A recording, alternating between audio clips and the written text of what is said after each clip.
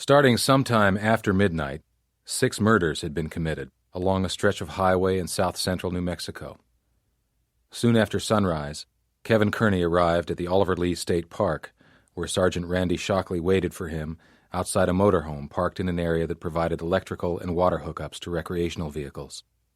The October morning was chilly, and a low sun softened the stark landscape, giving the desert a deceptively inviting impression.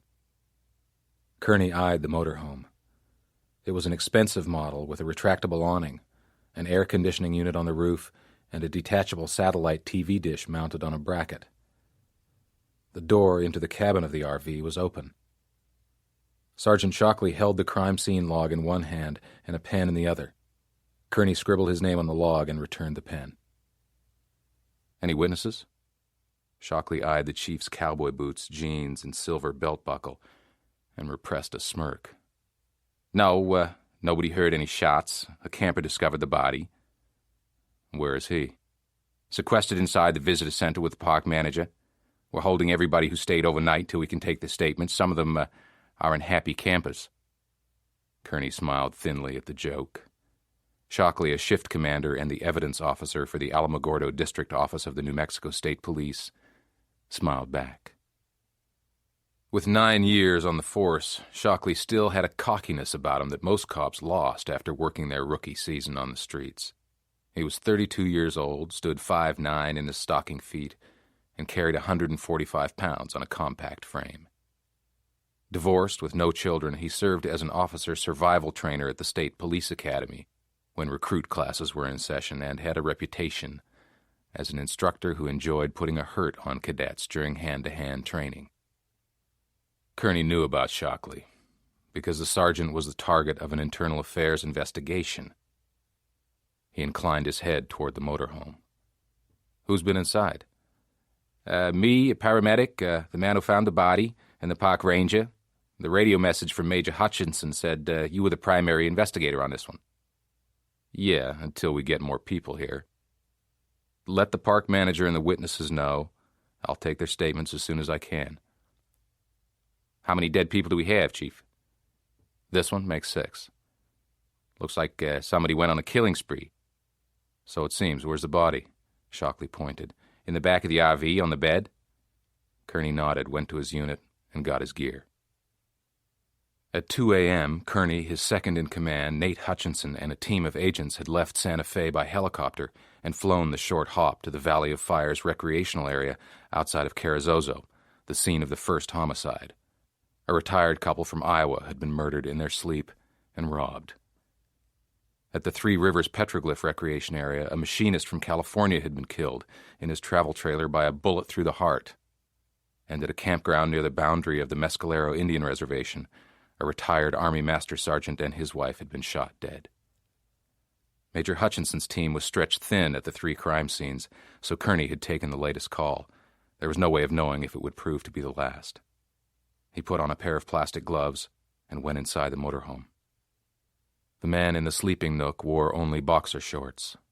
Somewhere in his 70s, he had a full head of gray hair, good muscle tone, and 2 bullet holes in his chest. It was Friday, and Kerney had planned to fly to Kansas City to spend the weekend with his wife, Lieutenant Colonel Sarah Brannon, who was enrolled in the U.S. Army Command and General Staff College at Fort Leavenworth. But that wasn't going to happen. Sarah had canceled her last trip to Santa Fe due to a mandatory weekend training exercise, and it had been a month since they'd been together. Aside from their honeymoon trip to Ireland in April, the most time they'd been able to spend together was 4 days in July. Kerney had gone into the marriage knowing it would be a part-time, long-distance relationship, and so far he hadn't voiced any complaints. But a month was a long time, and Kerney had to shut down a desire to grumble about it. He shook off his ill humor and got busy. He took photographs, did a crime scene sketch, and searched for evidence. Nate Hutchinson arrived just as Kerney finished up. Known by his nickname, Hutch, Nate ran the day-to-day operations of the Criminal Investigations, Narcotics, Intelligence, Internal Affairs, and Alcohol and Gaming Enforcement Bureaus. He had droopy eyelids that gave him a sleepy look, often mistaken for boredom by those who didn't know him. "You got anything, Chief?" The victim's name is Vernon Langsford. a retired lawyer from Ruidoso, age 76. The park ranger said Langsford was a volunteer camp host. He worked 3 days a week and was on call at night after the park closed. When he wasn't passing out information to tourists and campers, he liked to play golf at the local courses. He was shot twice in the chest at close range. Hutchinson cocked his head. Twice? All the other victims were killed with one round. Why 2 shots for Langsford? I don't know. There's no sign of a struggle. His wallet and jewelry were taken, along with a small, portable color television. That matches the M.O. at the other crime scenes. All the other victims were just tourists traveling through, Chief. Why did our killer take out a camp host?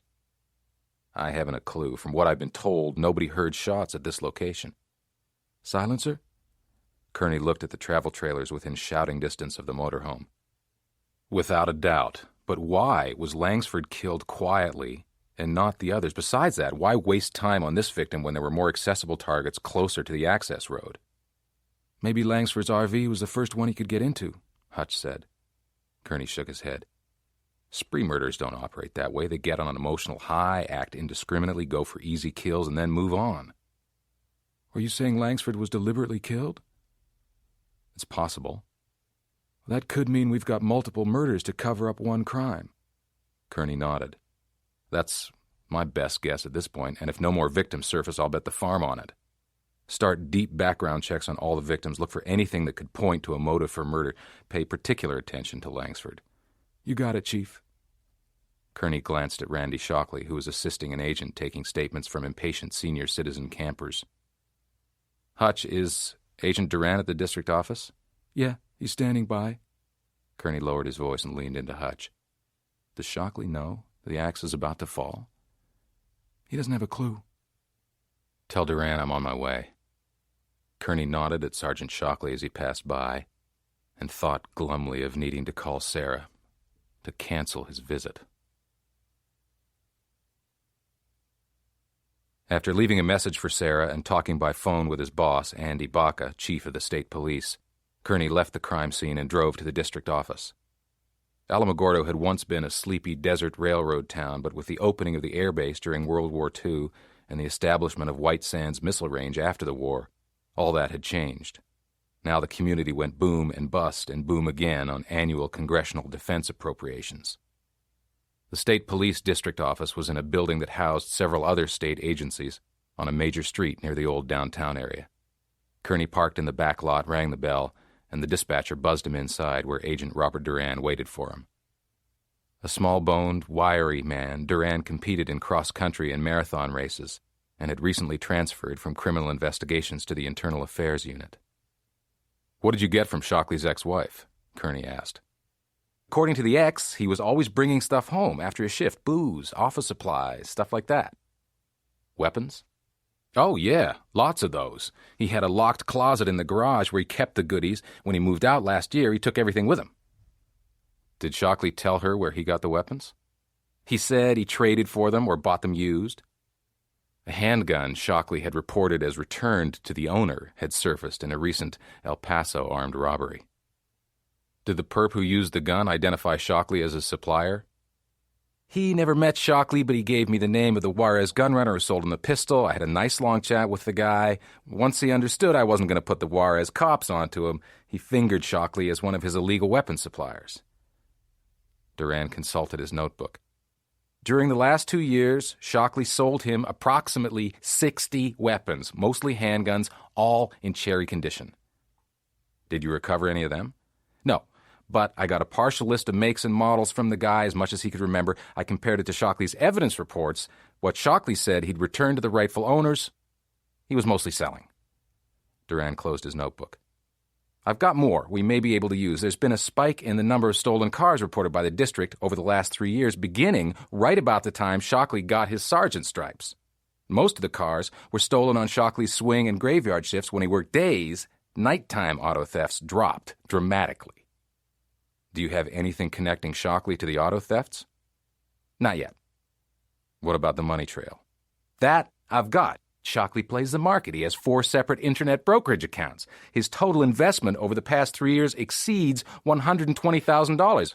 He sure hasn't been investing that kind of cash with his take-home pay. Inheritance? Kerney asked, thinking of Emma Ferguson, his mother's old friend who had left him a 6,400-acre ranch which was about to be sold to the Nature Conservancy. Even after all the taxes were paid when probate closed next month, Kerney would still have more money than he'd ever dreamed possible, considerably more than Shockley's low six-figure market accounts. "That's unlikely, Chief. His father works as an auto mechanic and his mother at a daycare center. Additionally, the ex-wife didn't know anything about Shockley's adventures in the stock market." "Do you need more time, Robert?" "I'd rather not wait, Chief. I did a quick inventory of the evidence room this morning. 2 handguns that should be there are missing. I think a search of his unit and his apartment will turn him up." "Did you get a warrant for his apartment?" Kerney asked. "Signed by a judge this morning," Duran said. Kerney knew Duran's presence at the district office wouldn't go unnoticed for long. "You better move. I'll pull him in now. Will you do the house search for me, Chief?" Duran held out the warrant. Kerney nodded and took the paperwork. "Thanks, Chief." "Robert, don't talk to Shockley without backup. Every available agent is working the homicides. Bring in a uniform to assist you." Duran thought about it for a minute. "Pete Bustamante. He's solid." "Okay. Under my orders, have dispatch instruct Shockley and Bustamante to report here immediately for a special assignment." Randy Shockley pulled onto the state highway and checked his rearview mirror. Pete Bustamante was on his tail, following him to the district headquarters. Shockley knew Chief Kerney's orders were bogus. The dispatcher had called him by cellular phone to report that Agent Duran had been snooping around in the evidence room and looking through his paperwork. The dispatcher had no further information, but Shockley knew what was up. Internal Affairs had uncovered his weapons scam. Shockley checked his rearview mirror again. Bustamante was still there. He punched in the number for the district attorney's office and asked to speak to the administrator. Nicole Prince came on the line. "Nicole, I'm checking on a warrant. Did anything come in for signature this morning?" "One of your Santa Fe agents showed up with an affidavit approved by my boss himself. He took it to Judge Witcher." "Thanks." Shockley disconnected and waited until he got to the edge of town before dialing Bustamante's cell phone number. He watched in the rearview mirror as Pete picked up. "I gotta swing by my place for a few minutes, Pete. I'll catch up with you." "Okay, Sarge, I'll see you there." Shockley made a quick turn off the main drag, waited for Bustamante to pass out of sight, then floored the unit, hit the emergency lights, and cut through traffic running a silent Code 3. At his apartment building, he did a slow drive-by, looking for cop cars or unmarked units. From the parking lot, he could see no activity outside and no sign of Duran, Kerney, or other officers. If he could clean out the weapons stashed in his apartment before Duran could serve the warrant, he might be able to avoid prosecution and hard time. With a damn good lawyer, the department might settle for his resignation to avoid embarrassment. Shockley could live with that. Inside the apartment, he grabbed the .38 caliber 4-inch Ruger, a sweet Colt 9mm, and his cash box. He didn't like the idea of throwing away $4,000 in cash and $1,000 worth of weapons, but there wasn't any choice. Shockley stuffed the guns and cash box into a half-full kitchen garbage bag, tied it off, and headed for the front door. Outside, he found Deputy Chief Kerney standing behind the open driver's door of a unit. "Where are you going, Sergeant?" Kerney had his semi-automatic hidden out of sight behind his leg. Shockley smiled. "I just stopped by to take out the trash, Chief. They pick it up on Fridays." "Drop the bag, Sergeant, and keep your hands where I can see 'em." "What's this all about, Chief?" "I think you know." "No, I don't." Shockley moved his right arm slightly to test Kerney's reflexes. The chief didn't seem to notice. "I have a warrant to search your apartment." "Search my apartment?" Shockley had watched Kerney hobble around on a bum leg at the crime scene. Chances were good, given Kerney's physical condition and age, that the chief didn't possess Shockley's survival skills, eye-hand coordination, and speed.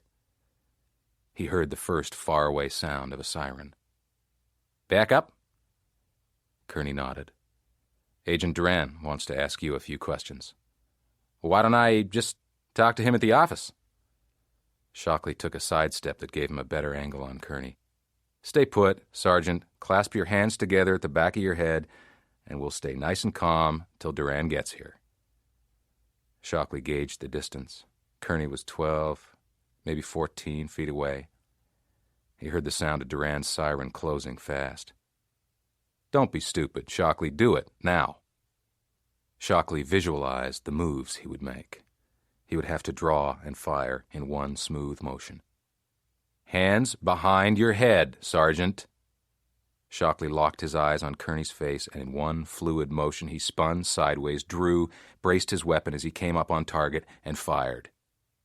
He caught a fleeting image of Kerney's weapon pointed at his head before white light exploded inside his brain.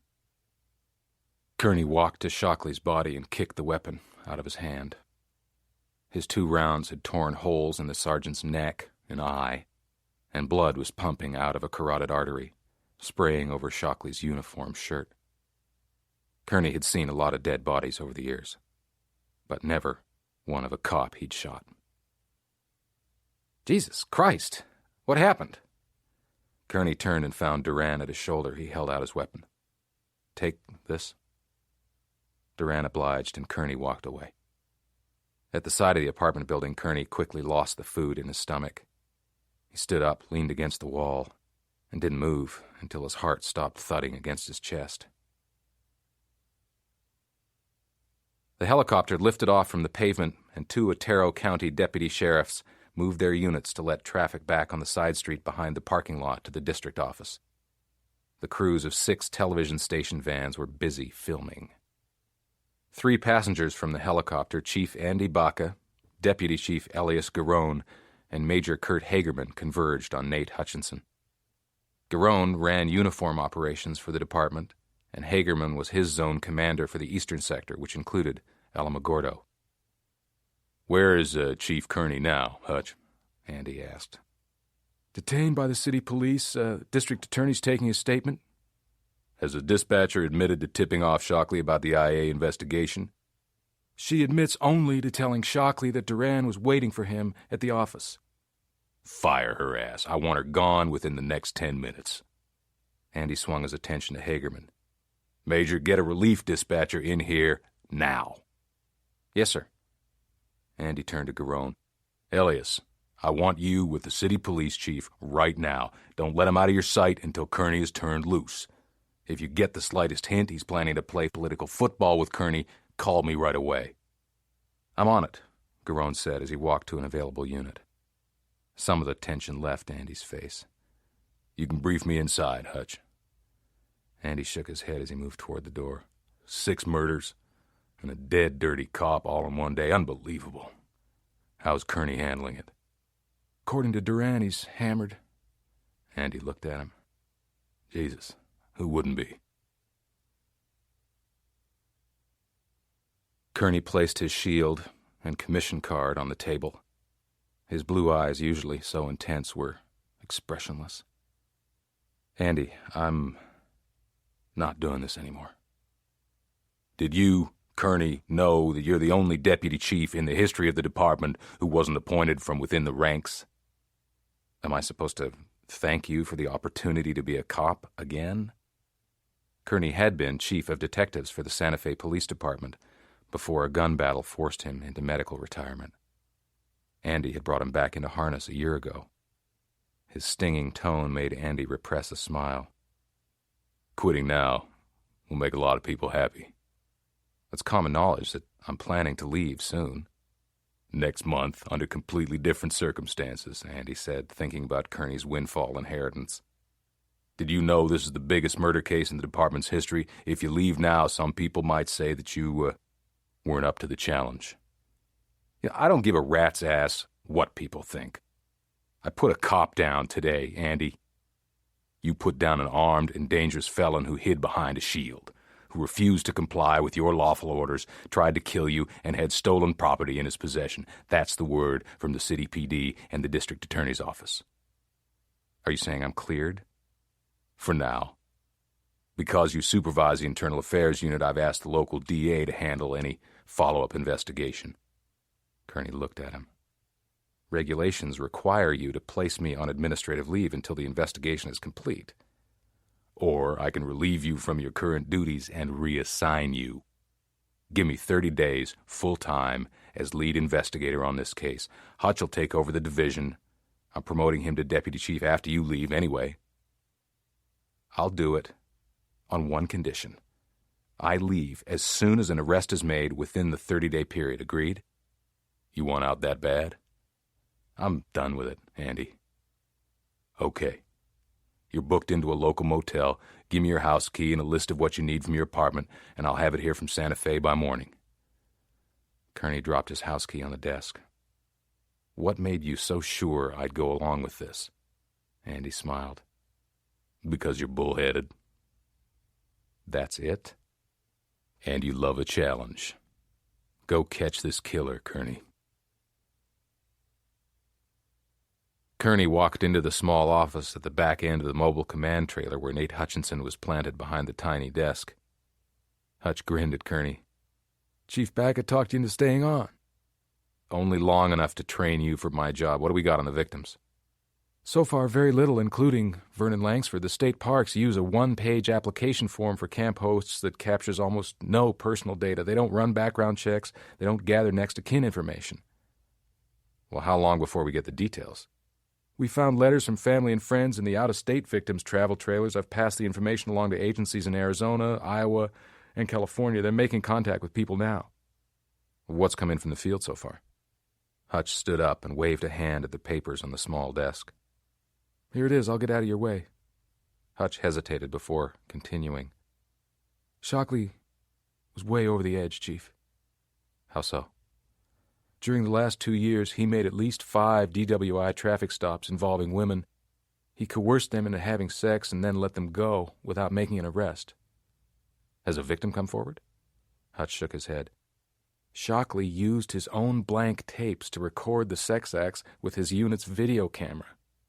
Duran found him in his apartment. Hutch pointed to the cassettes on the shelf next to the wall-mounted combination TV and VCR. They're going to turn your stomach. Has Andy seen them? Not yet, but he knows about them. With Chief Baca's permission, I'm going to release what we have on Shockley to the media. I don't want anybody in or outside of the department thinking Shockley was anything but a psycho who never should have worn a shield. After Hutch left, Kerney watched the videotapes. By the time the last one finished playing, anger flushed his face. Shockley liked to sodomize his victims. Then he'd smile at the camera with a smug, satisfied look on his face. He rewound the last tape, no longer feeling quite so lousy about taking Randy Shockley's life. With Hutch making sure all of the hard facts about Shockley got out, a character assassination as a cop killer might not happen. For the first time in hours, Kerney smiled. It was a damn fine gesture on Hutch's part. He checked the time, went back to his desk, and scanned through the field reports before leaving to meet with the DA.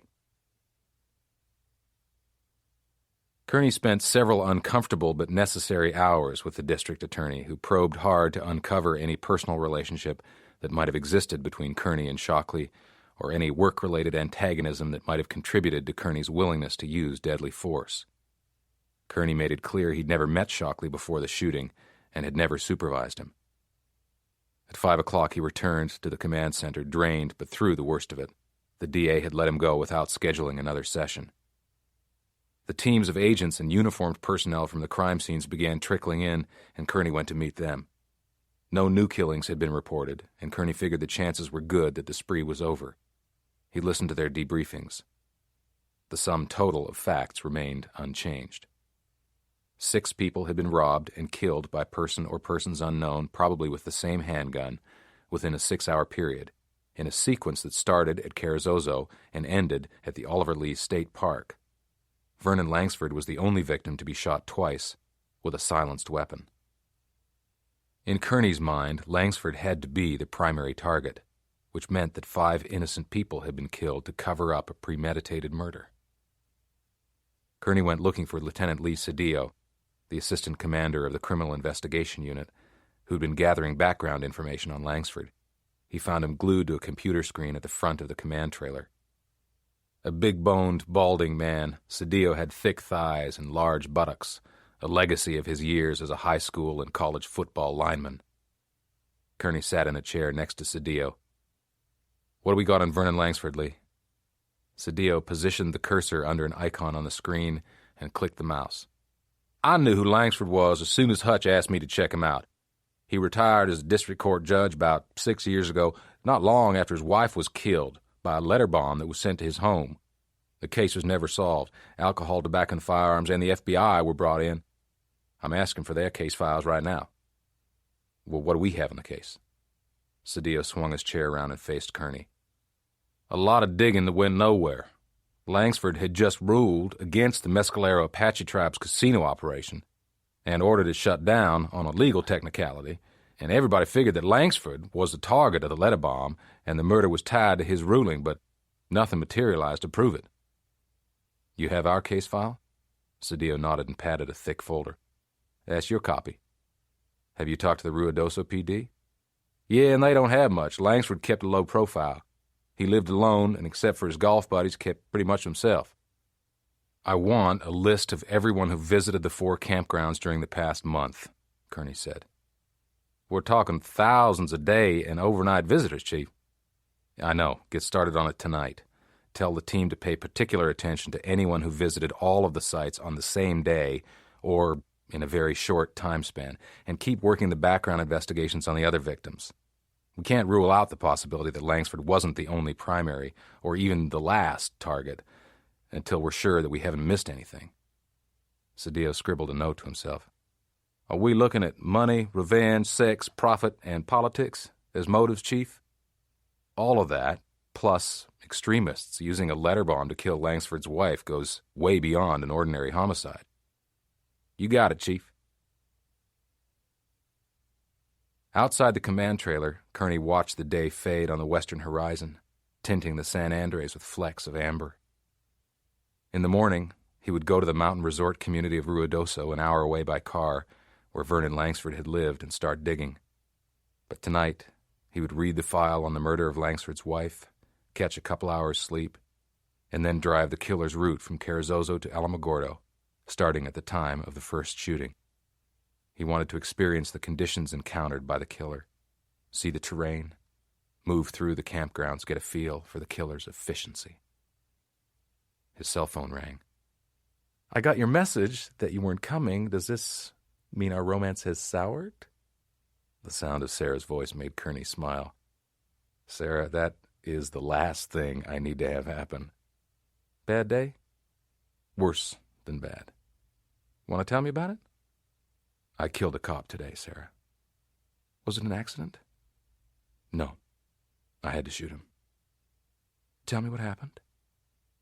Kerney walked to the lawn that bordered the walkway to the district office, stood under a tree that had yet to shed its leaves, and started talking to his wife. At first light, Kerney entered the command trailer. He found Lee Cedillo in the small office, hand on his chin, staring blankly at some papers. The FBI and ATF files had arrived, and Kerney wanted a briefing before starting out for Ruidoso. Cedillo filled Kerney in. The letter bomb matched no signature of any other, either before or after the event. Lee, have all the victims' next of kin been notified? Kerney asked. All but Langsford's. His only living relatives are a daughter and son. Son's name's Eric. The daughter is Linda Langsford. Eric is single and 32 years old. His last known address is in Cloudcroft, 20 miles away. He moved a month ago, no forwarding address. And the daughter? The daughter's 35, divorced with no children. She practices law in Roswell, specializing in oil and gas leases and litigation. Her law partner said she started a vacation 2 days ago. He doesn't know where she is exactly. She took off on a road trip to Colorado. I've asked all Colorado law enforcement agencies to keep an eye out for her. Have you found any connection between Langsford and the other victims? So far, we struck out, Chief, and it looks like we're not getting anywhere on a motive for any of the other killings. Have the public information officer release all the victims' names except Langsford's, Kerney said, and tell him to keep emphasizing the spree-killing theme. The fairways at the Ruidoso golf course were still green, and several foursomes were out on the links in spite of the cool morning. Langsford's home, a pitched roof, single-story ranch-style house, was on the back nine with a nice view of the 10th hole. The house looked closed up, and no one answered Kerney's knock at the front door. He walked around the exterior, noting the burglary alarm system on the windows and the miniature TV security cameras above the entrances and the garage door. A new Ford Explorer pulled into the driveway as Kerney came around the side of the house, and a leggy woman wearing jeans and a lightweight wool turtleneck got out and hurried toward him. "Can I help you?" the woman asked. Somewhere in her 30s, she had long brown hair and an aura of sexuality that showed in her blue-green eyes and the ease of her carriage. Kerney showed his shield and introduced himself. "Has there been a break-in?" "Nothing like that. Please tell me your name." "Kay Murray. I work for Judge Langsford." "Can we talk inside?" Murray hesitated, then nodded. She unlocked the front door and turned off the alarm. The living room, a deep space with a fireplace along one wall, was decorated in expensive leather furniture accented by bulky dark oak side tables. Kay Murray dropped her purse on the couch. "What's this all about?" "Judge Langsford has been murdered." Murray pressed a hand against her mouth. "I take it you haven't spoken to the local police, Ms. Murray?" "No, I've been in Albuquerque for the last 2 days. I just got back. What happened?" "I can't go into the specifics. I'm trying to contact either his son or his daughter." "Vernon has very little to do with either of them. You could say he's estranged from his children. I don't think he's spoken to Eric or seen him since I've been working for him. And about the only communication he has with his daughter is an exchange of cards during the holidays." "How long have you worked for him?" 5 years. "Do you know why he's estranged from his children?" "Eric and Linda hold him responsible for the death of their mother." "Why would they do that?" "You know about the letter bomb?" "I do." "The only reason Marcia Langsford was killed instead of the judge was because Vernon was supposedly away at a legal convention while, in fact, he was spending time with another woman." "How did you come to learn this?" Murray dropped her gaze from Kerney's face. "Vernon told me. He's never stopped feeling guilty about it." "Did his children know about this woman?" "Oh, yes. He'd already told Marcia he was going to leave her, and of course she told Eric and Linda." "None of this ever came out during the investigation." "It was hushed up by the family." "He bribed Eric and Linda to keep silent?" "I wouldn't put it that way. He gave Eric $50,000. Linda's husband had just filed for divorce when it happened after discovering that she'd been having an affair. I guess she didn't think she could cast the first stone." "Who was the woman in Judge Langsford's life?" "Was that important?" "It could be." "Penelope Gibbon. She works for Ranchers Exploration and Development in Roswell. Vernon broke off the relationship immediately after Marcia's death." "Langsford confided a great deal in you." "I'm about his only confidant. In some ways, he's a very lonely man." Her face tightened. Was. "What did Eric do with the $50,000? "He blew it. Eric has a long-standing drug and alcohol problem." "Exactly what kind of work do you do for Judge Langsford?" "I'm a combination housekeeper and personal assistant." "Did you work for him full-time?"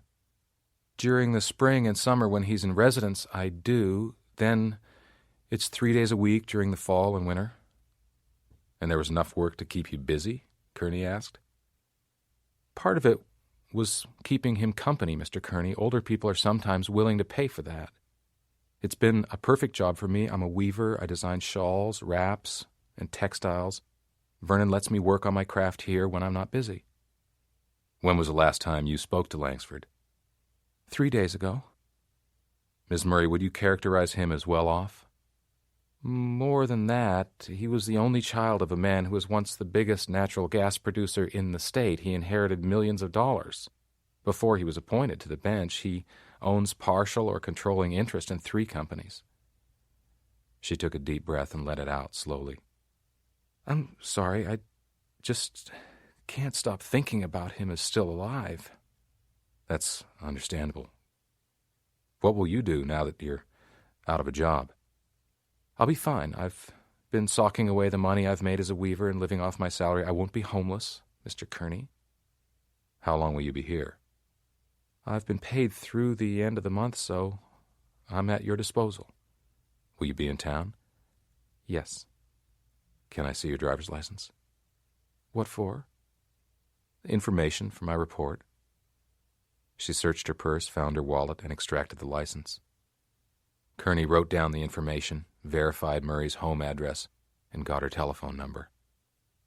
"I'm going to ask a judge for a search warrant, Ms. Murray. There may be information in the judge's papers that could be helpful to the investigation. If I can use the telephone, I'd like to call and have a city police officer come and stay here until the warrant is executed." Murray's expression turned guarded. "Why do you need to do that?" "I don't need to do it, Ms. Murray, but it's in your best interest that I do. With an officer on site, there will be no question about the loss or removal of anything from the house while you're here." Kay Murray's cautious expression cleared. "Oh, I suppose it would be a good idea. I'd hate to think I would be considered a suspect." "We can get that issue off the table very quickly if you'll give me the names and phone numbers of the people you were with and the places you went during your 2 days in Albuquerque." "You're asking for an alibi, aren't you?" "Yes, I am. And if you have it, Penelope Gibbon's home and work addresses would be helpful." Murray paused. "I'll get them for you." "I have the feeling Judge Langsford was a very private man, yet he confided a great deal in you." Murray spoke tightly. "We were friends, Mr. Kerney. Is that a crime?" "Not at all."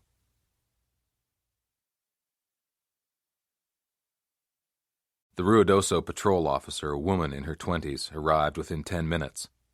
Kerney briefed her on the assignment, thanked Kay Murray for her cooperation, went to his unit, and called Lee Cedillo, and filled him in on what he'd learned. "I'll run a records check on Eric Langsford," Cedillo said, "and get the search warrant paperwork started." "Make the search warrant as inclusive as possible, Lee, but have the agent who serves it concentrate on Langsford's financial and personal papers." "Do you have some specific reason to follow the money, Chief?" "There's a lot of it. That's reason enough." Kerney read off Murray's home address, social security number, date of birth, the license plate number to the Ford Explorer, and the name of the car dealer's tag on the back of the car. "Do the usual check on Murray and call the dealership. I want to know if it was Langsford or Murray who bought the car." "You got a hunch, Chief?" "I think Murray's relationship with Langsford may have been more than meets the eye." The morning drive into Ruidoso had been pleasant, but from the Ruidoso city limits on, there was nothing but the ugly commercial strip that seemed to be so typical of every western city. Kerney drove the highway trying to remain immune to all the billboards and businesses that made the mountain pass look so tacky. The investigation was beginning to get complex, and Kerney liked having his attention fully engaged. It pushed shooting Shockley out of the forefront of his mind. Kerney looked forward to talking with Langsford's ex-lover, Penelope Gibbon, and started framing questions he would put to her when they met. Aside from the UFO hoopla allegedly covered up by the military shortly after the end of World War II, Roswell was an ordinary, small city that touted its mild climate, small-town flavor, capable workforce, and recreational opportunities as a way to draw new businesses and retirees. 2 blocks east of Main Street on Pennsylvania Avenue, Kerney found Penelope Gibbon at home. He sat quietly in her living room and watched her cry. Although Gibbon was in her mid-60s in appearance, she had not surrendered to senior citizen status. An attractive woman no more than 5 feet tall and weighing less than 100 pounds, Gibbon was stylishly dressed in a chenille V-neck sweater that displayed a single strand of expensive pearls. She used very little makeup, but her eyeshadow had smeared a bit from crying. Gibbon dabbed her eyes with a handkerchief. "I simply can't believe it." "Miss Gibbon, I need to ask you a few questions about Judge Langsford." Her eyes blinked rapidly. "I understand that you and the judge were more than friends." Gibbon's eyes widened. "Excuse me?" "He was once your lover." She folded her hands in her lap and looked at Kerney with serious eyes. "I suppose there's no need to deny it now. Yes, we were lovers, although I'd rather the information remained confidential." "Tell me about your relationship with him. How long were you lovers?" "Far longer than many marriages last, almost 20 years. 18, to be exact." "How did you meet?" "I met him at work, Mr. Kerney. Vernon's father started Rancher's Exploration and Development and hired me as his secretary. I came to know Vernon through my association with the company. He owns a controlling interest in the business." "What is your current association with Ranchers, Miss Gibbon?" I'm the chief financial officer. I understand Vernon ended his relationship with you because of the guilt he felt about Marcia's death. Do you know that Vernon and I were together when Marcia was killed? I do. How could he not feel guilty? We both did. The decision to end the relationship was mutual after what had happened. Neither of us could handle it. Why was he considering a divorce? Marcia never recovered from Arthur's death. Her depression destroyed the marriage. Arthur? Vernon's oldest son. Tell me about Arthur, Kerney asked. It was an absolute tragedy, Penelope replied. The children had all returned to Roswell for the holidays. Arthur was home from graduate studies in California. Linda was newly married, had her law degree, and was working for one of the large firms here in town. And Eric had just completed a drug rehabilitation program and seemed to be doing well. What happened? Of all the children, Arthur was the best athlete. When he was home from school, he would ride his mountain bike up into the mountains every chance he got. A hit-and-run driver killed him on the highway to Ruidoso 5 days before Christmas. When was that? 3 years before Marcia died. Was an arrest made in the incident? The driver was never found. How did you come to learn about my relationship with Vernon? Why is that important to you? I know what Vernon did to keep our secrets safe from the public. You mean the $50,000 he gave to Eric? Gibbon smiled wanly. It was his personal assistant, Kay Murray. I see, Penelope said flatly. Does that surprise you? Not really. Vernon was always drawn to women who could engage him intellectually and emotionally. You talk as if you know Ms. Murray. I know Vernon. Judge Langsford obviously looked for more than just an intellectual and emotional connection outside his marriage. Are you asking me to speculate on the nature of Vernon's relationship with Kay Murray, Mr. Kerney? If you wish to. The Vernon I knew was a vigorous man with healthy appetites who was generous with those he cared about. What did Eric do with the money his father gave him? He bought a new van, moved to San Francisco, and became a cocaine addict. When the money ran out, he came back and has been living in Cloudcroft ever since. How do you know this? Gibbon sighed. Eric refuses to have any further contact with his father, so Vernon appointed him a corporate board member with an annual stipend of $20,000 a year to help him out. I send him the quarterly checks. When did you issue the last one? 2 months ago. It was endorsed and cashed. Is Linda also a board member? No.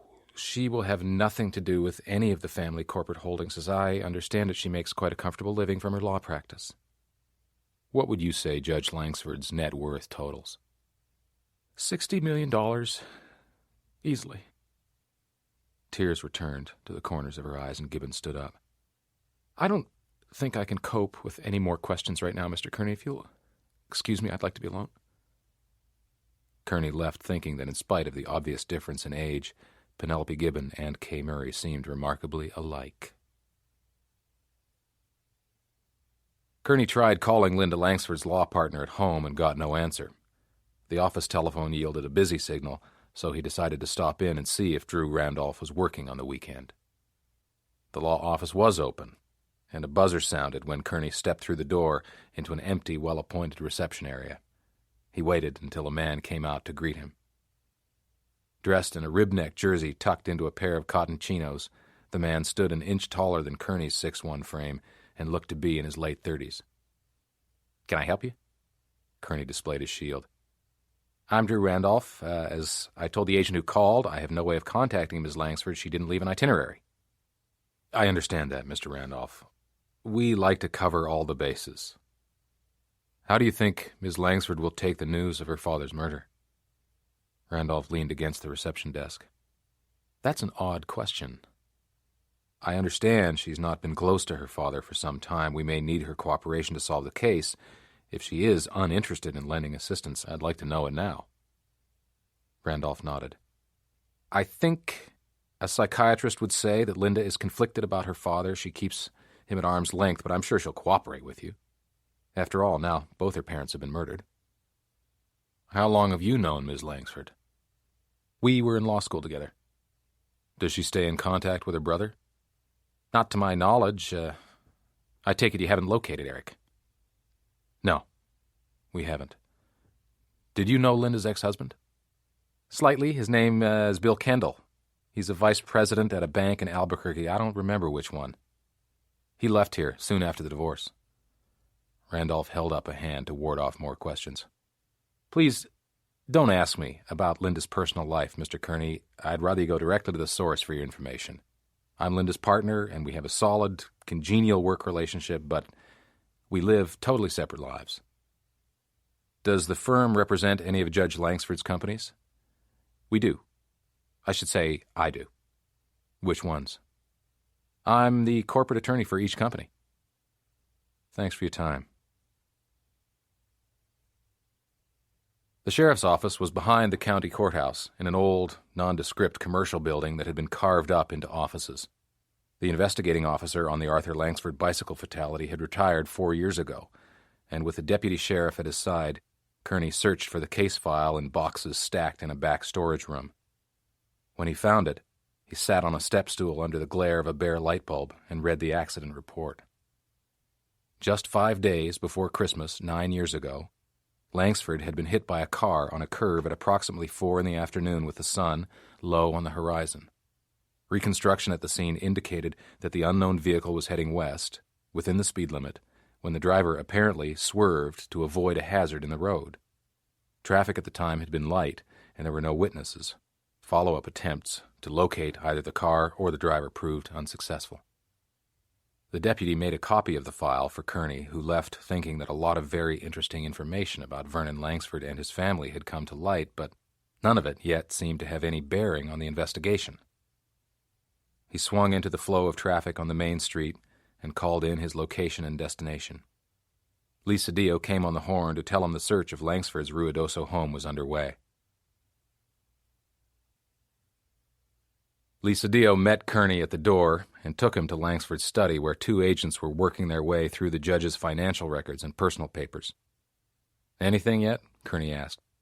"Tidbits," Lee replied. "We found a letter from Langsford's daughter telling him not to appoint her as a personal representative of his estate. Langsford did it anyhow. His will, dated 2 weeks after her letter, names Linda Langsford as his representative, except for some very generous donations to charity, $1 million to Kay Murray, and $1 million to a woman named Penelope Gibbon. The estate is to be equally divided between Eric and Linda." Penelope Gibbon was Langsford's mistress for almost 20 years, Kerney explained. "If money is a motive, then we've gone from no suspects to at least 4, Gibbon, Murray, and the 2 children. The letter bomb murder of Langsford's wife still suggests the possibility the judge was killed for other reasons. What else have you got?" Langsford kept meticulous records, including receipts of his purchases and cash expenditures over the past 5 years. He gave Kay Murray $50,000 to help her buy a townhouse and bought her a number of expensive presents. "And the Ford Explorer." Lee nodded. "Another gift from the judge. Has Eric Langsford been located?" "He hasn't surfaced, Chief. He worked as a handyman at a Cloudcroft Inn till his supervisor fired him last month for chronic absenteeism.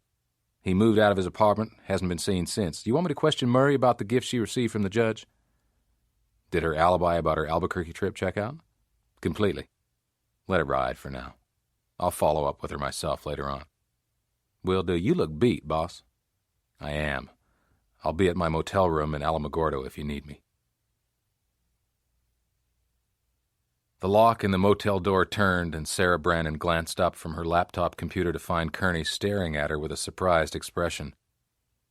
She went to him and snuggled against his chest. Kerney stroked her strawberry blonde hair, lifted her face, looked into her green eyes, and kissed her softly. "How did you find me?" "I called Andy, found out where you were staying, and hitched a ride out here on an Air Force cargo plane." Kerney looked out the window of the dingy motel room onto a panoramic view of the parking lot. "This wasn't the weekend together I had in mind, nor the place." Sarah smiled and kissed him quickly. "How much sleep have you had?" "Not much in the last 2 days. How long can you stay?" "I fly out from Holloman Air Force Base at 6 in the morning. "Give me a few minutes to clean up. We'll go get something to eat." I don't want you to take me out, Kerney. Get some sleep. Sarah gestured at her laptop. I have to finish my assignment anyway. You're sure? Positive. A nap would do nicely. Kerney woke to the smell of food. The small motel writing desk had been cleared off, moved away from the wall, and covered with a red and white checkerboard paper tablecloth. On it, Sarah had arranged a picnic dinner of Mexican takeout. Hungry? Very. How long did I sleep? 6 hours. Stay where you are. I'll serve you in bed. Kerney sat up and propped a pillow against the headboard. You're a beautiful woman, Sarah Brannon. Now, that's the kind of talk I like to hear. They ate and talked, filling each other in on all the small events that didn't get into their letters or phone conversations.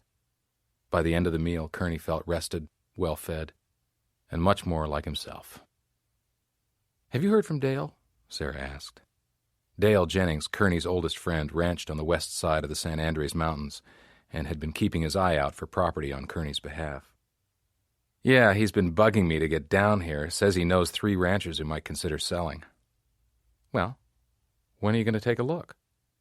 "I don't know." "Do it tomorrow." Kerney laughed. "Yeah, right." "Why not? Are you close to making an arrest?" "We don't even have a viable suspect." Sarah poked him lightly in the ribs with an elbow. "Take tomorrow off." "I don't even know if Dale can get away." "He can. I spoke to him a couple of hours ago." "Well, aren't you something?" "Get used to it, Kerney." "Used to what?" "Having someone in your life who's concerned about you. Are you ready for dessert?" Kerney looked at the table, didn't see any dessert, and glanced at Sarah, who slowly unbuttoned her blouse.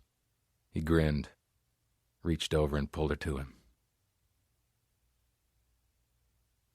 When he woke, Kerney found Sarah gone and a love note pinned to a pillow, containing a graphic suggestion of how they could spend their next weekend together, which made Kerney smile.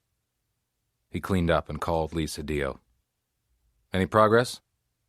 "We've identified 7 people who visited all 4 parks in a 1 or 2 day period in the past 30 days. "Can you link any of the 7 to Langsford?" "Negative, Chief." "Have Langsford's children surfaced?" "Also negative, Chief." "Have the PIO release Langsford's name and the fact that we're seeking the whereabouts of his son and daughter to the media." "Will do. Are you coming in?" "I'll be there this afternoon." Kerney answered the knock at the door, and Dale Jennings stepped inside.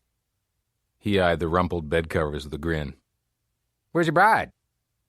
"Long gone. She can only take me in small doses." "That makes sense. She said I'm to keep you occupied all day." "We've got the rest of the morning." "Well, that'll do. We get our butts in gear." Dale Jennings took off his feed store baseball cap, scratched his head, and hoisted a foot on the truck's front bumper. "Finding land that equals what Irma left you isn't going to be easy." Kerney nodded in agreement. The 2 ranches they'd toured held no appeal for him. Dale looked at Kerney. "Want to call it a day?" "We got 1 more to go." Dale nodded. "Down by 3 Rivers." "Let's check it out." 20 sections south of 3 Rivers were up for sale, running from the arid basin to the foothills that defined the west boundary of the Mescalero Apache Indian Reservation. Inside an open gate, high in the foothills, Kerney and Dale walked the land, neither of them happy with soil so poorly suited to retain moisture. Dale shook his head. "Not much you can do with this. It'd take a full section to run 1 cow." The short wail of a siren cut off Kearney's response. A 4-wheel drive bore down upon them, emergency lights flashing, and ground to a halt next to Dale's truck. The man who got out of the truck and moved toward them wore a tribal police uniform shirt. In his mid to late 20s, he was 5'10", with an olive-brown complexion and dark, hazel eyes. The officer's hand rested on the butt of his holstered weapon. "Let me see some ID." Kerney flipped open his badge case. "Is there a problem, officer?" The officer dismissed Kearney's shield with a glance. "You're trespassing on Apache land. I need a driver's license from both of you." Dale fished out his wallet while Kearney did the same. "We didn't see a sign," Kearney said. The officer pointed to a placard 50 yards away and plucked the driver's license from Dale's hands. "Wait here." Kerney watched the young officer stand next to the vehicle, open a citation book, and start writing. So much for professional courtesy. The officer finished up and returned. You can either pay the fine by mail or appear in tribal court. The name tag over his right shirt pocket read, Officer Clayton Ist. Is the ticket necessary, officer? Apache land, Apache laws. Ist nodded at the open gate. I'll wait here until you leave. Cocky young fellow, Kerney said, as Dale fired up the truck and drove through the gate. Actually, he reminds me of you. I was never that sassy. Oh, really? I meant his looks. He looks like you. Didn't you notice? You gotta be kidding. Same deep-set eyes, same frame, same chin. The memory of Isabel Ist, his girlfriend during his senior year in college, ran through Kerney's mind. The only girl he'd been serious about up to that time. She dumped him without warning or explanation. Whatever her reasons were, it didn't matter anymore. Or did it? He shook his head. It wasn't possible. So don't agree with me, Dale said, misreading Kerney's reaction. Kerney looked out the window, his thoughts still on Isabel. Let's call it a day, Dale. Whatever you say. Dale dropped Kerney off at the command trailer. Kerney spent the remainder of the day poring over the information that had been gathered in the letter-bombing homicide of Marcia Langsford. He finished up by phoning the senior ATF and FBI agents who had supervised the investigation in the hope that some important shred of evidence had been left out of the case files. Both agents had concentrated attention on members of the American Indian Movement, a radical Indian rights organization most famous for the shootout with U.S. Marshals and the FBI at Ogallala, South Dakota, in the summer of 1976. Kerney hung up feeling that both men wanted a quick and easy cowboy and Indian solution to the case and had conveniently blamed the tribe when their investigation stalled. Before Kerney left to return to his motel room, Lisa Dio arrived and informed him that the subjects known to have visited all the campgrounds on the days prior to the shootings were in the clear. Nothing suspicious at all, Chief. No connections with the victims and no weak alibis. Well, that's one rabbit trail we don't have to keep following, Kerney said as he walked to the door. Back in his room, Kerney watched the late news, which headlined the breaking story that Vernon Langsford had been one of the spree victims. Kerney killed the TV and the bedside light, hoping the media coverage would at least get Linda and Eric Langsford's attention. He needed to talk to them, and soon. To Kerney's eye, the village of Mescalero seemed deliberately turned away from the non-Indian world that passed through on the highway.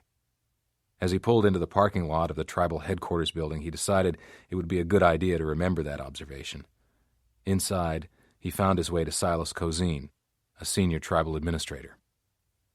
Cozine, a man well past middle age, had gray hair and wide, slightly downturned lips that gave his face a somber cast. He tapped his fingers together while Kerney explained the reason for his visit. Silas Cozine's expression hardened as Kerney finished. I'm sorry Judge Langsford has been killed, but I can't see how a murder spree that occurred off tribal land has anything to do with us. Mr. Cozine, I understand the tribal police conducted an independent investigation of Mrs. Langsford's murder that concentrated on possible tribal suspects. I'd like to review the file. Our chief of police made it clear to the FBI that there were no tribal suspects. It might be beneficial to take another look. Silas Cozine consulted a paper on his desk. I think your request for our cooperation comes a little too late. Excuse me? Yesterday morning, you and a man named Dale Jennings were found trespassing on tribal land. That was unintentional and had nothing to do with the investigation. Personally, I see it as a lack of respect. You can pay your fine at the tribal court offices, Mr. Kerney. Kerney hesitated, decided there was no use arguing further, and stood up. Is there something else? Cozine asked.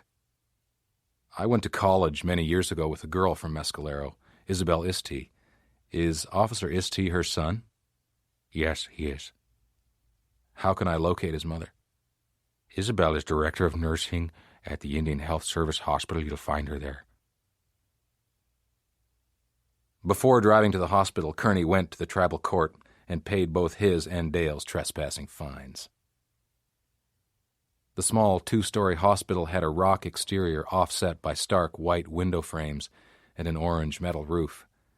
Kerney announced himself at the reception desk, asked to see Isabel Istey, and nervously waited, not sure if he wanted to voice the question that had to be asked. He recognized Isabel as soon as she stepped through the door to the administrative wing. Her small body had filled out a bit, giving her an attractive, subtle roundness, and her jet-black hair showed hints of gray. Her face still held an aristocratic, almost haughty appeal, and her eyes, dark as obsidian, were still intriguing. She walked to him with measured steps and stopped a few feet away. "I've often wondered if I would see you again, Kevin."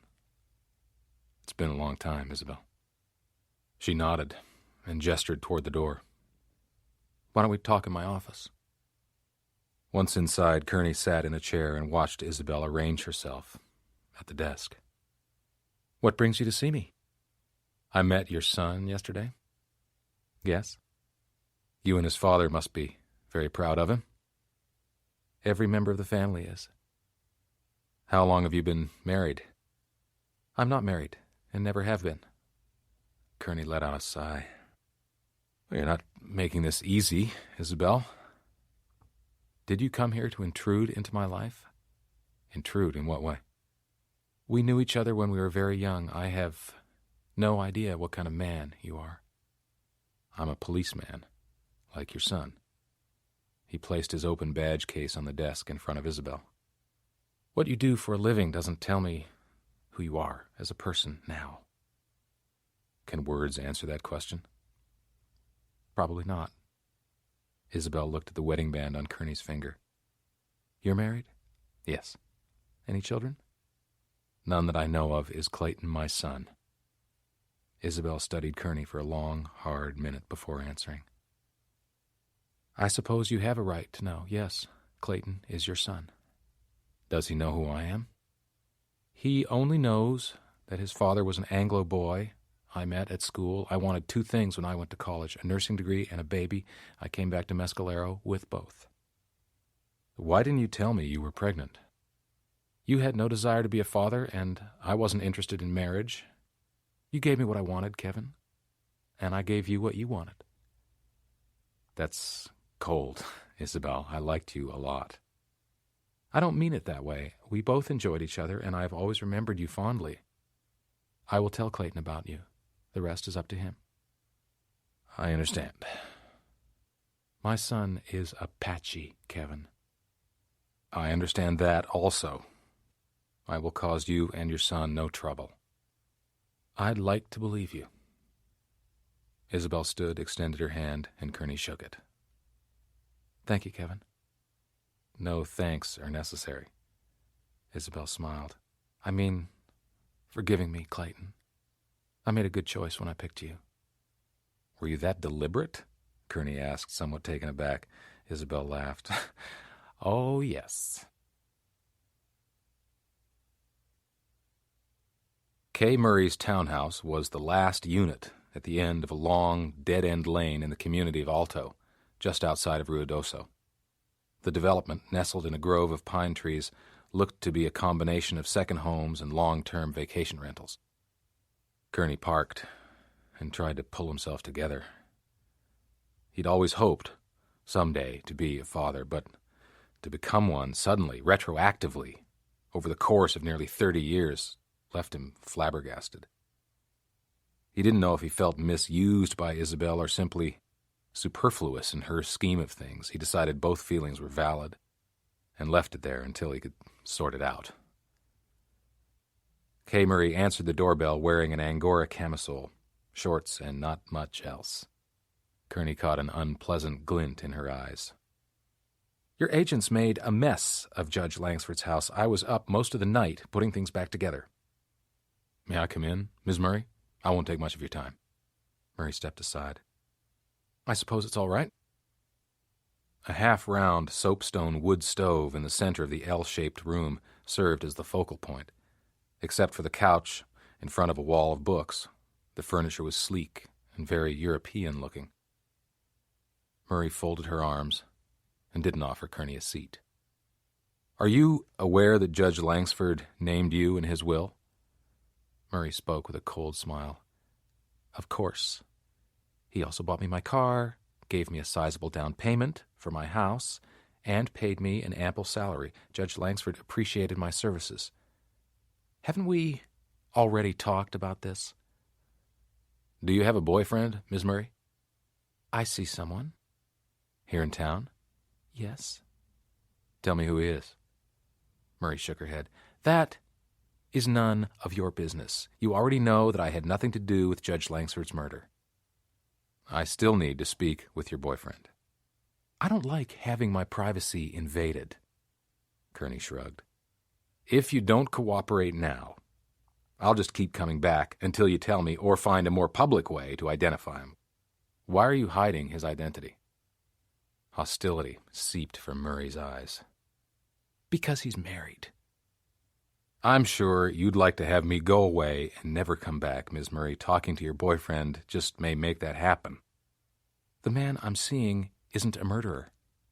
I'm sure you're right, but one way or the other, I need to confirm that. His name is Joel Cushman. He's a psychologist in private practice. Thank you for cooperating. Joel Cushman had his practice in a small office complex on Meacham Road. When Kerney arrived, Cushman had just finished a session with a client. Kerney showed his credentials to the receptionist, who quickly buzzed Cushman and directed Kerney through the appropriate door. Cushman was standing when Kerney entered. Of average height, he had a bit of a pot-belly, a soft handshake, and an inquisitive look on his face. Cushman's look turned worried when Kerney started talking about Kay Murray. Why on earth would you be investigating Kay? I understand you're her lover, Dr. Cushman. Who told you that? Ms. Murray? Cushman slumped into his chair. Yes, we're lovers. For how long?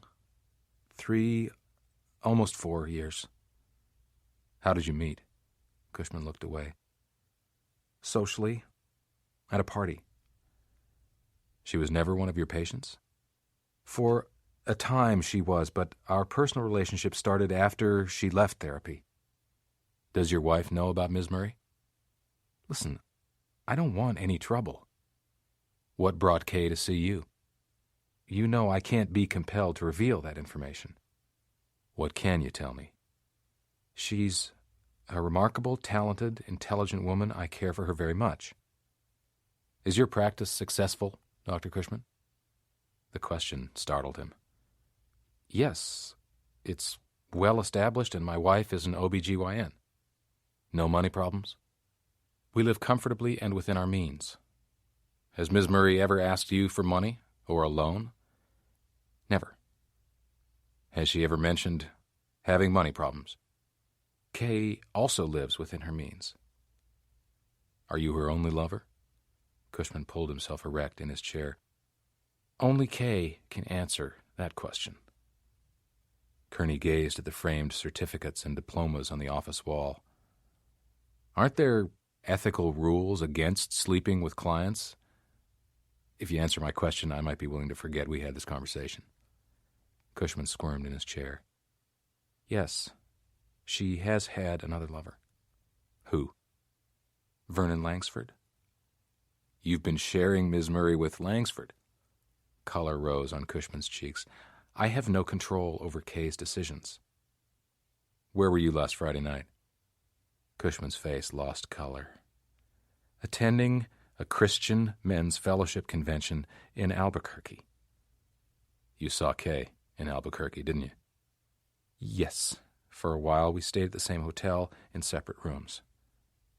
How long were you with Kay? From about 11:30 Friday night until the next morning. Did anyone see you together? We ordered breakfast in the room. I'll need the names of the people you were with at the convention. Cushman reached for his address book. After leaving Cushman's office, Kerney got on the horn to Lee Cedillo. Lee, where are you? Heading your way, Chief. ETA 10 minutes. Let's meet for coffee. Roger.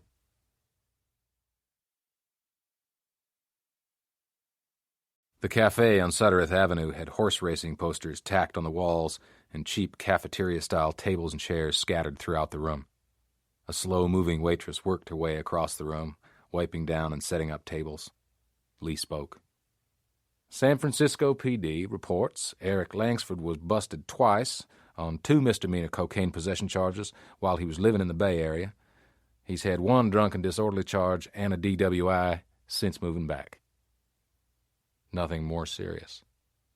Nope. Langsford plays the guitar. When he's not high, he's supposedly a real good musician. He was a member of a country and western band that had a steady weekend gig at a Cloudcroft bar. When the summer tour season ended, the band got booked to do a West Texas tour, but Langsford dumped the group in a town named Marfa. He got drunk, started a fight with the band's drummer 2 days before his father was murdered. Do you have a line on him? Lee shook his head.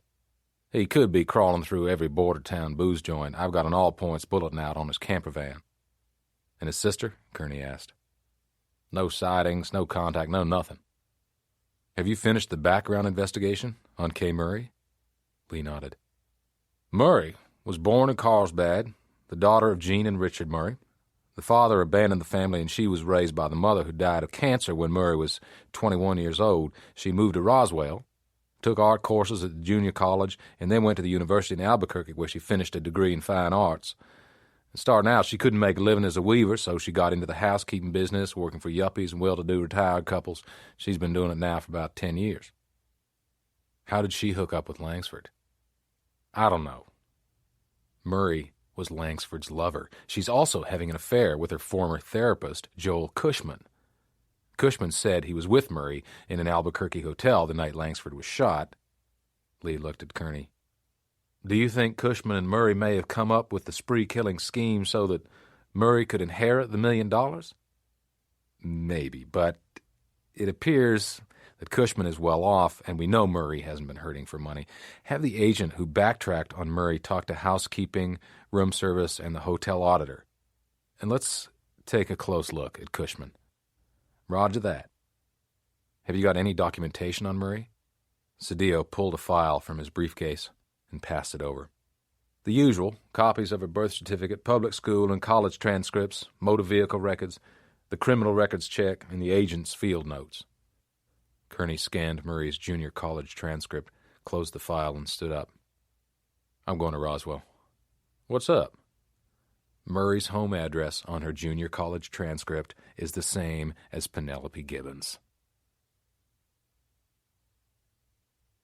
Penelope Gibbons' office was in the Rancher's Exploration and Development Suite on the 8th floor of the tallest building in town. She sat behind a polished walnut desk and looked at Kerney with a wrinkled brow.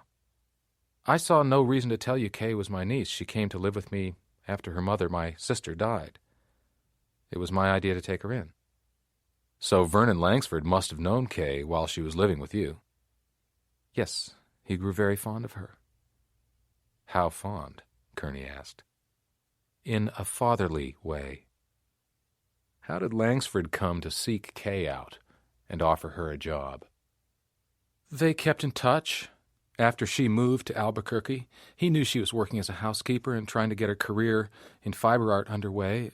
Soon after he moved to Ruidoso, he made her an offer that gave her the opportunity to earn a decent living and still have time for her art. Did you know that Kay was his lover? I had my suspicions. That didn't trouble you? I've already told you my sexual relationship with Vernon ended with the death of his wife. When did Langsford start sleeping with your niece? I assume it was after she went to work for him. Not before? Not when Kay was living with you? Gibbon looked at Kerney frostily. Did you send her to college in Albuquerque to get rid of her? Penelope stood up and pointed to her office door. Good day, Mr. Kerney. To have your niece compete for your lover's attention and affection must have made you jealous and angry. Frozen in place, Penelope Gibbon didn't answer, but Kerney could see fury building in her eyes. He smiled and let himself out of her office. Kerney caught up with Kay Murray outside her townhouse. She strode past him. Go away!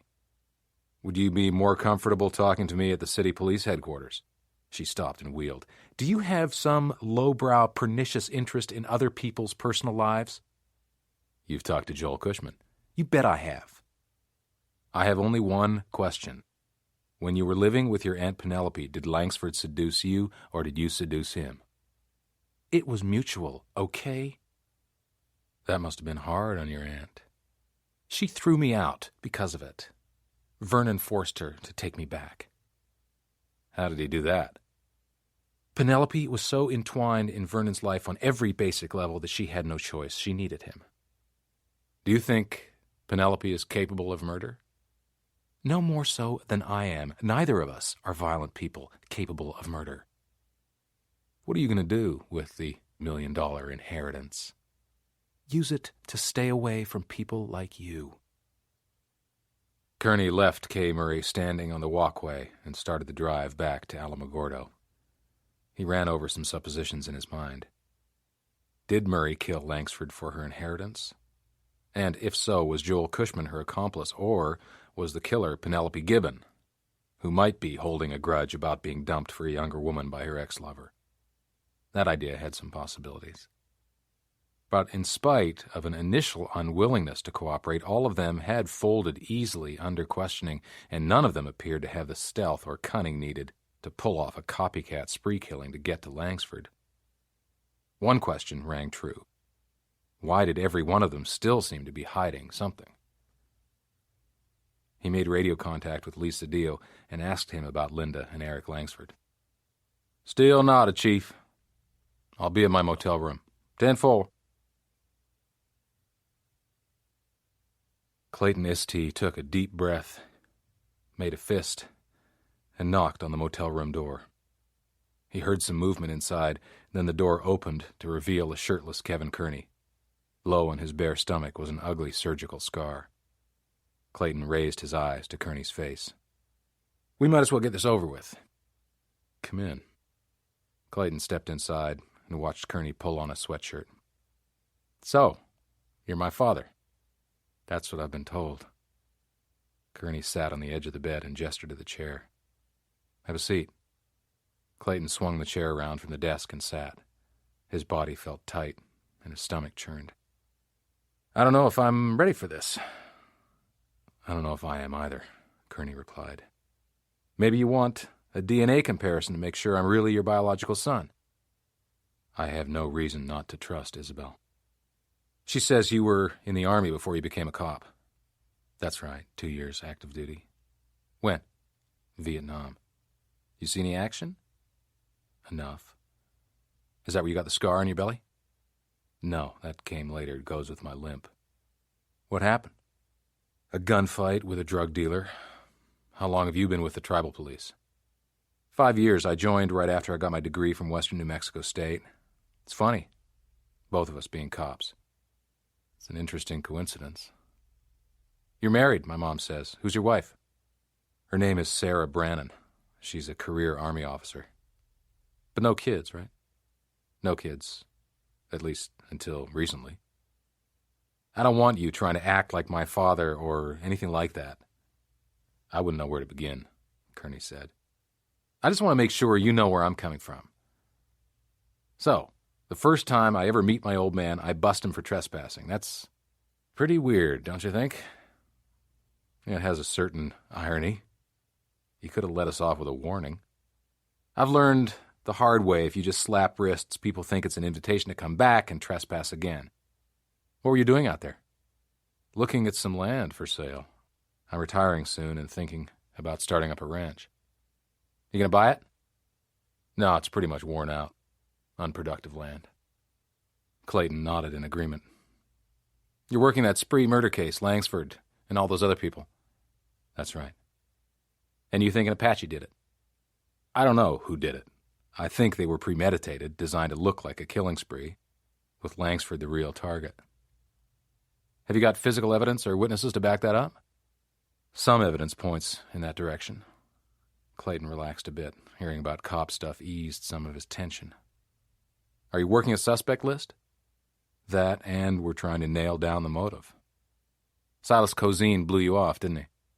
"Without blinking an eye." "That's his job." What were you hoping he'd let you do? Review your department's files, cross-check people who were employed at the tribal casino and resort at the time of Marcia Langsford's murder to see if anyone could be associated with the judge. Are you asking me for help? No. That's good. Clayton stood up and walked to the door. Okay, now we talked. What happens next? That's up to you. You haven't asked me much about myself. Your mother gave me the impression that it would be best not to pry. I'm married. My wife's name is Grace. We've got 2 kids, a boy and a girl, ages 3 and 18 months. That makes you a grandfather. I'll see you around. Clayton left, and Kerney stared at the closed door in stunned silence. He could only wonder what Sarah would say when he told her about the instantaneous family ties that had materialized in his life. Dressed in sweats, Agent Robert Duran left his motel room for an early morning run, thinking that if everything fell into place, the Shockley investigation would be wrapped up, and he could go home to Santa Fe in a day or 2. A mile into his run, he spotted a slow-moving jogger with an awkward gait ahead of him. It was Chief Kerney. He drew even and slowed down. "Morning, Chief." "Morning, Robert. Don't let me hold you up." "I'm in no hurry. How's the case shaping up?" "We're still digging into the minutiae. Lieutenant Cedillo is sending the team out to canvass gas stations, motels, restaurants, and convenience stores from here to Carrizozo. How are you doing?" "Getting close, Chief. Instead of using the rotating list of towing services like he was supposed to, Shockley favored a local company called Jake's. El Paso PD has been running undercover surveillance on an auto chop shop. Jake made a delivery last week. A top-of-the-line Chevy 4x4, late model, extended cab pickup truck. The theft occurred at an Alamogordo motel parking lot during Shockley's shift." Kerney tried to stay even with Duran. "Can you tie Shockley to Jake?" "Jake has an employee, a guy by the name of Martinez, who covers the late-night runs. About 5 or 6 times during the last year, Jake unexpectedly gave Martinez the night off." Kerney slowed down, forcing Duran to do the same. "Let me guess. The last time that happened was the night the Chevy was stolen." "Yeah, after Jake took a call from Shockley." Kerney dropped his pace to a walk. "Make the caller. And thanks." "For what, Chief?" "Giving me an idea." Kerney watched Duran take off in smooth, even strides before turning around and forcing his bum leg to move along in his customary choppy, sloppy gait. After showering and dressing, Kerney went to the command center. He started calling every towing service in the area except Jake's. Halfway through the list, Kerney scored. A trucker had broken down on the highway in front of the Three Rivers turnoff. The towing operator spoke. "I got the call about 2, but it took me a while to get there. I arrived about 3:15. "Do you have information on the driver?" "Yeah, he's an owner-operator out of Little Rock. Hold on, I'll get it for you." Kerney waited, listening to the man's breathing and the shuffling of papers. "His name is Clark Beck." The towing operator read off Beck's address and telephone number. "Did you see anything unusual while you were on the call?" "There was no traffic on the Three Rivers Road while I was there, leastways, not that I can remember." "Thanks," Kerney said. Kerney dialed Clark Beck's number in Little Rock, spoke to his wife, and explained the reason for his call. The woman told him Beck was on a run to New Orleans, then to Atlanta, and wouldn't be back for 4 days. She said she'd give him the message. He hung up to find Clayton Istee standing stiffly in the doorway. "I brought you something." Clayton slid a manila folder quickly across the desk. He stepped back to the door as if to avoid any closer contact. "What is this?" "A list of the employees who worked at the tribal casino and resort at the time Langsford's wife was killed. My cousin is the personnel director. He got it for me." "Thanks for doing this." "I'm not doing it for you." Clayton rubbed his palms together and stopped when Kerney looked at him. "My wife thinks I should at least let you meet your grandchildren." Kerney eyed Clayton's closed expression. "Well, how do you feel about it?" Clayton shifted his weight. "I'll have to think about it some more." "Have you told your wife about me?" Kerney shook his head. "Not yet." "Maybe it's something you'd rather not tell her." "That's not true." So you say. Clayton swung around to leave. Thanks again, Kerney said. I already told you I'm not doing it for you, Clayton answered over his shoulder. He watched Clayton leave, wondering exactly what it was Clayton had tried to tell him. The employee list came with Social Security numbers and birth dates. Eric Langsford's name was on the books as a groundskeeper. Kerney made a copy and waited for Agent Mary Margaret Lovato to get off the phone. She was an extremely attractive young woman with long, jet-black hair, a creamy complexion, and soft brown eyes that hid her toughness. She hung up and started talking before Kerney had a chance to speak. That was Drew Randolph, Chief. He just got off the phone with Linda Langsford. He told her about her father's murder. She's cutting short her vacation and coming home right away. He said she was totally stunned by the news. Kerney handed her the employee list. Good deal. Get me wants and warrants, plus state arrest and conviction records for all the people on this list. Mary Margaret smiled. Yes, sir. Owned and operated by the Mescalero tribe, the resort and its adjoining casino offered luxury amenities in a lush, tranquil setting. At the main lodge, Kerney found the personnel office and met with Wheeler Balachi, Clayton's cousin and the human resources director.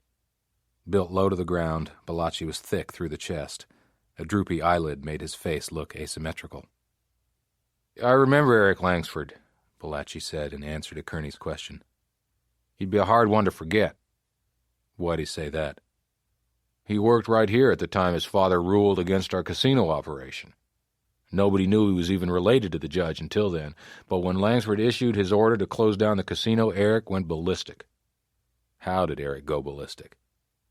When the judge issued his ruling, I called a series of staff meetings to reassure everybody that the tribe had filed an immediate appeal that would allow us to stay open and that nobody was going to lose their jobs. Eric got up at the meeting he attended and went into this long harangue about how his father was a racist and that the workers should take action against him. What kind of action? Letters of protest, picketing, a sit-in at the courthouse. What did you do? I cut him off, and after the meeting I fired him. We didn't need a gringo agitator in our midst. Did he make any specific threats against his father? Not that I can recall. At the meetings, did any other employees show an interest in taking political action against the judge? No. You seem to remember these events with great clarity. It was an intense time, and seeing Eric yesterday jogged my memory. He came in stoned out of his mind, looking for a job. Kerney stifled his surprise. Eric Langsford was here. Yeah. I take it you didn't hire him back. Balachi shook his head. And not just for being a lush, either. Eric worked here at a time when we employed a lot of Anglos. Now, we don't hire outside the tribe unless we have a shortage or a candidate possesses special skills we need. To be courteous, I'd let him fill out an application, but I'd never hire him again.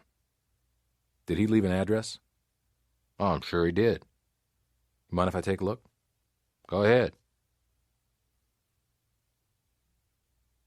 80 road miles south of Ruidoso was the tiny settlement of Piñon. Never much of a settlement to begin with, Piñon stayed barely alive because of the dryland area ranchers who controlled the grazing rights on vast tracts of state and federal acreage. On his job application, Langsford had given a Piñon rural route address. Kerney spotted Langsford's van just off the road, parked beside a small house. The door opened as Kerney approached the house, and Langsford stepped out. A skinny 5'9", he had a receding hairline that formed a widow's peak on his forehead, the doughy complexion of a drinker, sleepy, bloodshot eyes, and a face old beyond his 32 years. "What do you want?" Langsford asked, words tumbling out in a rush. Kerney showed his credentials. "I need to speak to you about your father." Langsford's head twitched up and down. "I knew you were a cop. Is the Judas Judge dead?" "Do you mean your father?" "Is he dead?" "Yes," Kerney replied. "Good. Let Linda bury him."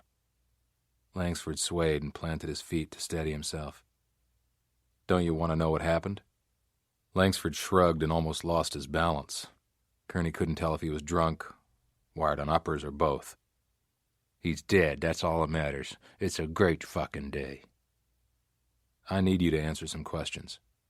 Sure, come on in. The bare walls of the front room had old newspapers stuffed in the cracks of the uninsulated clapboard siding. In the center of the room was a daybed with a metal frame, covered by a soiled sleeping bag. An expensive acoustic guitar rested against the bed frame. Is this your place? Langsford sat on the daybed. Yeah, I bought it 4 years ago with Daddy's money. It gives me a place to chill when I'm not working. Got it for a song. Langsford chuckled at his own joke. I understand you're a musician. And a pretty good one, too, when I'm not drinking or getting high. So, the Judas Judge is really dead. What happened? He was murdered. Cool. You mean that? Langsford snorted disparagingly and opened a pack of cigarettes. Vernon Langsford, the great man, the pillar of the community. He was nothing but a two-faced, mean, racist pig. Tell me about him. Langsford raised his eyes to the ceiling. You know what his favorite game was when I was a little kid? What was that? He'd chase me around the house, pretending to be a vampire or Dracula or some weird Frankenstein until I totally lost it and freaked. Eric smiled dolefully. He'd always do it when we were alone in the house. Doesn't that suck? Some game. Did he play with all his children? Just me. Arthur was macho, could do no wrong. Linda was his angel, the apple of his eye. I was the oddball. I liked to draw pictures, play records, watch television, and get high. Did he abuse you in other ways? When he wasn't terrorizing me, he ignored me. I was invisible to him. If it hadn't been for music, smoking pot, and my mother, I never would have survived past the age of 12. Must have been hard on you when she died. She's dead because of him. Langsford reached for an empty beer can and flicked a cigarette ash into it with a shaky hand. You were about 26 when your mother died. Still living at home? No, I had my own place. I was playing in a shit-kicker band and snorting a lot of coke. Were you spending much time with your mother before the letter bomb incident? Nah, I stayed away from everybody except the guys in the band and my dealer. You never got busted? Langsford shook his head. Not in Roswell. The only good things my old man ever did for me was give me money to feed my habit and keep me out of jail. He did it for himself, to keep his reputation from being sullied by his fucked-up kid. Your father gave you money after your mother was killed.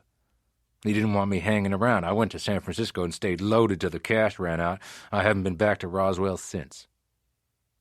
Eric, I need to know where you were from the time you quit the band until the time you got back to New Mexico. I sobered up in a whorehouse in Juarez on Sunday. That's all I can remember. I black out when I binge drink. Have you been drinking since then? Just some beers to keep me steady. Are you using anything else besides booze? Downers when I need to mellow out, uppers when I need a rush. What drugs have you taken today? A couple of amphetamines, 4, 6, 8. I forget. Come with me, Kerney said. Why? I'm placing you in protective custody. Jail? I want you safe. You think I killed my old man? Did you? Langsford looked puzzled, then shook his head. For as long as I could remember, I've wanted that son of a bitch dead. But I usually wound up thinking of killing myself instead. Langsford closed his eyes and rocked his head back and forth. Let's go, Kerney said, reaching for his handcuffs. Kerney walked into the command trailer office where Lee Sedillo was parked behind the desk. Lee looked up and started to scramble to his feet. Stay put, Lieutenant. At the jail, Eric Langsford had given Kerney his written voluntary permission to search his house and van. He laid it on the desk. Lee read it quickly. You found him. He was too stoned to hide. I've booked him into the county lockup. I'll pull 2 agents off the canvas to do the search. What are we looking for, Chief? The murder weapon with Langsford's prints on it would be nice. Is he our killer? Possibly. He's got a major booze and pill buzz going and isn't thinking too clearly right now. I'll question him after he comes down from his high and see where it goes. I'll also handle the Linda Langsford interview after she gets home. We'll give her another 4 hours. Linda Langsford just called from Taos a little while ago. You talked to her? Yeah, she was upset, angry, crying, demanding a lot of answers. I didn't give her much. There's not much to give right now. Keep the troops humping. With the high school principal at his side, Kerney watched the school marching band go through their paces on the practice field. I knew all the Langsford kids. I was a guidance counselor back then. Tell me about them. Colby Trumbull turned, looked at Kerney, and pulled at the lapel of his suit jacket as the sun glittered on his bald head. I thought it was the judge's murderer you were after. We still don't have a motive for the slaying. Do spree killers need motives? Trumbull asked. We have to look into every possible lead.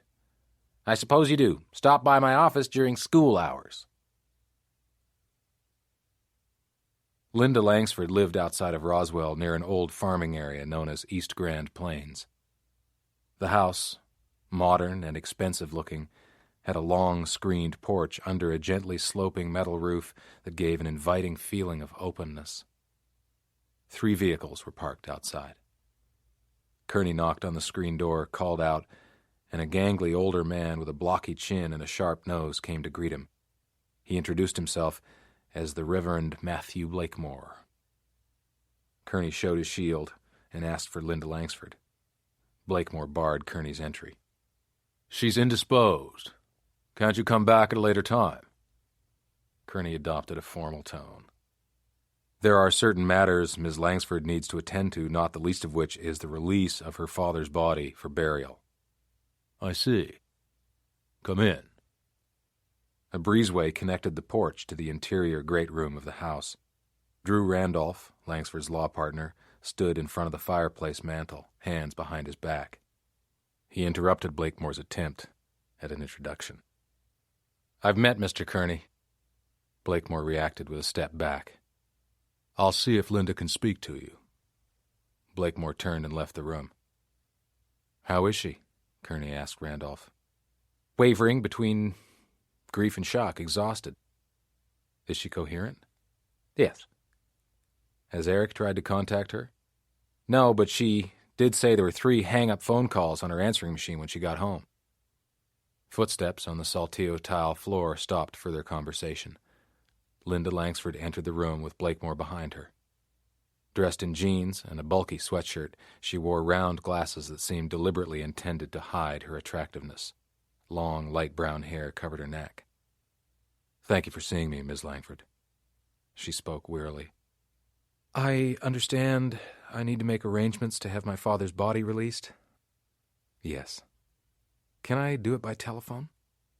Of course. I'll leave the medical examiner's phone number with you. Have you caught his killer? Not yet. You and I need to talk. Linda nodded. I want to know everything you're doing. Can it wait until tomorrow? That'll be fine. Late morning? Yes. Kerney walked into the night, and a series of pathway lights flicked on to guide his way. At his unit, Kerney got in touch with Lisa Dio and asked for a priority telephone check of recent calls made to Linda Langsford's home. The command trailer was empty when Kerney arrived, and a stack of field reports awaited his attention. He ran through them quickly, pausing to concentrate on the follow-up report regarding Kay Murray's alibi. The room service waiter had positively identified Murray as the woman in Joel Cushman's room. Cushman's alibi about his time apart from Murray in Albuquerque also held up. His attendance and participation at the Christian conference was confirmed by a number of sources. Penelope Gibbon also looked to be in the clear. On the night of the murders, she'd attended a Museum Foundation function to honor the outgoing board of directors, traveling to and from the event with a companion. Dropped off at home after 10:30, she would not have been able to make the long drive to Carrizozo and start killing people in a timely fashion. Kerney pushed the reports away. He had paperwork but no progress, motive but no clear suspects, an old crime and a new crime that might or might not be linked, and 6 dead people who deserved justice. It was time to see Eric Langsford and have a long talk. Eric Langsford lolled in the straight-back metal chair, head back, staring at the fluorescent lights in the interrogation room ceiling. Man, I barely remember talking to you. You busted me, right? More or less, Kerney said. For possession, right? You're in protective custody for now. If you cooperate, I might forget about the possession charges. Langsford sat up straight. I can get out? We'll see. You left the band in Marfa, Texas. Yeah, I'm gonna kill that fucking drummer if I ever see him again. What for? Kerney asked. He got on my case about my drinking, then dumped out all my booze. He was an AA freak who wanted to save me. I hate that kind of crap. I can see how that would make you angry. What did you do? I threw an empty whiskey bottle that hit him in the head and told him to get the fuck out of my room. Langsford touched a small bruise on his chin. He busted me in the chops, so I quit the band. I couldn't stand playing with those assholes anyway. They sucked. What day was that? Last Wednesday, I think. Where did you go after you quit the band? I drove to Del Rio and crossed the border. How long did you stay? Overnight. Remember where? Some cheap hotel. I don't know the name. You left the next day. Yeah, I hit a bunch of Mexican border towns. Langsford rattled off the town names. Did you rent rooms? Not after Del Rio. I slept in the van so I could save my money for booze and pills. When did you get to Juarez? Friday. Saturday. I don't remember. You stayed at a whorehouse. That's where I woke up. Where was it? About 6 blocks in from the bridge. Why are you asking me all this crap? Your father is dead. Murdered. I remember that, Eric replied. What do you remember? That you told me he was dead. Did you see your father much? I haven't seen him since I left Roswell 6 years ago. You never visited him in Ruidoso? Nope, I don't go near the man. Kerney rose. We'll talk again. Eric scrambled to his feet. Do I get out of jail? Not yet. I'm booking you on the drug possession charge. Langsford screwed up his face in disgust. You think I killed my old man, don't you? And if you did? It would make me happy, Eric said, sounding like a mischievous kid admitting to a prank. You're really not sure if you killed your father or not, are you? Eric smirked. I don't think I did, but you never know. Sometimes dreams come true. Kerney knocked at Cedillo's motel room door, and the lieutenant opened up. He reported that nothing of consequence had been uncovered during the search of Eric Langsford's house and van, except for a receipt for a packaged goods store in Marfa, Texas, dated the same day Langsford had left the band. Kerney summarized his interview with Langsford, placed the cassette of the taped conversation in Lee's hand, and asked Cedillo to put an agent on it right away. Have him backtrack on Langsford so far. He's our only suspect without an alibi. Did his sister have one? Lee asked. I haven't gotten that far with her yet. Did Mary Margaret run those employee names? Yep, and you can forget about it. There's no one we can connect to Langsford. Eric says he hasn't seen his father in years, never once visited him. Get an agent up to Ruidoso in the morning showing Eric's picture around the Judge's neighborhood. That beat-up van he drives would be pretty hard to miss. Will do. We just got the information you requested from the phone company on those hang-up phone calls made to Linda Langsford's residence. All of them were made the night of the murders from payphones along the killer's route. Lee, let me know as soon as you hear anything else. We may have caught a break. In the morning, Kerney did a short run and called Sarah at Fort Leavenworth, half hoping she'd already left her quarters for class. She answered on the first ring. How are you? Pumped, Sarah answered. We start the advanced military studies sequence today. Grant's Vicksburg campaign. Very exciting stuff. You never call me in the morning. What's up, sweetie pie? Kerney told her about Isabel Istee, Clayton, and the 2 grandchildren. My. I'm not sure I like the idea of being married to a man who's a grandfather. Don't say that. This has thrown you, hasn't it? It's a little unsettling. I'm a bit stunned by the news myself. Well, the upside is that now I know you can father children. Is that supposed to be funny? But I don't like the idea of an old love suddenly reappearing in your life. You're still kidding, right? Of course I am. Don't go getting insecure on me, Kerney. Having a husband who's a grandfather isn't something I've had to consider before, but it doesn't make me love you any less. That's what I wanted to hear. I need to get going. Be careful out there. Grandpa? Kerney groaned. Give me a break. You're tough. You can take it.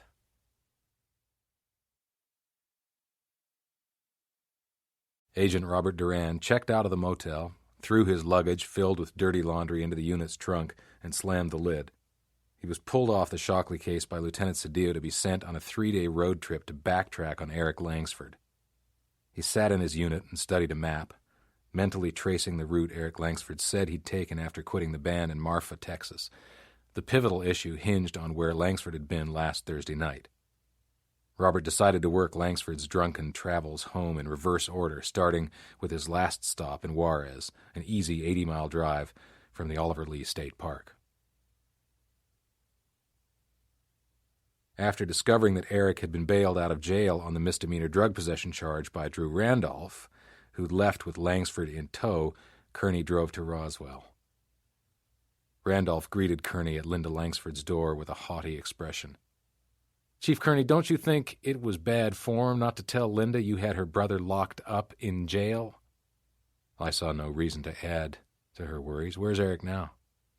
In the guest bedroom, sleeping off the bottle of whiskey he drank after I brought him here last night. And Miss Langsford? I'll get her for you. Linda Langsford entered the screened porch. Her long hair swept across her face, hiding it. Do I need to hire an attorney for Eric? He's only facing a misdemeanor possession charge right now. She pushed her hair away with a shaky hand. Aren't you here to arrest him for murder? Do you think he killed your father? She shook her head to ward off the question. And 5 other innocent people? I can't comprehend how anybody can do that, Mr. Kerney. Eric especially. He told me that you suspect him. He has a weak alibi and admits to wanting your father dead. Why is that? He told you how my father tormented him. Can't you understand his anger over that kind of treatment? Anger can turn into rage and murder. Save the pop psychology for somebody else, Mr. Kerney. You've seen him, you've talked to him, he can barely cope. He's almost always stoned, high, or drunk. He's been this way since high school. Was your father abusive to you? My father was a stern man who expected his children to be perfect. Eric failed him because he chose to live in a drug-induced dream world. You both stand to inherit considerable wealth from your father's estate. The morning sun washed into the porch and accentuated Linda's angry eyes. Look around, Mr. Kerney. Does it seem that I am in dire need of my father's money? Eric's circumstances are quite different from yours. Did you come here to tell me about the investigation or to conduct an inquisition? I need a copy of your vacation itinerary, Kerney said. I've nothing to hide from you. Then it shouldn't be an imposition, Ms. Langsford.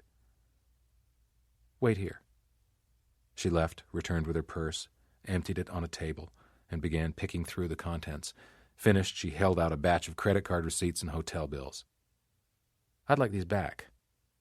Kerney quickly fanned through the receipts. Have you had any more hang-up telephone calls? No. Why do you ask? I'm worried about the anonymous calls to your house. They were made from payphones along the killer's route on the night of the murders. Linda's eyes widened. 3 members of your family are dead, Ms. Langsford. I can't dismiss the possibility that you might also be a target. My brother wasn't murdered. He was killed by a hit-and-run driver. Still, it's troubling. Will Eric be staying with you? She nodded. Until after the funeral. Are you sure that's wise?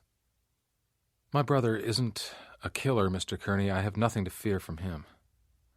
She took off her glasses and rubbed her eyes. Please go, Mr. Kerney. I'll be fine. Kerney stopped at the Roswell District headquarters, arranged to put Eric Langsford under surveillance, and faxed Lee Cedillo copies of Linda Langsford's credit card receipts, along with instructions to start the verification process. From the looks of what Linda had given him, she'd spent the night of the murders in a small Colorado town 600 miles away. At the high school, Colby Trumbull sat with Kerney and went through yearbooks pointing out former students had been friends with the Langsford children. As expected, Arthur and Linda had been quite popular, while Eric's buddies had been few and far between. Kerney asked for the guidance and counseling records, and after checking with his superiors, Colby Trumbull complied. As Arthur and Linda's counselor, Trumbull's efforts had been focused on college placement, but with Eric, the issues had been mainly disciplinary in nature. Trumbull had referred Eric to a private psychotherapist who still maintained a practice in town. The referral notation in Eric's counseling file cited family problems, and Kerney asked Trumbull to elaborate. I could never get him to talk to me about it specifically. It came out as generalized anger toward his father, sister, and brother. Only his mother escaped his vindictiveness. How did Eric display his anger about his family? With snide remarks, cutting comments, sarcasm. He called his father the Judas Judge. He used the same expression with me, Kerney said.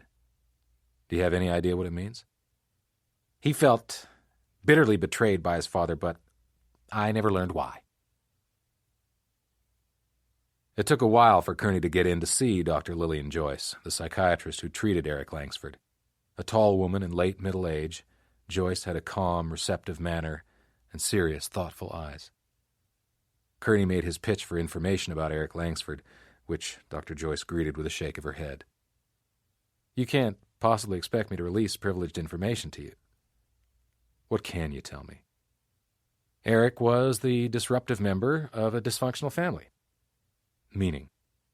Meaning, Chief Kerney, the entire family needed to be in psychotherapy. That's why my time with Eric was unproductive. What was the degree of family dysfunction? At the time, I felt it was severe and persistent. Severe enough to lead to violence? Eric didn't stay in therapy long enough for me to find that out. Let's step away from the family for a moment, Dr. Joyce. Generally speaking, would current research and case studies lead you to believe an individual with personality traits similar to Eric's might be prone to act violently? The potential for violence would most likely be present, but I couldn't speculate on the degree of it or the direction it might take. But it could run the gamut from thoughts of violence all the way up to and including lethal acts. Yes, of course, but isn't that true of all of us, given the right set of circumstances? Kerney left Joyce's office chewing on her words, and the fact that she hadn't shut him down completely.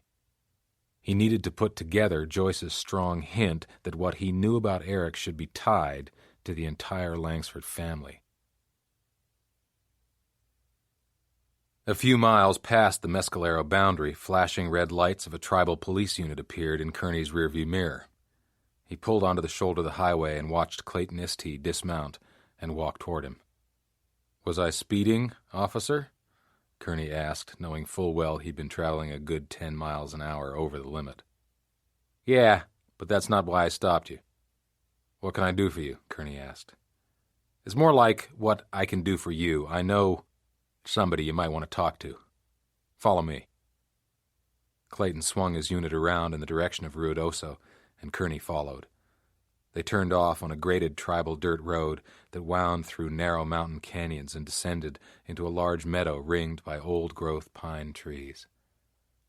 A modern wood-frame cabin with smoke drifting from a chimney sat in a clearing at the edge of the meadow. A young man, about Clayton's age, wearing jeans and a denim jacket, stepped out on the porch and watched the vehicles approach. Kerney stayed at his vehicle and let Clayton take the lead.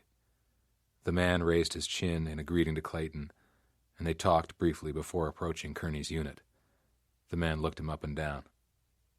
Clayton says you're okay. Is this off the record? Is that the way you want it? The man searched Kerney's face before nodding. Then it's off the record. I worked with Eric Langsford at the resort. Before his mother got killed, we used to drink and gamble together after hours. I got fired from the job. Kept hanging with Eric at the casino and the racetrack in Ruidoso for a couple of years, until I joined AA and got into recovery. And if he had money and I was tapped, he'd always give me some. I owed him maybe $2,000. A long stretch of silence prompted Kerney to ask, "Is that it?" The young man glanced at Clayton for reassurance and got a nod. Once, he asked me to pay him back what I owed, but I didn't have that kind of cash, so he asked me to rob his father's house in Ruidoso. "When was this?" Kerney said. A little over 4 years ago, in late summer, August, I think. He wanted me to do it like right away, but I chickened out. "What did he say when you backed out of the plan?" That he'd do it himself. "Did he do the job?" I guess so. About a week later, I saw him at the casino betting heavy, and asked if he'd ripped off his old man. He smiled, nodded like it was a big joke. "I appreciate your taking the time to talk to me," Kerney said. "No problem," the man said as he walked away. Kerney turned to Clayton. "How did you connect this guy with Eric?" "He told me the story a couple of years ago after he stopped drinking and got into treatment. I thought it might interest you. Eric told me he'd never been near his father or the house in the last 6 years, not once." "So you caught him in a lie," Clayton said. "Yeah, either that or his brain is just fried from staying stoned and loaded for years." Kerney paused. "I told my wife about you this morning." "Yeah? How'd she take it?" "She teased me about being an old man with grandchildren." "That's it?" "I'd like her to meet you and your family." "Why? Is she curious about your bastard Apache son?" "And maybe you just don't like the idea that your father's a gringo." "Maybe I don't." Clayton switched his gaze to his unit. "You can follow me out." "Whatever you say." Kerney clamped down on his anger as he drove behind the tribal unit. Butting heads with Clayton was no fun, and yet twice the kid had voluntarily helped the investigation, which meant something. He needed to see beyond Clayton's fierce Apache pride and his leeriness about Anglos. He smiled and waved at Clayton as he pulled onto the highway, and got a curt nod of acknowledgement in return. Kay Murray wasn't at her townhouse, so Kerney drove to the Langsford residence, where he spotted her Explorer parked in the drive. He rang the doorbell incessantly for a few minutes before Murray opened up. Her face was clear of emotion, but anger rose in her voice when she spoke. "I have nothing to say to you." "This isn't a game, Ms. Murray. I understand Judge Langsford's house was burglarized some time back. Were you working for him then?" Murray's expression turned to puzzlement. "A burglary?" "A little over 4 years ago, supposedly Eric broke in and took some of his father's possessions." Murray laughed sharply. "Eric didn't break in. He came here demanding that his father give him what he wanted. He even brought a list with him." "And Judge Langsford complied?" "Only after Eric refused to take money instead." "Why?" "He wanted things the judge prized. He said that writing a check would be too easy." "He wanted to hurt his father," Kerney suggested. "I suppose." "Do you have any ideas on the subject?" Murray raised her hands in a theatrical gesture. "For past sins, for the death of his mother, for a shitty childhood, how should I know?" "What did Eric leave with?" "Everything on his list. Some of his mother's jewelry, his father's handguns, Arthur's coin collection, and Eric's stamp album. All of it quite valuable." "How valuable?" $80,000, $150,000, in that range, at least." "That's quite a haul. And the judge just handed everything over?" "Yes, to get him out of the house. Eric was half loaded and waving a gun around." "So it was robbery?" "No, it was never reported to the police. Vernon talked Eric into putting the gun away." "Did Eric want anything that had belonged to his sister?" "I don't think so." "Did the judge discuss Eric's visit with you afterwards?" "Go find the killer, Mr. Kerney, and stop wasting your time butting into other people's personal lives." She slammed the door shut in Kerney's face.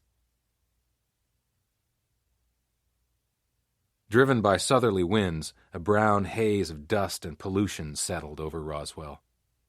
Kerney shut the car door and stared at the stark architectural lines of Linda Langsford's house, which now seemed incongruous in comparison to the nearby farms, pastures, and fields. Under the close watch of a surveillance officer, Linda Langsford was at a funeral parlor making arrangements for her father's services. Eric answered Kerney's knock, looking scrawny and undernourished in what appeared to be some of Drew Randolph's clothes. His eyebrows twitched as he stared at Kerney. He spoke from behind the screen door. "I'm not talking to you." "You'd rather go back to jail," Kerney countered. "I didn't murder my father or any of those other people." "Well, that should make talking to me a whole lot easier." "Okay, come in." Kerney stepped through the door. Eric padded barefoot into the living room and sat on the couch. "Do you know my bitch sister doesn't have any uppers or downers in the house, not even a Valium prescription? Not a damn thing to get high on except booze." "You don't seem to like your sister very much." "We're not that close. Never have been." "She had Randolph bail you out." "That was for appearances, man. We gotta grieve together publicly now that the old man's been iced. Linda's big on shit like that." 4 years ago, you ripped your father off. Eric smiled gleefully. "You heard about that? I held him up at gunpoint, man. Gave me a big charge. What a rush." "Why didn't you just take his money?" "I wanted things that mattered to him. Money would have been too easy. It's all he ever offered." "What did you do with the guns you took from your father?" "I sold them along with everything else." "You didn't keep any?" "Nope." "What kind of gun did you take to your father's house?" Eric spread his thumb and forefinger. "It was a Saturday night special, a .25 caliber semi-automatic." "Is that the kind of gun that was used to kill my father?" "No." "Have you checked out my alibi yet?" "You lied to me, Eric." "About what?" "You said you hadn't seen or visited your father in 6 years." "I forget a lot of things when I'm stoned." "You weren't high when you said it." "So I lied." "Did you use payphones to telephone Linda last week?" "No, I didn't call her." "Did you see your father last week?" "No." "Talk to him on the phone?" "No." "Hire someone to kill him?" Eric grinned. "That's always been my favorite fantasy." "Did you?" Eric shook his head. "Why did you hate him so?" There were footsteps on the porch, and a voice snapped out, "That's enough!" Linda Langsford stormed up to Kerney, her face crimson red. "Why are you here again?" Kerney held out the credit card slips. "To return your receipts, I made copies." "Don't come back here without calling in advance, and don't talk to Eric again until he has legal counsel." Kerney dropped the credit card slips on the coffee table. "We'll need to talk again, Miss Langsford." Linda smiled belligerently. "I'll be the judge of that." Crammed into the command trailer with Lisa Dio and the agents working the case, Kerney listened to progress reports. Days of intense legwork without any headway had dampened everyone's spirits. After the last agent's briefing, Kerney met with Lee in the small office. "What's pending?" Cedillo sat at the desk and rubbed the back of his neck. "2 things. Eric Langsford's whereabouts at the time of the murders, and the verification of his sister's vacation itinerary. Duran hasn't checked in yet, so I'm assuming he hasn't got anything, and the bed and breakfast where Linda Langsford spent the first 2 nights of her vacation has shut down for the season." "Where's that?" Kerney asked. "Creede, Colorado, in Mineral County." Kerney nodded. "I've been there. It's a small old mining town in the Rockies, northeast of Alamosa. There are a lot of summer vacation homes, but not too many year-round residents. Shouldn't be hard to run down the B&B owners." Lee nodded. "I hope so. I want the team to go back over everything again, one more time. Let's take a closer look at the Langsford family." Kerney handed Lee a copy of the names that Colby Trumbull, the high school principal, had provided. Friends, neighbors, school chums, relatives, teachers, business associates, whoever knew them. Let's see if we can turn up any more private family scandals. You know the routine. Chief, you still think this wasn't a spree killing? Kerney looked at Cedillo. If we had one confirmed report that a victim's credit card had been used, any stolen items had been pawned or sold, or a check had been forged, maybe I'd buy it. Aside from all of that, we may have a murderer who is systematically wiping out the Langsford family. You think he's going after Linda Langsford? Kerney nodded. The phone calls made to her residence on the night of the murders bothers me. Spree killers get off on bloodletting. Why stop to make the phone calls unless there's a reason? Good point, Lee said. The phone rang and Lee grabbed the receiver. He listened, gave a terse thanks, and hung up. That was Roswell District Commander. Eric Langsford took $500 out of his sister's purse and split. Surveillance didn't even know he was gone. He left out the back door. When? Kerney asked. No more than an hour ago. Linda Langsford just called it in. Find him. About the only thing Robert Duran felt good about after a day of pounding the Juarez streets was the overtime pay he was earning. Night along the Juarez tourist strip made the city look even more dirty and vulgar. After hoofing around the city from one sleazy hotel to the other, Robert crossed the Rio Grande into El Paso. He walked toward the old downtown El Paso Plaza, noting an absence of whores on the street, fewer gaudy neon signs, almost no street vendors, more vacant commercial buildings, and a number of cheap hotels.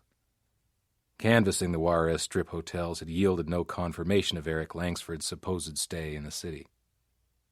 To reduce the possibility of vandalism to his unmarked unit, Robert had parked in the underground lot of the one decent hotel near the El Paso Plaza.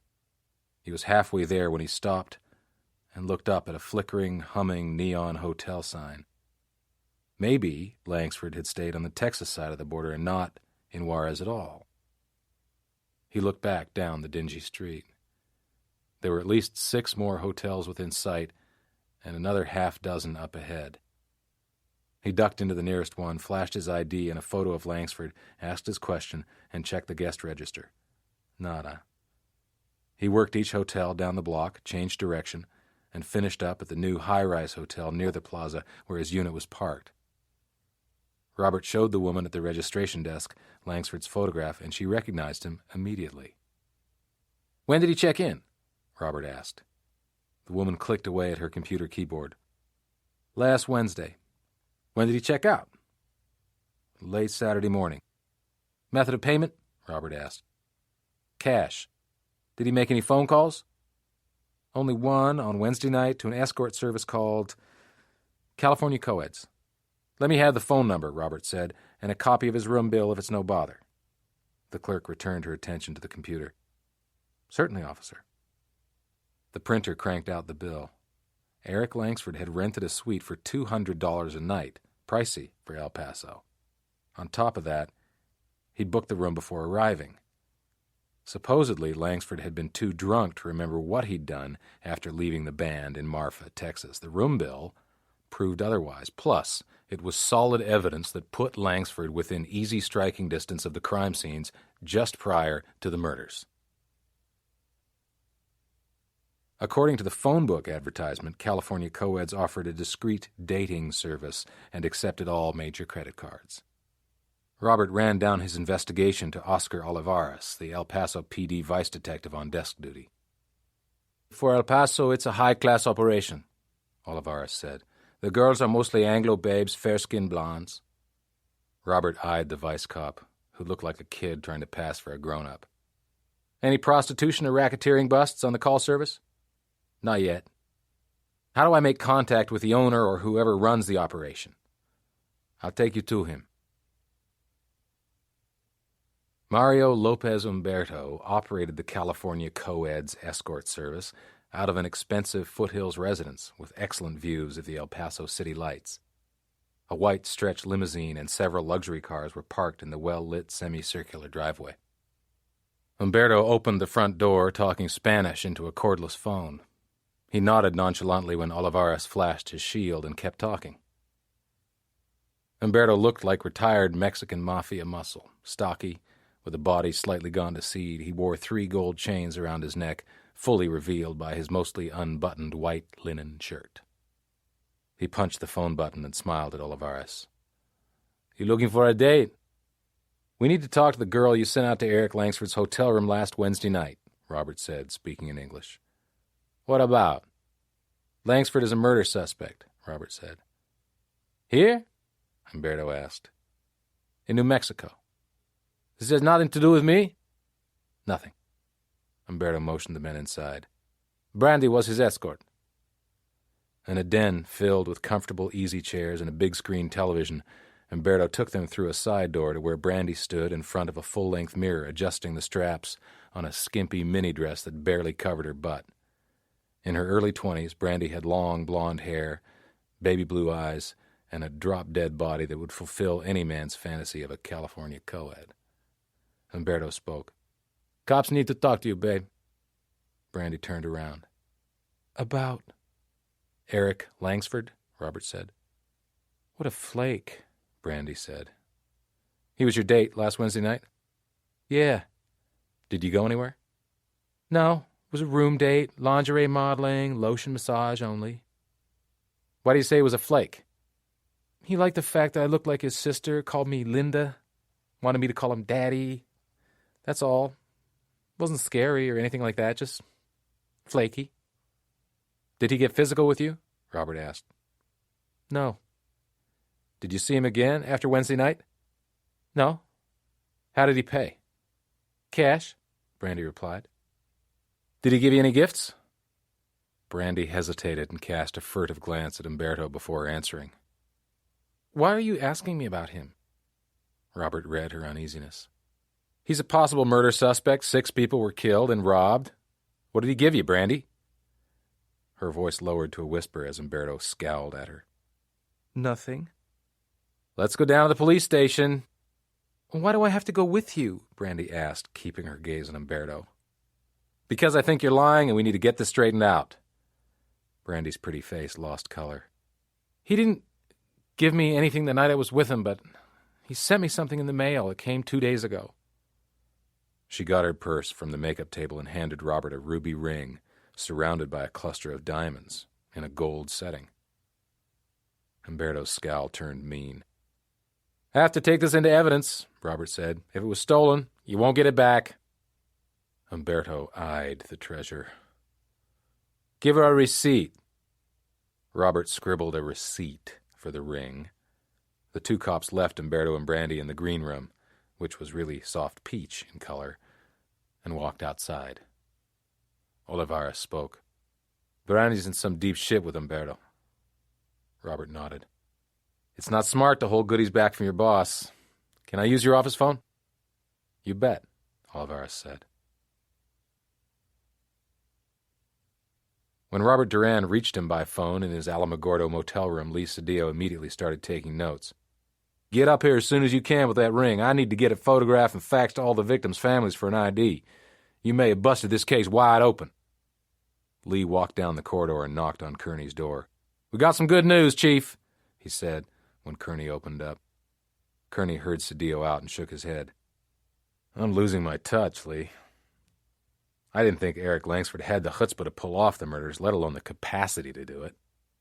"Do you have a good description of the ruby ring?"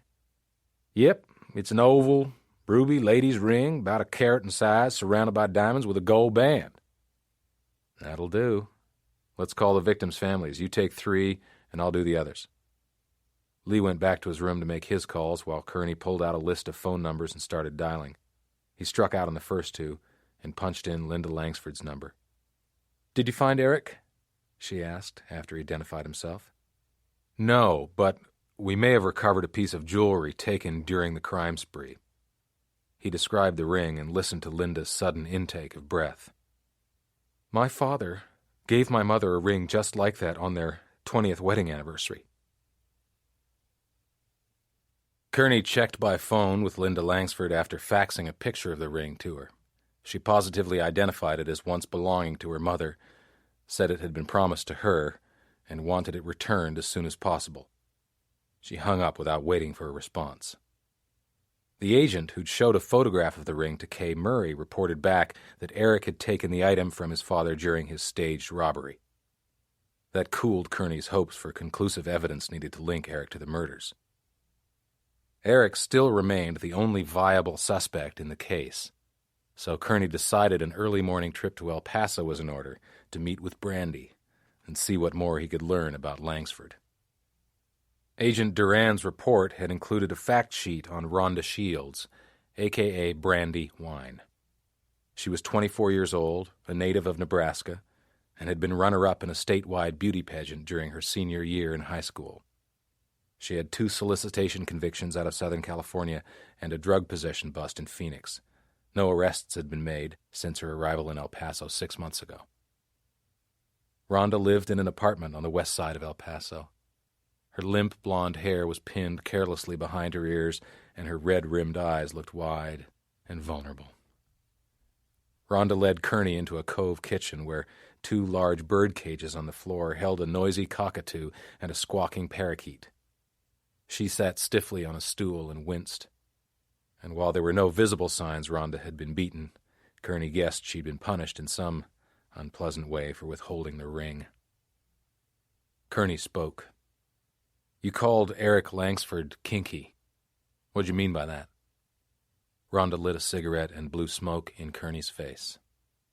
"I said he was flaky.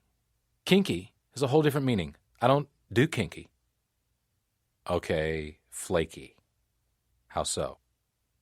"Guys get off on different things. He wanted me to pretend like I was, like, a Lolita. So I baby-talked him and acted all coy." "And he wanted you to call him Daddy?" "Yeah." "Any spanking?" Rhonda shook her head. "That's not what I do." "Any sex?" "No. He was into watching. He just sat on the bed, drinking whiskey from a bottle. I'd say something to him like, 'Did he want to see my panties?' And then I'd do it, and he'd call me a bitch or a slut." "It went no further than that?" "He asked me to take a bath, and he watched through a crack in the door. When I got out of the tub, he'd dried me off with a towel." "Was he aroused at any time?" "Yeah, in the bathroom. He jacked off, and then I got dressed and left." "Did you lend him a hand?" Rhonda made a face at Kerney's wordplay. "No, he just wanted me to watch, and believe me, it didn't take long." "Was he free with his money?" "He gave me a nice tip." "How much?" $100. "You told the other officer Eric wanted you to act the part of his sister?" "Well, that's what I meant about the Lolita thing. He was real excited about that." "Excited?" "Like, animated." "What did you do to get him to send you the ring?" "Nothing. I swear. I thought he was just acting like a big shot and trying to impress me." "Had Langsford ever been your client before?" "No, but Crystal saw him once." "Who was Crystal?" "Betty Cook is her real name. She works with me. I can give you her phone number." Kerney left and used a public phone to speak to Crystal, who reported that Eric had asked her to undress and masturbate while he watched from the bathroom door. "Did he make any other requests?" Kerney asked. "When he called for the date, he asked for a blonde, but there wasn't one available, so Mario had me wear a wig. He wasn't too happy when he found out I was a redhead," Crystal said. "What did he say?" "Nothing, but he didn't tip me." He stopped at the hotel and asked the reservation clerk to check if Langsford had any prior stays at the hotel. She came up with 4 overnight registrations and calls to 3 additional dating services in the last year, all occurring around the time Eric received his quarterly checks for serving as a corporate board member for one of his father's companies. Working a lobby phone, Kerney tracked down the women who'd been sent to Langsford's room, got basically the same story. Eric liked to play peeping Tom, wanted to be called Daddy, avoided any sexual contact, and always asked for blondes.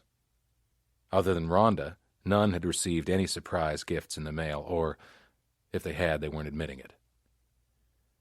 Eric's disappearance from Roswell, the inconsistencies in his alibi, his hatred of his father, and his proximity to the crime scenes added up to strong circumstantial evidence against him. But Kerney wanted some tangible proof of Eric's guilt, either in the form of physical evidence or a voluntary confession. He preferred both, if possible.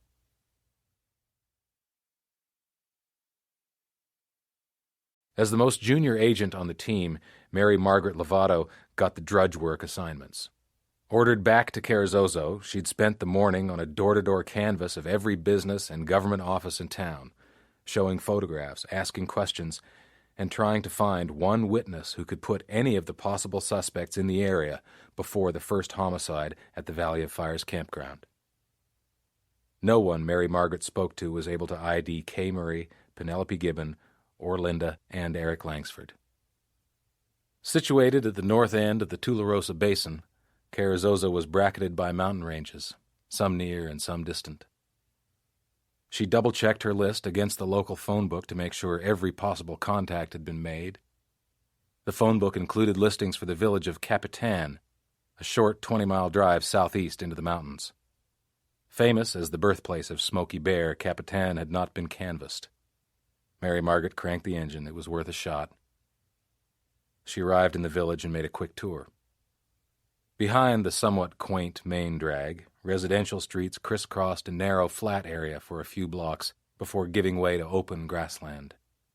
Mary Margaret swung back on the main drag, stopped at a mom-and-pop motel, placed photographs on the office counter, and showed them to a slow-moving, overweight woman who had emerged from the apartment behind the office. The woman jabbed a finger at Eric Langsford's photo. "He stays here." "When was the last time?" Mary Margaret asked. The woman paged through her register. "Last month he checked in as a single." She picked up Kay Murray's picture. "But this woman meets him here." "You're sure?" Mary Margaret asked. "Uh-huh. I've seen them both before. They just stay in his room for a while and then go to the restaurant next door." "How often do they meet here?" 3-4 times a year. It's been going on for a while." "How long is a while?" "At least 4 years." "Does the room get used?" "You mean for sex?"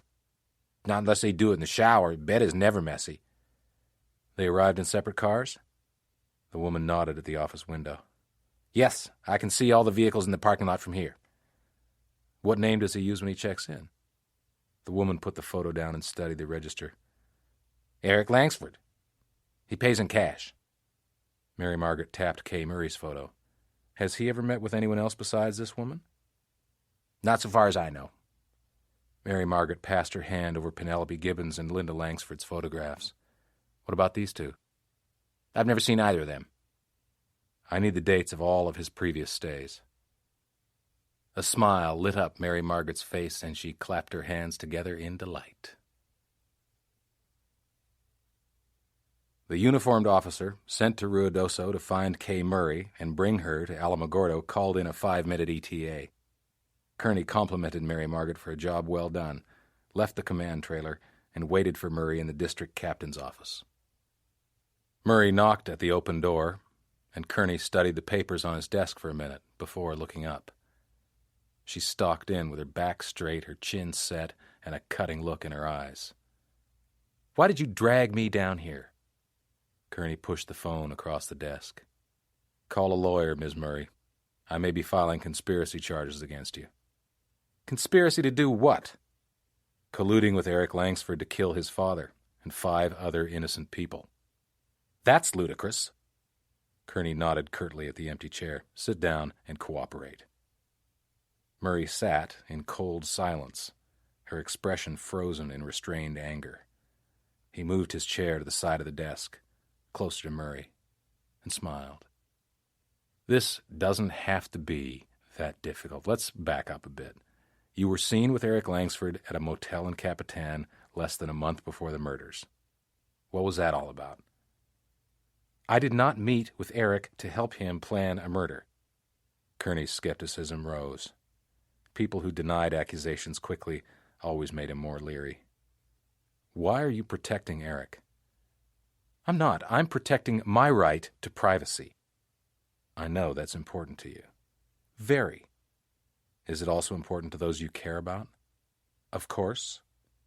"Including Dr. Joel Cushman?" "That doesn't deserve an answer, Mr. Kerney. I know you threatened him with exposure to the Board of Psychological Examiners, but I would have to file a complaint against him, and I have no intention to do so." "I've researched the law, Ms. Murray. Under the statutes, psychotherapists who have sex with current or past patients, even if the consent is mutual, can be charged with criminal sexual penetration through the use of force or coercion. It's a third-degree felony. Murray's voice wavered when she spoke. You really are a son of a bitch. You can keep Cushman out of jail. What was the reason for your meeting with Eric? I brought him money. Linda would send me a sealed envelope with a note asking me to pass it along to Eric. I'd call Eric and arrange to meet him in Capitan. Why Capitan?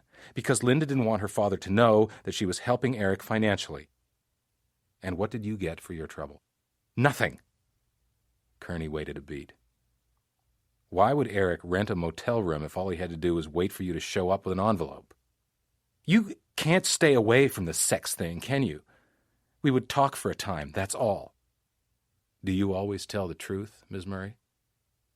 The one thing I can't stand is a liar. Kerney tapped a finger against his lips. I wonder what a search of your car and house would turn up. Kay brushed an imaginary hair away from her forehead and broke eye contact. You have no cause to do that. I want to speak to a lawyer. Kerney leaned forward. There is always at least one thing a person would rather not have the police know about. It doesn't have to be a big thing.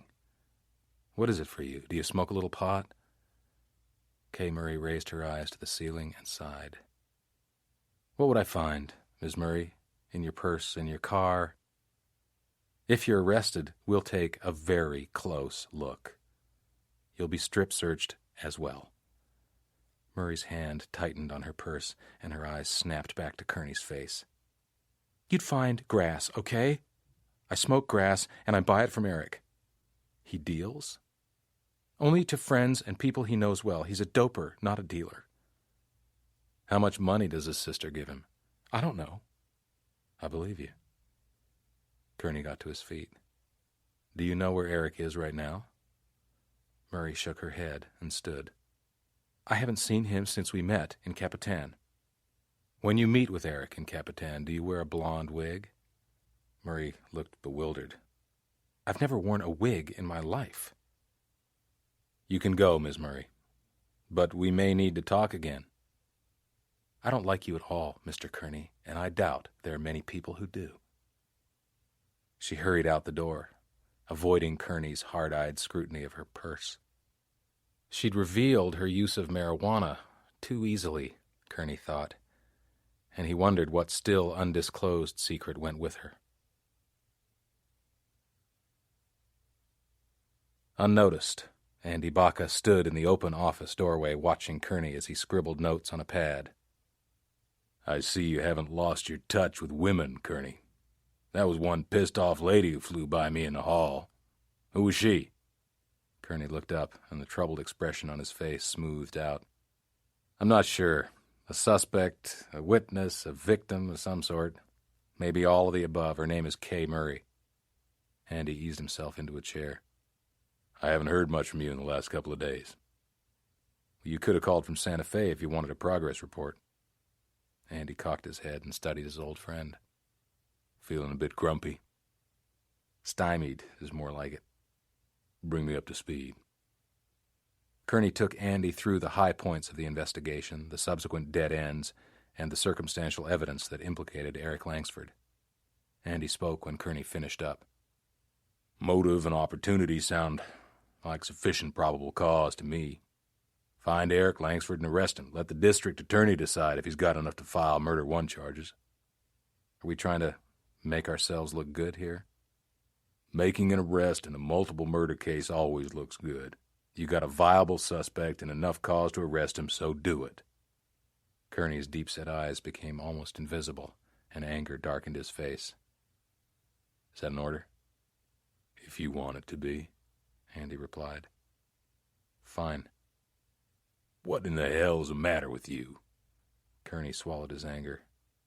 I want this case wrapped up right. Andy shook his head. That's not what's eating at you. Want to talk about it?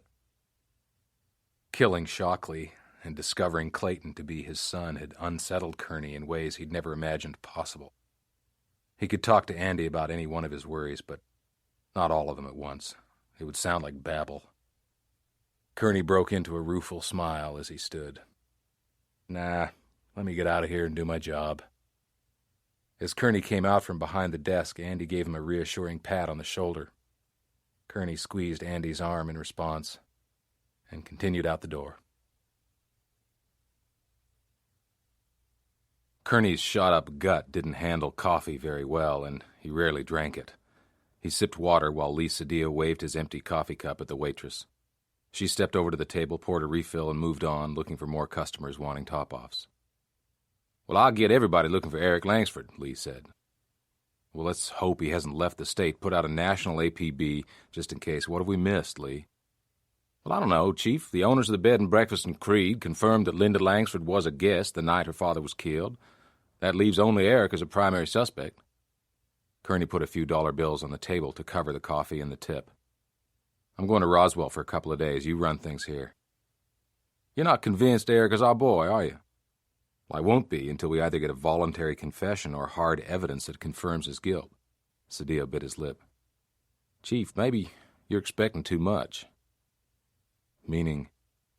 I know you'd like to nail down an ironclad conviction, but cases don't always break the way you want them to. You think my ego's too wrapped up in this? Well, mine would be if I was in your shoes. Kerney got up from the table. I take it back, Lee. Forget I said anything. You're right. We can only take it as far as it goes, but I'm still heading out to Roswell. I wasn't trying to change your mind, Chief. A knock at the motel room door came just as Kerney finished packing. He opened it to find Isabel Isti looking up at him with sober eyes, her hands clasped together primly at her waist. Kevin, do you have time to talk? Come in. Isabel hesitated before cautiously stepping into the room. Although he appreciates the fact that you are his father, Clayton sees no purpose in establishing a relationship with you. Her words sounded rehearsed.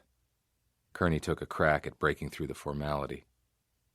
I've tried not to be intrusive. Has that been misunderstood as a lack of interest on my part? No? Then what is it? Isabel measured Kerney with unsmiling eyes that seemed to be asking an unspoken question. Clayton will become a tribal leader someday, Kevin. He will be our next chief of police, and when his career in law enforcement ends, he'll serve on the tribal council. He has much to offer, and he is highly regarded by the elders. So, it's politics, Kerney said, thinking that Clayton's tribal ambitions would be a good reason to keep his distance from a gringo parent. You could say that. Was Clayton's assistance in my murder investigation politically motivated? Allowing the state police to conduct an official investigation was unacceptable. Your department has no authority on our land, and we have no desire to set a dangerous precedent. Another way had to be found to give you the information you wanted. That's where I played a role. I've always believed you to be fair-minded, and I argued that you would not act in a way that would be detrimental to the tribe.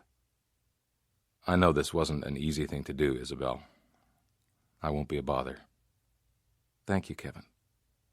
Isabel smiled, her eyes searching Kerney's face with a hint of warmth. I never meant to hurt you. Kerney smiled. I know that. When Clayton was a child, I often wondered what you'd do if you learned of his existence. I would have exercised my rights as a parent. I thought so. Even against my wishes? Probably. It speaks well of you. Are you angry with me? No, just disappointed by the circumstances. She flushed. Her eyes brightened and a small smile crossed her lips. She extended her hand and Kerney shook it, said goodbye, and walked her to the door.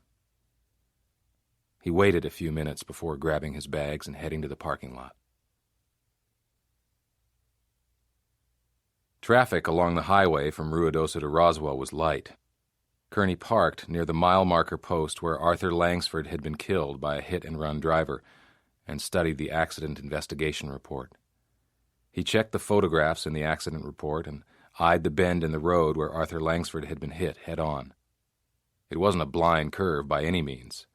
Supposedly a road hazard had caused the driver to swerve into Langsford's lane, and a setting sun had impaired the driver's vision. He wondered how, without any witnesses, the now retired sheriff's deputy had ascertained his facts. He consulted the deputy's field sketch and located the approximate spot in the road where skid marks showed the driver had braked and swerved into the opposite lane. The report noted that 3 empty cardboard boxes, each 20 by 18 inches, had been found on the shoulder of the road approximately 20 feet beyond the point where the skid marks began. The deputy had assumed the boxes had been in the road prior to impact, but there was no substantiation of that finding. Further, he'd concluded that inattention had caused the driver to swerve quickly to avoid the apparent hazard. Looking down the highway from the impact point, Kerney wondered how inattentive the driver had been. The report of conditions on the day of the accident indicated that the road was dry, traffic was light, and the weather was clear. Even with a low, setting sun, the obstacles should have been visible in time for the driver to slow and approach with caution. Kerney decided he needed to find and talk to the retired deputy who handled the call and locate an expert to reconstruct the accident. In a traditional sense, Midway couldn't be called a village or a settlement. Just south of Roswell, Midway consisted of a sprinkling of aging mobile homes and houses on flat, dirt-packed, acre-sized lots. Delvin Waxman, the retired deputy, lived in a trailer that looked no better or worse than any others. He was bent over the engine compartment of an old black-and-white state police cruiser that had been stripped of all decals and equipment and sold at auction. He raised his head when Kerney drove up and approached the unit. He had a small head, a narrow face, and a slightly off-center nose. From the lines and wear on his face, he looked to be pushing 60. "What can I do for you?" Waxman asked. Kerney showed his shield and introduced himself. "Tell me about Arthur Langsford's death." "I remember that case. It would be hard to forget, seeing that the victim was a judge's son and all." Waxman glanced at the file in Kerney's hand. "You've read my report?" "I have." "Then there's not much to tell. It's all there." "How long did it take you to get to the accident?" "About 20 minutes. State police were tied up at another collision, and I was the only unit available." "Was it dark when you arrived?" "Just about." "Then how did you know the sky was clear and the sun was setting at the time of the incident?" "Witness report. A driver traveling east out of the mountains was the first on the scene. He stopped and directed traffic until I got there. Another driver drove to a gas station outside of town and called it in." "Did you inspect the cardboard boxes?" "I gave them a look. They weren't crushed or run over, if that's what you're asking." "You assumed the boxes were originally in the road." Waxman nodded. "They were empty, probably dropped out of the back of a pickup truck hauling trash." "How long was it from the time Langsford got hit to the time the first driver stopped?" "I'd say no more than 5 minutes. The driver told me Langsford was bleeding freely from the head when he got there." "Was Langsford alive when the driver arrived?" "The guy didn't know," Waxman said. "All he told me was the bicyclist looked dead and he didn't want to touch him. Langsford sure wasn't alive when I got there. His helmet had been split open and his brains were seeping out of a deep gash in the left temple." "Did your witness pass any cars traveling in the opposite direction before he arrived at the scene?" "He didn't think so, but he couldn't remember for sure. He was pretty shook up." "Did you get a name and address of the guy who found Langsford?" "I didn't have time. I had to handle traffic and preserve the scene until backup and the first responders arrived." "You got nothing on the witness?" Kerney asked. "He was a local, said he worked at a furniture store in Roswell." "Give me a description?" Waxman rubbed his chin and thought about it for a minute. "Late 60s, gray hair, above average height, mustache. That's all I can remember." "Did you ID Arthur Langsford at the scene?" "Nope. He wasn't carrying any identification. His family reported him overdue from his cycling trip about 3 hours after he got turned into roadkill. We made the ID based on the information they provided." "In your follow-up, you reported forensics came up empty on any physical evidence." Waxman nodded. "That's right. I think the vehicle that hit him had one of those vinyl front-end covers and a composition grille and bumper to absorb impacts. I never could determine the make or the model."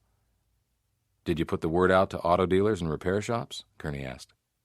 "You bet. I did phone calls, bulletins, drop-bys, and got zilch." Waxman watched Kerney thumb through the paperwork. This is about the Judge's murder, isn't it? 3 deaths in one family raise interesting questions, Kerney replied. That accident was a clear-cut hit-and-run. You're probably right, Kerney said. But I'd love to know who was behind the wheel of the car. Kerney toured the Roswell furniture stores, looking for an elderly salesman with gray hair and a mustache. At a downtown, family-owned establishment, he met up with Harry Bodecker, a part-time employee who matched Waxman's description. Bodecker nodded his head vigorously when Kerney asked about the hit-and-run accident. How could I forget that? It was just awful. Seeing that young man with his brains splattered on the pavement. You told the deputy you didn't recall a vehicle passing in the opposite direction just before you came upon the accident. Clearly nervous, for some reason, Bodecker cast a glance at the back office. Let me ask the boss if I can take a break. He wouldn't want me talking to you on company time. Bodecker made a short trip to talk to someone in the office and then beckoned Kerney to follow him through double swinging doors. Outside on the loading dock, Bodecker lit a cigarette. I didn't see a car pass me. Are you positive? Kerney asked. Almost certain. There wasn't a lot of traffic on the road. You directed traffic. Did you let cars go through before the deputy arrived? Kerney asked, wondering if any evidence could have been scattered or destroyed by vehicles passing by. Bodecker nodded and took another drag. On the shoulders. It wasn't my place to stop them. And about how many cars went by? Maybe 10 or 12. Did you see anything in the road? A hazard, any litter? Well, not in the road. There were some cardboard boxes off to one side. I moved them so the cars could get by. Where were the cardboard boxes before you moved them? When I first got there? Near the dead man. Then the wind picked them up and blew them across the highway. Into the eastbound lane? Yes.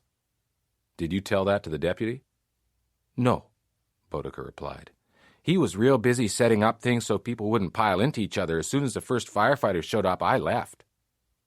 Bodecker brushed ashes off his jacket, ground out his smoke with the toe of his shoe, and kicked it off the loading dock.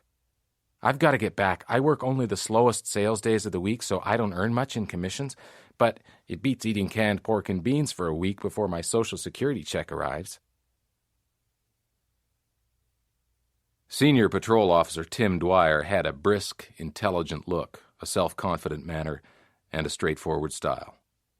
One of a handful of accident reconstruction experts in the department, Dwyer was frequently used to handle complex vehicular investigations. In a small office at the Roswell District Headquarters, where Dwyer was assigned, Kerney laid out the facts and his suspicions surrounding Arthur Langsford's death. Dwyer had greeted him with guarded detachment, which Kerney figured to be directly related to the Shockley incident and the back-channel gossip about it circulating within the department. When he finished telling Dwyer what he wanted, the officer nodded curtly, asked for the accident report, and read it without comment. When he was done, he stacked the paperwork in a neat pile and looked up. 90% of all vehicle accidents are caused by driver error. This one fits a profile, but what made the driver swerve is anybody's guess. If those cardboard boxes were empty, the wind could have been blowing them back and forth across the road like ping-pong balls. Or maybe the driver was daydreaming of changing stations on the car radio. Since the driver left the scene and Waxman had no witnesses, his hypothesis was as good as any others. Am I spinning my wheels? Kerney asked. The typical reason for leaving an accident scene is to avoid arrest. Beyond that, trying to determine driver intent gets real iffy, especially when there's a lack of physical evidence. Is it worth your time to take another look? Dwyer nodded. I'll visit the site and rework Waxman's figures just to make sure he did them the right way. Kerney's bum knee had locked up. He stretched his leg and rubbed the aching tendon. There's nothing in the report that piques your interest? One thing, Dwyer replied. Waxman should have gone back to the accident scene the next day to rephotograph the skid marks in full light, and he didn't do it. These prints you brought along don't show me anything. For example, I can't tell where the skid marks change. Without that, determining point of impact is almost impossible. Kerney looked at him. Waxman's report says the driver braked 10 feet prior to impact. Well, I'd like to see the proof, and the pictures don't show it. Since it's still an open case, the sheriff's department should have the negatives in evidence. I'll get them, scan them into the computer, and do enhancements. It might tell us something. Good enough. Thanks for your help. Any time, Chief. Tim Dwyer watched Kerney limp out. Then he picked up the phone and dialed the sheriff's office. Once a residence, the funeral home near downtown Roswell looked like a southern plantation manor house. Kerney introduced himself to the funeral director and asked to see the guest book for Vernon Langsford, who was on display in the main viewing parlor. We've had literally hundreds of guests. Barry Bishop handed Kerney the guest book. Close to Kerney in age, Bishop had a puffy face, wore a suit jacket that hung loosely on his skinny frame, and spoke in hushed tones. Kerney scanned the book. It would be impossible to attempt contact with everyone who'd been by to pay their respects. When is the service? Tomorrow morning at 9, with interment to follow, Bishop said, noting the name of the church. Has Ms. Langsford given you a preferred seating list for family and friends?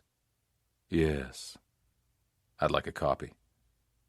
Bishop's eyes stopped smiling. Surely you're joking.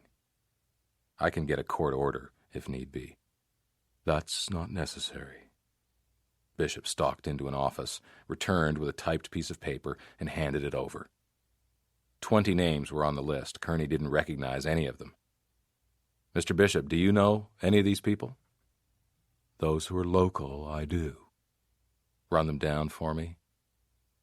Kerney left with a lowdown on 12 of Linda Langsford's preferred guests. Rather than wait for the evidence officer at the sheriff's department to find the film negatives and call him back, Tim Dwyer decided to use his time at the accident scene. The state highway was a major east-west artery, and big trucks and motorists roared by in both directions, only marginally slowing down when they caught sight of the warning lights flashing on Dwyer's unit. He parked at the bottom of the hill and walked up the asphalt shoulder. At the top of the incline, he looked down the road in the direction Arthur Langsford had been traveling. Even at top speed on a bicycle, coming out of the curve, the rider should have been able to stay on the shoulder, see the oncoming car, and make an adjustment. Waxman had made no mention of the bike skid marks in his report, which Dwyer found interesting. The most common panic reaction to avoid a crash is to hit the brakes. At the bottom of the curve, Tim located the culvert and the county line sign Waxman had used as his reference points. As traffic allowed, he ran measurements to verify Waxman's distances and found the spot Waxman had identified as the point of impact. He sprayed the location with orange paint and photographed it from various angles. Back at his unit, he punched in numbers on a pocket calculator, entered the formulas, and checked Waxman's math. Waxman had been right on, if he'd found the true point of impact. Tim looked back up the hill. What was the first point where the driver could spot a hazard in the road? He popped the trunk of his unit, grabbed his metal file case, carried it up to the impact point, and placed it on the shoulder. At the bottom of the hill, he could see the case clearly, and it was less than half the size of one of the 3 cardboard boxes. Figuring driver distraction, Tim cut the distance in half and found himself thinking there was still time to slow and veer to avoid hitting the boxes or Langsford. He returned his file case to his unit just as his call sign came over the radio. The sheriff's office had found the negatives and still had the pieces of the bicycle in evidence. "Good deal," Tim said to the dispatcher. "I'm on my way." In the sheriff's department evidence room, Tim sifted through the box containing the mangled parts of Arthur Langsford's mountain bike. The struts, front wheel, and handlebars were crumpled, and the control levers connected to the brake and gearshift cables dangled from the handlebars. The back wheel, tire, and the support piece that anchored the rear brakes to the frame were intact. Tim took a closer look. The brake pads were frozen, in a closed position against the sidewall of the tire, which was pretty good proof that Langsford saw the car coming and reacted. Coming down that hill at 35 or 40 miles an hour, Langsford must have put skid marks on the pavement. Waxman had flat out missed them. Tim's interest in the negatives jumped several notches. He got back to district headquarters in a hurry. At the computer terminal, he scanned in the negatives and punched them up on the screen one at a time. He looked and looked again. The tread marks were thick and conspicuous on the outer side of the left front tire and on the inner side of the right front tire, but otherwise barely discernible.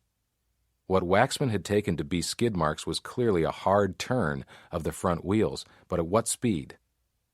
He punched up another image, and the slender lines of the bicycle skid marks jumped out at him.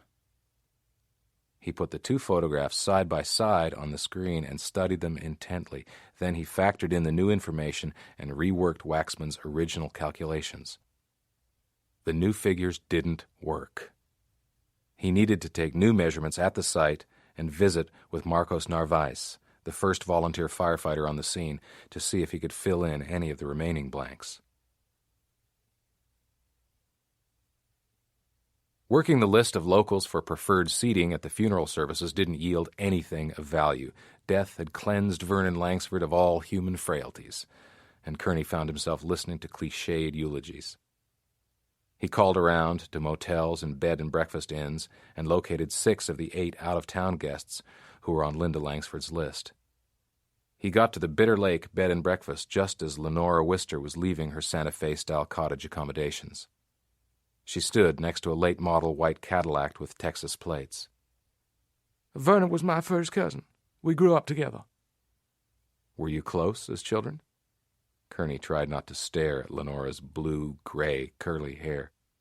Yes, until high school, when my family moved to San Antonio, and after that, I would see him during occasional visits to Roswell. And what kind of kid was he? Wild, Lenora replied. In what way? He became interested in girls at a very early age. Can you give me specifics? Not really. Maybe Danny Hoback can. He was Vernon's best friend all through school. Kerney scanned his list. Hoback was one of the out-of-town guests he'd been unable to locate. Do you know where he's staying? Lenora nodded. With his sister. Kerney asked for and got a name and address. How can prying into Vernon's childhood possibly help you catch his killer? Lenora asked. I'm not sure it will. Danny Hoback was out, renewing old acquaintanceships, but his sister, Margie, was home. A thin, nervous woman in her late 60s with rounded shoulders and apprehensive eyes, she reluctantly let Kerney in. He sat with her in a living room entirely given over to her 3 cats. The tabbies padded back and forth across the room, tails upright, giving Kerney a wide berth. Ms. Hoback, I understand Vernon and Danny were best friends. Well, I wouldn't call it a friendship. Vernon led Danny around by the nose. You don't sound well-disposed toward Vernon. He wasn't a very nice boy. You care to tell me why you feel that way? One of the cats jumped into her lap. She stroked it and said nothing. How much younger are you than Danny? Kerney asked. 5 years. Does he have a family? 2 grown children. His wife died last year. And your family? Margie recoiled slightly and wet her lips. I never married. Will you be attending the funeral services? No. Care to tell me why? She patted the arm of the chair, and the 2 other animals jumped into her lap. I don't want to go. Would Danny be able to tell me why you don't like Vernon? Her tone was biting. He would never do that. When will he be back? I don't know. I'll call for him this evening. He won't talk to you. Kerney let himself out, wondering why so many people in Langsford's life, past and present, needed to keep secrets. I remember that call. I was the first responder on the scene. Marcos Narvaez poured Tim Dwyer a cup of coffee at his kitchen table. Tim had worked many accidents with Marcos and knew him well. The whole thing was a mess. Waxman did the best he could under the circumstances. Well, I know the victim was separated from the bicycle, but Waxman didn't get a photograph of where it came to rest, Tim said. Marcos laughed. He ran out of film after he did 63 shots of the victim and the skid marks. You should have heard him cursing about it. Tim pulled out Waxman's field drawing. So where'd the bicycle wind up? Marcos pointed to a spot. About here. How long was the debris trail? From the rear wheels to the handlebars, I'd say it was a good 30 feet. Tim marked the spot on the field drawing Marcos had pointed to and nodded. About the same distance Langsford was catapulted over the vehicle. What are you looking for, Tim? It was a clear hit and run. It's guesswork and I can't prove it, but I think the driver deliberately ran into that bicycle. What if the driver was drunk? Marcos countered. Even drunks hit the brakes and take evasive action before impact. Their reactions are way too late and slow, but they do it. You got the skid marks from the car, Marcos said. They're front-end yaw marks from a hard turn of the wheels into the cyclist, Tim said. Jesus, Marcos said. You're saying this was murder, not vehicular manslaughter? Tim nodded. Well, I'd never be able to prove criminal intent in a court of law, but Waxman blew the investigation big time. After meeting again with Tim Dwyer, Kerney stood outside the Roswell District headquarters, his thoughts fixed on the officer's assessment of Arthur Langsford's death. Knowing that 3 members of one family had been murdered in a 9-year span still didn't answer the fundamental questions of who and why. Were the murders linked or unrelated? Each crime had a unique signature which made the likelihood of distinct killers a strong possibility. All he had was a very rich, highly respected judge with a not-so-secret love life, a dead wife who may have been murdered by mistake, and a son killed for reasons unknown. As for suspects, there was only Eric Langsford, who still hadn't been found, according to the latest update from Lisa Dio. Kerney stepped toward his unit just as Clayton Istey drove up and cut him off.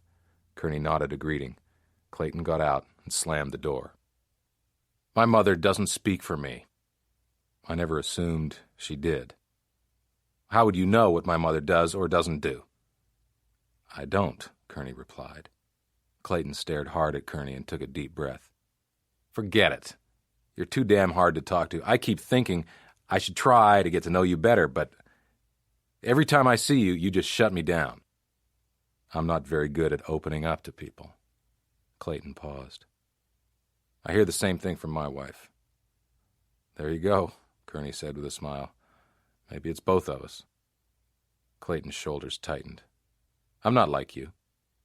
Would that be so terrible? Kerney asked. Clayton didn't answer. Let's find a place to talk. I'll buy you a cup of coffee.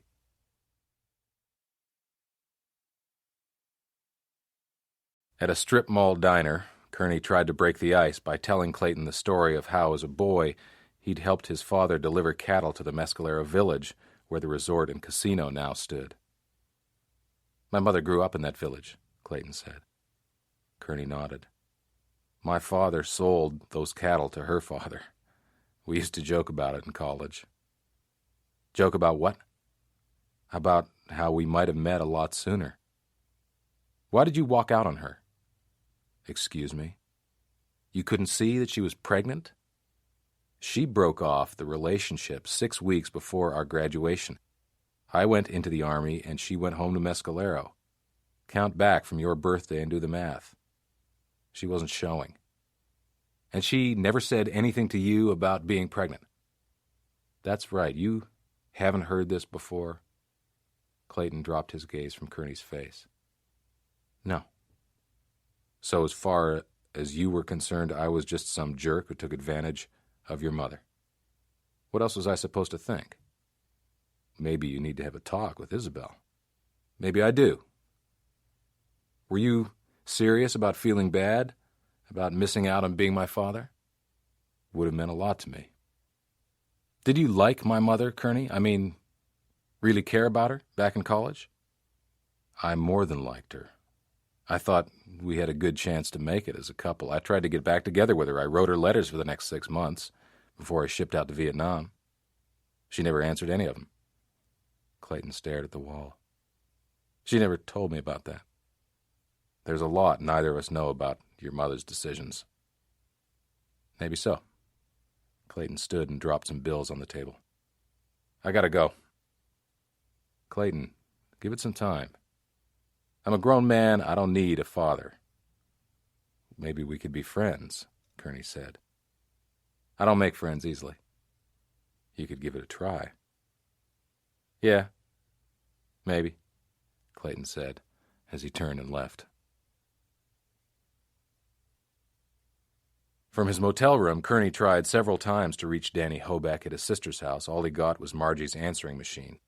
He left his number, asked Hobeck to call, and started unpacking. He was down to one set of clean clothes and needed to find a laundromat. The phone rang as he was about to leave with a bag full of dirty laundry, and the Roswell dispatcher patched through a call from Clark Beck, the trucker who'd broken down at the Three Rivers turnoff. Yeah, my wife said you needed to talk to me. What can I do for you?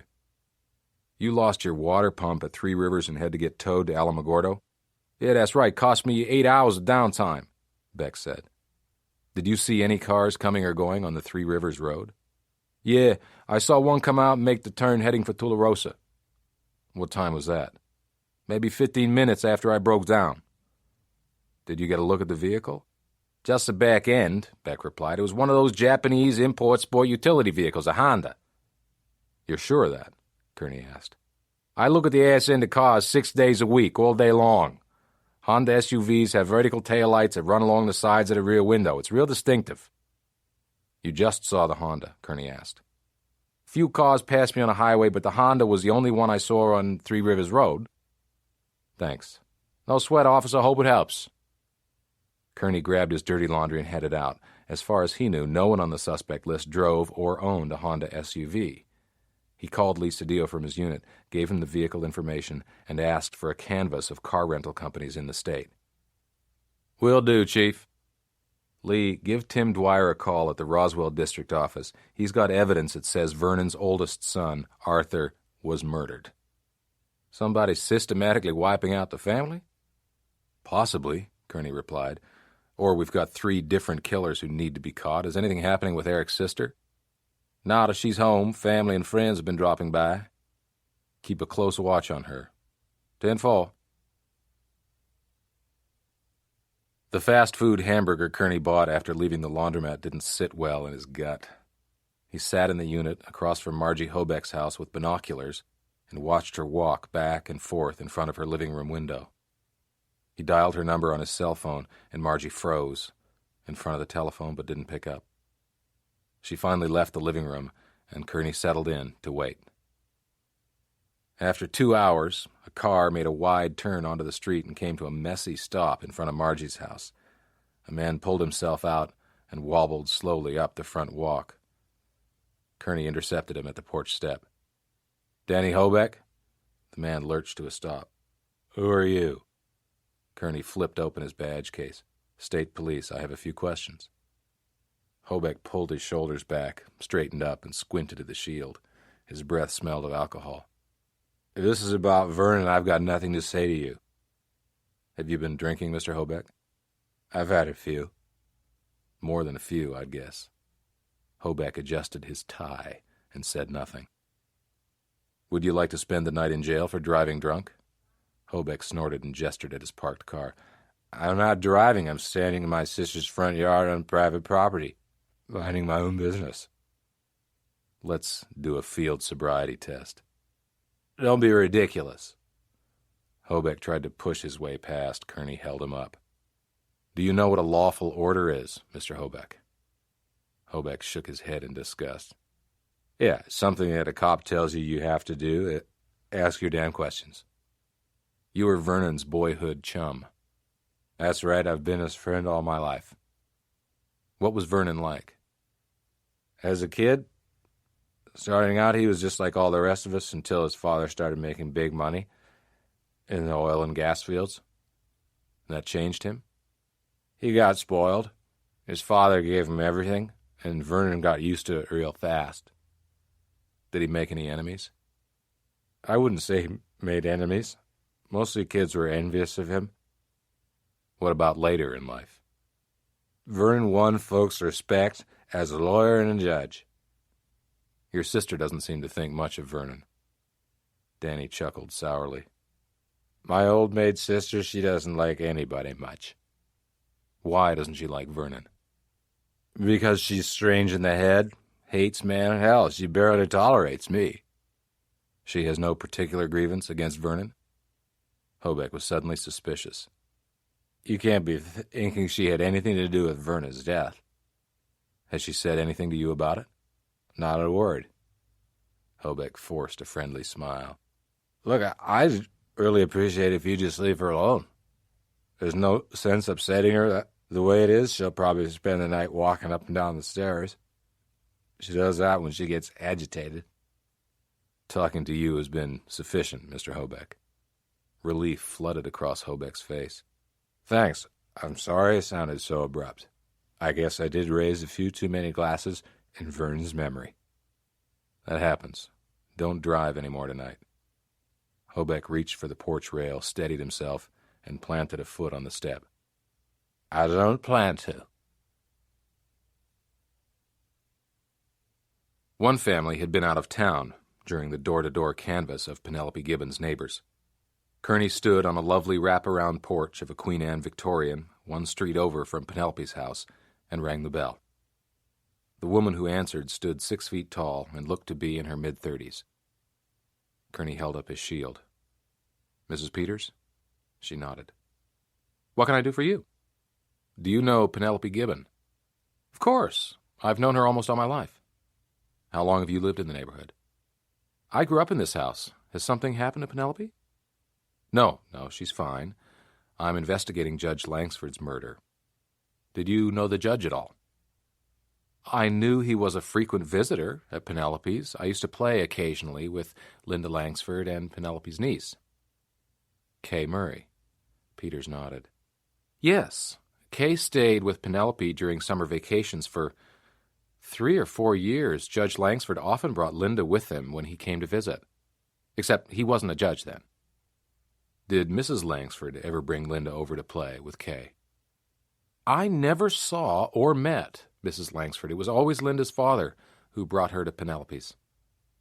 How old were you at the time, Miss Peters? 8. Were you good friends with Linda and Kay?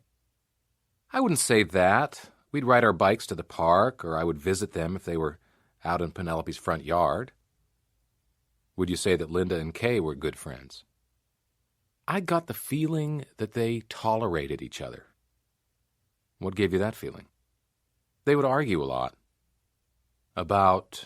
Kerney asked. They liked to play dress-up and pretend they were adults. Then they'd argue about who would be the wife or the child. Did you get to know Kay better later on when she moved in with Penelope? Kerney asked. No, I was away at college and I didn't see her much. We'd wave to each other when I was home. That was about it. Kerney thanked her and walked to his unit, wondering why Gibbon had failed to mention that Kay spent several summer vacations with her as a child. Dee Dee Hall lived in an upscale Roswell neighborhood near the country club. Kerney sat with Mrs. Hall in her spotless country kitchen and asked her about Linda Langsford. Dee Dee gave him an immaculate smile. Her blonde hair was perfect. Her face was perky and cute. Except for the first touch of age lines at the corners of her mouth, she didn't look much different from the picture taken of her as a member of the high school cheerleading squad almost 20 years ago. She even sounded like a cheerleader. Just back from the services for Langsford, she was wearing a conservative dark gray dress. Linda and I were best friends. From kindergarten on, she was always at my house, always. She didn't like it at home? Her mother was usually sick with allergies and headaches and such. It just wasn't any fun to play there. Did Linda get along with her brothers? Not with Eric. He's always been weird. She was much closer to Arthur and her father. What about her mother? Linda never minded her. Never? Well, hardly ever. Sometimes they would argue about where Linda could go, what she could do, who she could play with. Normal stuff. If Linda really wanted her own way, she'd just go to her father. And Judge Langsford would cave in? Almost always. He couldn't deny Linda anything. It invariably threw her mother into a tizzy. Were there parental arguments about the children? Dee Dee shook her head. Mrs. Langsford would just stop talking. When that happened, the judge would take Linda and Arthur camping or on a trip to Albuquerque or some other outing. But not Eric? He was included until he was about 6 years old. What changed? He started to act like his mother. Really sullen and angry all the time in a shut-down sort of way. It was like the two of them were the family outcasts. Did Linda and Arthur remain close? Until Linda started high school and Arthur went to college. After that, they didn't see much of each other. What did you think of Arthur? He was okay. Big man on campus type. Real popular. Her cautious reply caught Kerney's attention. You had reservations about him? Dee Dee nodded. He was real randy, if you know what I mean. He thought he could have any girl he wanted. Did that include you? Dee Dee laughed. He tried. How did Linda get along with boys? She was a real Miss Goody-Two-Shoes. She dated? Sure, and had boyfriends, but none of them got anywhere, if you know what I mean. Tell me about Linda's ex-husband. Bill Kendall, he's a sweet guy. He dated Linda in high school and then started seeing her again after she came home from law school. It was a whirlwind romance. They got married within a few months. Bill's father is the pastor of the biggest Baptist church in town. What happened to the marriage? I guess they weren't compatible. It didn't last a year. Bill left his job with the bank and moved up to Albuquerque before the divorce was final. Linda wouldn't talk about what happened, although I heard rumors that she was having an affair. Did Bill talk to you about it? Not really. I saw him in Albuquerque about a year after he'd moved. All he said was it had been a big mistake and that Linda wasn't the person she appeared to be. It was lunch hour, and the executives had not yet returned from the funeral services when Kerney arrived at the corporate offices of Ranchers Exploration and Development. The only employee on duty, a young secretary seated at the reception desk, greeted him as though his arrival was a relief from absolute boredom. Kerney explained that he needed to compile a list of all past and present employees as part of the investigation into the judge's murder. The young woman nodded gravely, escorted him to the personnel director's office, showed him how to access files on the computer, and returned to the reception area to answer phones. While the printer reeled off names, addresses, and phone numbers, Kerney read through Penelope Gibbons' personnel file.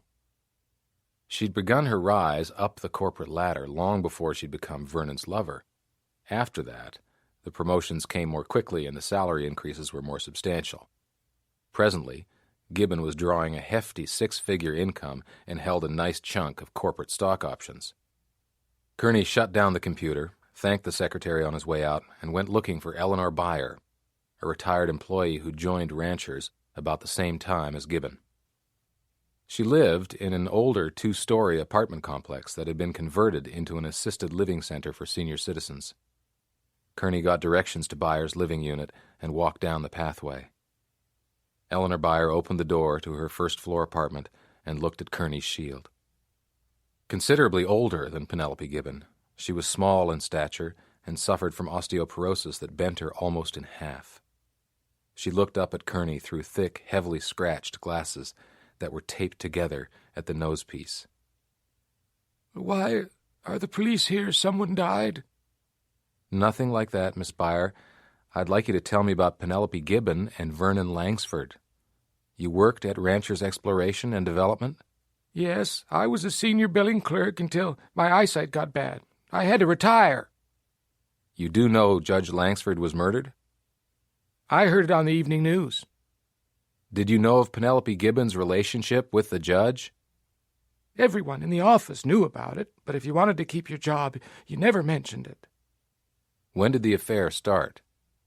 "Some years after Penelope joined the company. I can't say exactly when. I never understood why Vernon took up with her." "Why do you say that?" "She was standoffish and cold. But I suppose every man has a type of woman he's attracted to." "Did you know Vernon's wife?" "Oh, yes. I saw her quite often, until the children were born. She was a local girl, so I knew her even before she married Vernon. He really shocked everybody when he proposed to Marcia." "Why is that?" "She wasn't his type at all. Vernon had a reputation as a man who only dated the best-looking women in town, and Marcia wasn't particularly popular or exceptionally pretty. She was more the homemaker type. Few people expected the marriage to last. I don't think it was a happy marriage, especially after Linda and Eric were born. The children held them together. Did Penelope ever talk of her affair with Vernon? Not that I know of, but you can't hide that sort of thing in a small town. After leaving, Kerney tried a second visit to Margie Hobeck. His knock at the door was answered by the 3 cats and a woman Kerney didn't know. "Margie's gone away with her brother. I'm watching the cats for her." She nodded at the adjacent house. "I live next door." "Where did she go with Danny?" "Albuquerque, that's where he lives." "Did you see her or speak to her before she left?" "No, her brother called and then brought the house key over before they left." Kerney decided it was time to talk to Lenora Wister, Vernon's first cousin, again. The afternoon sky had clouded over when Kerney arrived at the Bitter Lake bed and breakfast. Lenora Wister answered the door dressed in traveling clothes. "Mr. Kerney, Danny wasn't very happy with me for telling you where to find him." Kerney again tried hard not to stare at Lenora's blue-gray hair. "I came here to ask you for your help, Ms. Wister. I know you must want Vernon's killer found." "Well, of course I do, but everyone's saying that Eric killed his father." "Well, we don't know that for sure," Kerney said. "How can I be of any help?" "The more I know about Judge Langsford, his family, friends, and associates, the more I can narrow down my investigation. I know it's an uncomfortable time for me to be interviewing people, but I have no alternative." Lenora's expression softened. "You do have a job to do, don't you? What would you like to know?" "Tell me about Danny." "Danny couldn't kill Vernon. Vernon meant everything to him. Vernon's father gave Danny's father a job, the best job he ever had, and paid Danny's way through college." "Did Vernon's father help any of Danny's other friends with their schooling?" "Not that I know of. It was a special situation. Danny and Vernon were inseparable, almost like brothers. When Vernon took over the companies, he made sure that Danny had a chance to build his reputation as a petroleum geologist. He's considered one of the best in the Southwest." "That makes a lot of things clearer. Did you know he took Margie with him to Albuquerque?" Lenora's eyes widened. "Well, good for her. It's about time Margie did something besides stay at home." "She doesn't speak highly of Vernon." "She never got over the feeling that Vernon stole her brother away from her. She used to adore Danny, followed him everywhere, until Vernon took over Danny's life." "Took over how?" Lenora shrugged a shoulder. It made her thick upper arm jiggle. "You know how boys are. One always has to be the leader. Vernon led, and Danny followed." On his way back to town, Kerney called Lisa Dio and asked if any correspondence from Danny Hobeck had been found in the search of Judge Langsford's house. Lee checked the inventory of reviewed documents. "Nothing, Chief." Kerney called Penelope Gibbon. "Does Ranchers have a current consulting contract with Danny Hobeck?" "Yes." "How much do you pay him?" "Annually, it's in the 100,000 range." "How long has he been under contract?" "For many years." "What does he do to earn the money?" Kerney asked. "I'd have to pull the contract for the specifics." "I'd like a copy of every contract." "I can't do that without our lawyer's permission." "I'll have an officer at your house within an hour with a court order." He disconnected and dialed up the district office. His motel, close to the New Mexico Military Institute, was an improvement over his room in Alamogordo. He had a suite that came with a kitchenette, a sitting room, and a separate sleeping area. He walked into the motel lobby carrying his groceries and saw Clayton sitting at a couch with a woman and 2 small children. They stood in unison when Kerney approached. "You wanted to meet my family?" Clayton rubbed the head of the little boy at his side. "This is Wendell." He pointed to the child in the woman's arms. "That's Hannah, and this is my wife, Grace." Kerney looked from face to face. Clayton and his family had dressed for the occasion. Father and son wore pressed jeans and fresh shirts, and mother and daughter each wore white blouses and dark skirts. His eyes settled on Clayton. "Please be my guests for dinner." Clayton shook his head. "We can't, but thank you, anyway. We just stopped by a few minutes ago so you could meet my family. We have a lot of errands to run before we go home." Kerney smiled at Grace. "Some other time, then." Grace gave Kerney a small smile in return. "I'd like that." "So would I." Kerney switched his gaze back to Clayton. "Thank you for doing this." "My mother kept your letters," Clayton said, "but she wouldn't let me read them." "Thank her for saving me from the embarrassment." Clayton nodded a goodbye and led his family through the lobby doors. Kerney waited a beat until they were out of sight, then approached the registration clerk and asked how long Clayton and his family had been waiting. The woman glanced at the wall clock. "Way over an hour." In the morning, Kerney lathered his face in the bathroom mirror at the motel and forced himself to stop grinning. But the image of Penelope Gibbon stalking into the corporate offices late yesterday afternoon, forced by a court order to release the Hobeck contracts, brought the smile back. She'd said nothing during the time it took to find the records, and left giving Kerney a spiteful look. Making Penelope Gibbon angry and uncomfortable served no purpose, but it felt good nonetheless. The Hobeck contracts spanned a period of almost 50 years, and the money Danny had received in total exceeded $4 million. On an annualized basis, it was a healthy chunk of cash.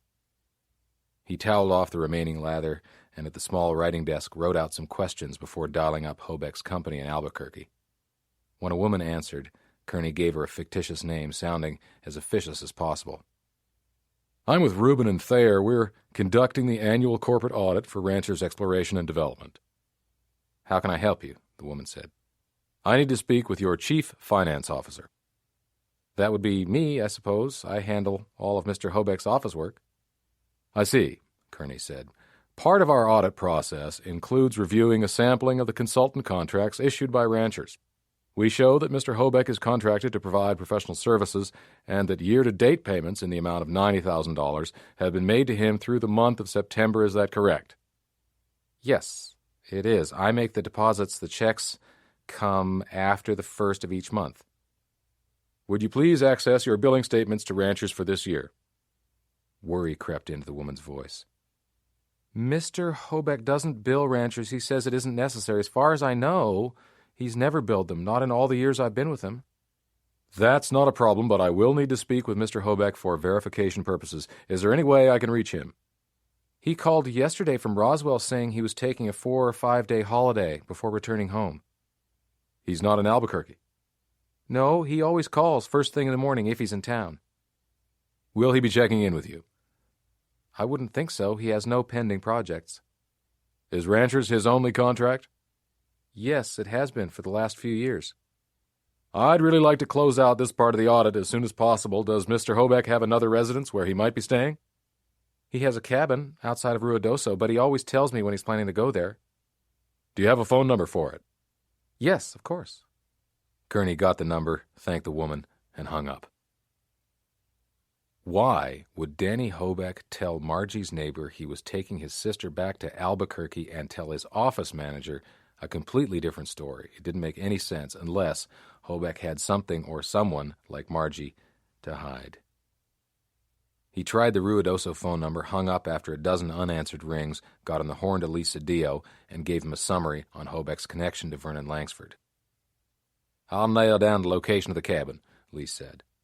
"Put full-time surveillance on it as soon as you do, and I want the same coverage at his Albuquerque house and office. Any news from your end?" Lee sighed heavily. "I wish there was, Chief."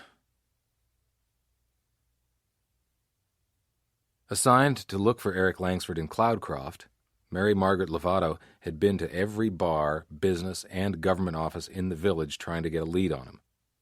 No one she talked to admitted knowing where he might be. She did learn that when Eric was in town, he liked to drink with Willie Natter, an ex-felon and drug user who had done time for forgery. Natter had moved from the address supplied by his parole officer, and Mary Margaret was deep into the morning still trying to find him.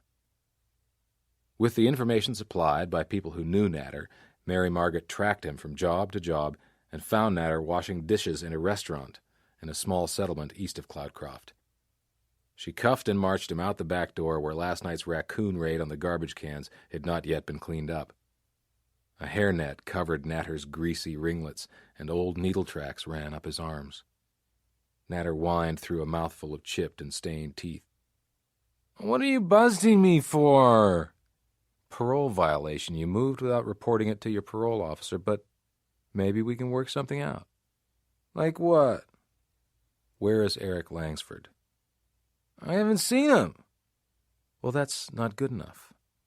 Mary Margaret yanked Natter along by the cuffs in the direction of her unit. "Wait a minute. He's got a place in Cloudcroft, an old trailer he turned into a recording studio. He doesn't like people to know about it. And sometimes he stays there when he wants to hide out or when he's working on his music." "Where is it?" Natter gave Mary Margaret directions. She took off the cuffs, marched him back inside the diner, and had him call and report to his parole officer. Natter hung up the phone, relief showing on his face. "He won't violate me if I go see him after work today." Mary Margaret nodded. "Be a good boy and do as you're told." The road to Langsford's secret recording studio wound into a wooded area, away from the center of the town. The trailer was stepped down on the hillside, so that only the roofline and stairs leading to a wooden deck showed from the road. Mary Margaret approached cautiously, hand on her holstered 9mm. She heard music coming from inside, as she quietly moved across the deck, ducking under the trailer's windows. It was a combination of flamenco and jazz chords played flawlessly on an acoustic guitar. She eased up to the side of the door and saw a note taped on it that read, "Come in." She took out her weapon, turned the knob with her free hand, and pushed the door open. The music grew louder. Crouching low, she called out Eric's name and got no answer, but the guitar playing continued. Raising her voice, she identified herself and ordered Langsford to step outside. The music continued, uninterrupted, without response. She sank down on her knees and considered her options: go in alone or call for backup. As she reached for her handheld, the music stopped and a hushed hissing sound began, followed by a repeat of the same melody playing again. Staying low, she ducked inside, plastered herself against a wall, and scanned for movement. After visually clearing the room, she looked through the interior glass window of the sound studio. What might have been Eric Langsford was sitting in a straight-back chair. It was impossible to tell for sure. There was a shotgun on the floor, and the lower half of the man's face had been blown off. Mary Margaret took a deep breath, finished a sweep of the trailer, keyed her handheld, and reported the death to Lieutenant Cedillo. Kerney signed the crime scene log. "Is it Langsford?" "Positively," Mary Margaret replied. "Major Hutchinson is flying in from Santa Fe. Lieutenant Cedillo is picking him up at the airport. ETA 15 minutes. Kerney figured Nate was probably coming down to pull the plug on the investigation. He entered the trailer. Was it a suicide? Mary Margaret followed along. "Without a doubt. He's been dead for less than 6 hours. Langsford videotaped it, Chief, and left the time and date stamp running on the camcorder." "Did he confess before he killed himself?" "Just the opposite, Chief. He denied murdering anybody. He recorded his statement for you, Chief. I have the tape ready to view in the small bedroom." "You did a good job of finding him, Agent Lovato." "Thank you, sir." In the bedroom, behind the closed door, Kerney played the videotape. It began with handheld shots of the soundboard in the recording room. Then Eric Langsford's slurred speech broke the silence. "I lied to you about why I ripped off my father, Kerney. This is what I spent the money on. Pretty neat, isn't it? After I bought the trailer, I soundproofed it, ordered the components from catalogs, put everything together myself. Wait a minute. The scene jiggled a bit and then froze. Eric came into view, sat at the soundboard and swiveled to face the camera. His 2-day beard, the dark circles under his eyes, and the strands of hair plastered against his forehead gave him a demented look. I don't know when you'll get here, Kerney, so I'm going to leave the music on for you. Hope you like it. It's from my Latin suite. I call it the Day of the Dead. The Mexicans make a big deal about death. They celebrate it every year with a special day. Isn't that nice? He turned to the soundboard and with a shaky hand punched a few buttons and fiddled with the controls. The bass tones swelled. Eric nodded his head in time with the music. I did the rhythm, the bass, and 2 lead guitars on this track back when I was trying to get straight. It could have been my best work. But then I started getting stoned again. Never finished it. He pulled himself out of the chair.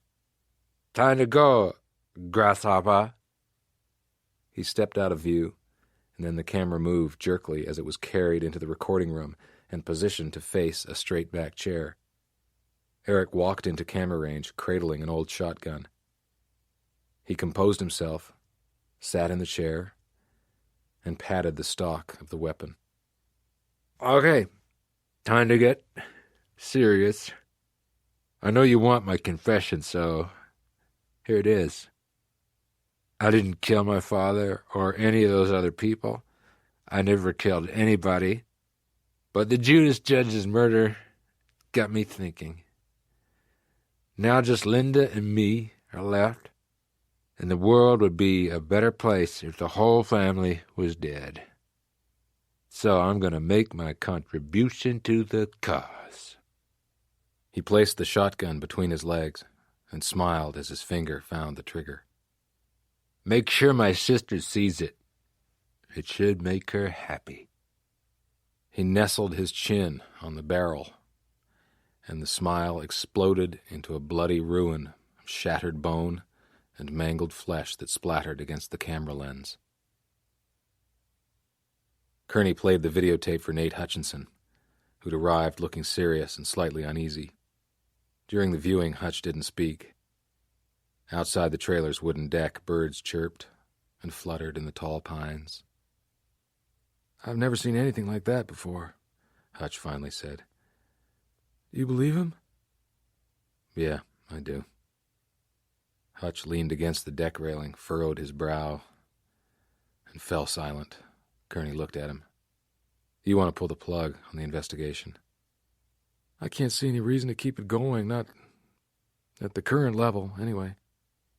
"Well, I may have another target, a lifelong friend of Langsford's named Danny Hoback, who's been feeding at Vernon's corporate trough big time for almost 50 years. He got his sister, Margie, out of town in a hurry after I talked to her.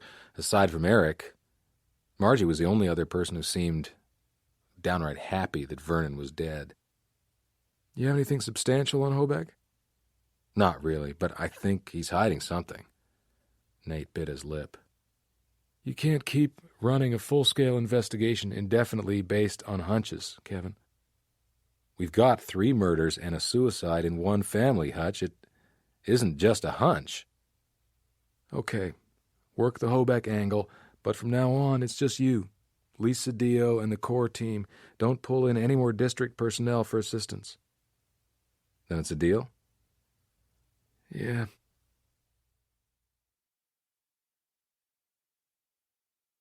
Kerney left Hutch and spent a few minutes working out team reassignments with Lee Cedillo.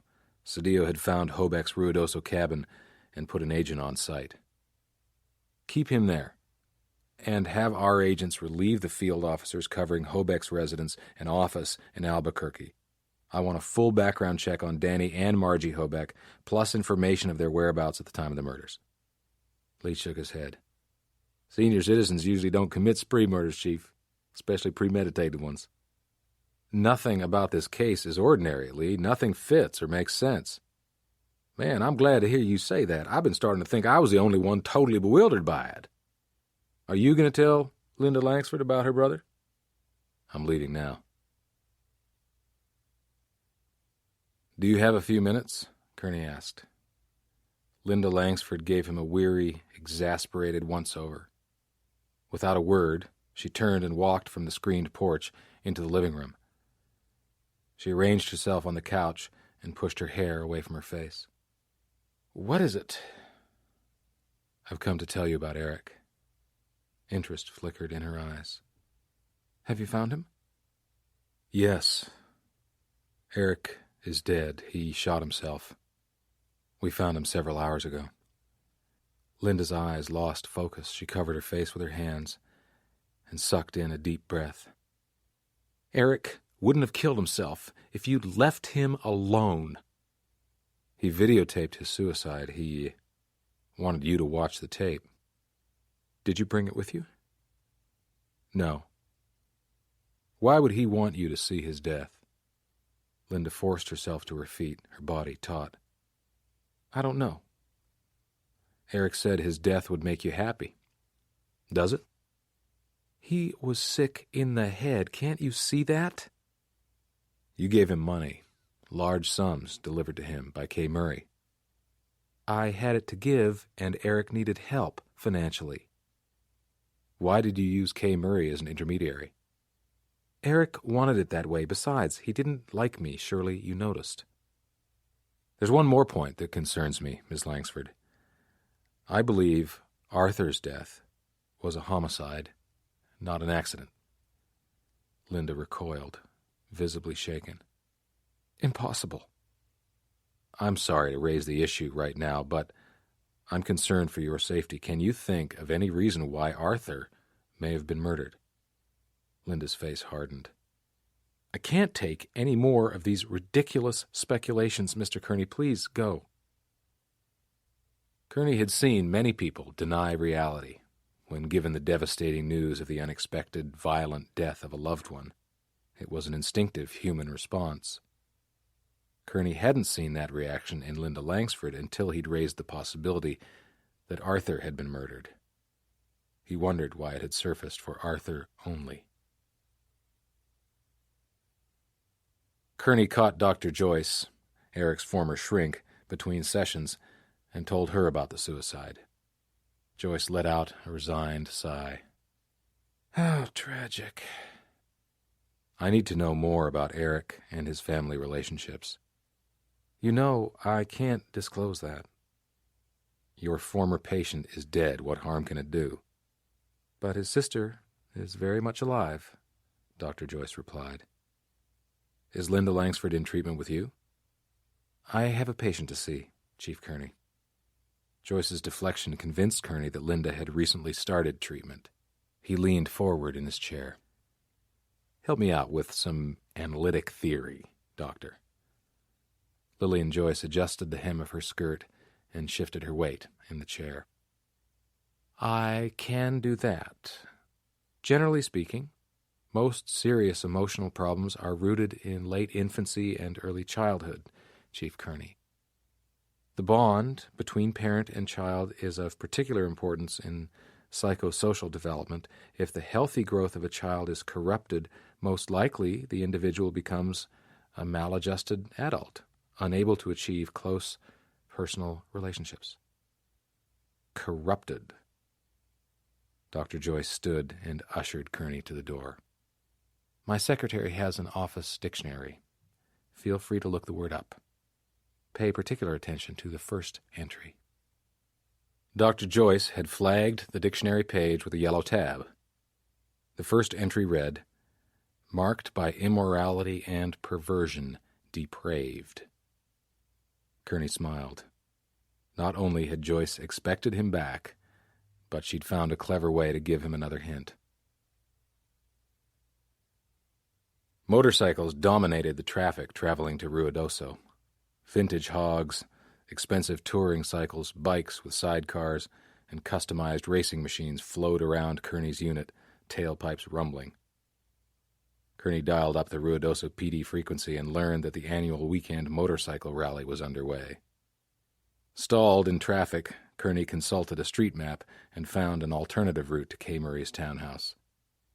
Kay Murray opened her front door and shook her head as though the act would make Kerney disappear. "No, We have more to talk about, Ms. Murray. If I give you a blowjob, will you leave me alone? The offer stopped Kerney cold.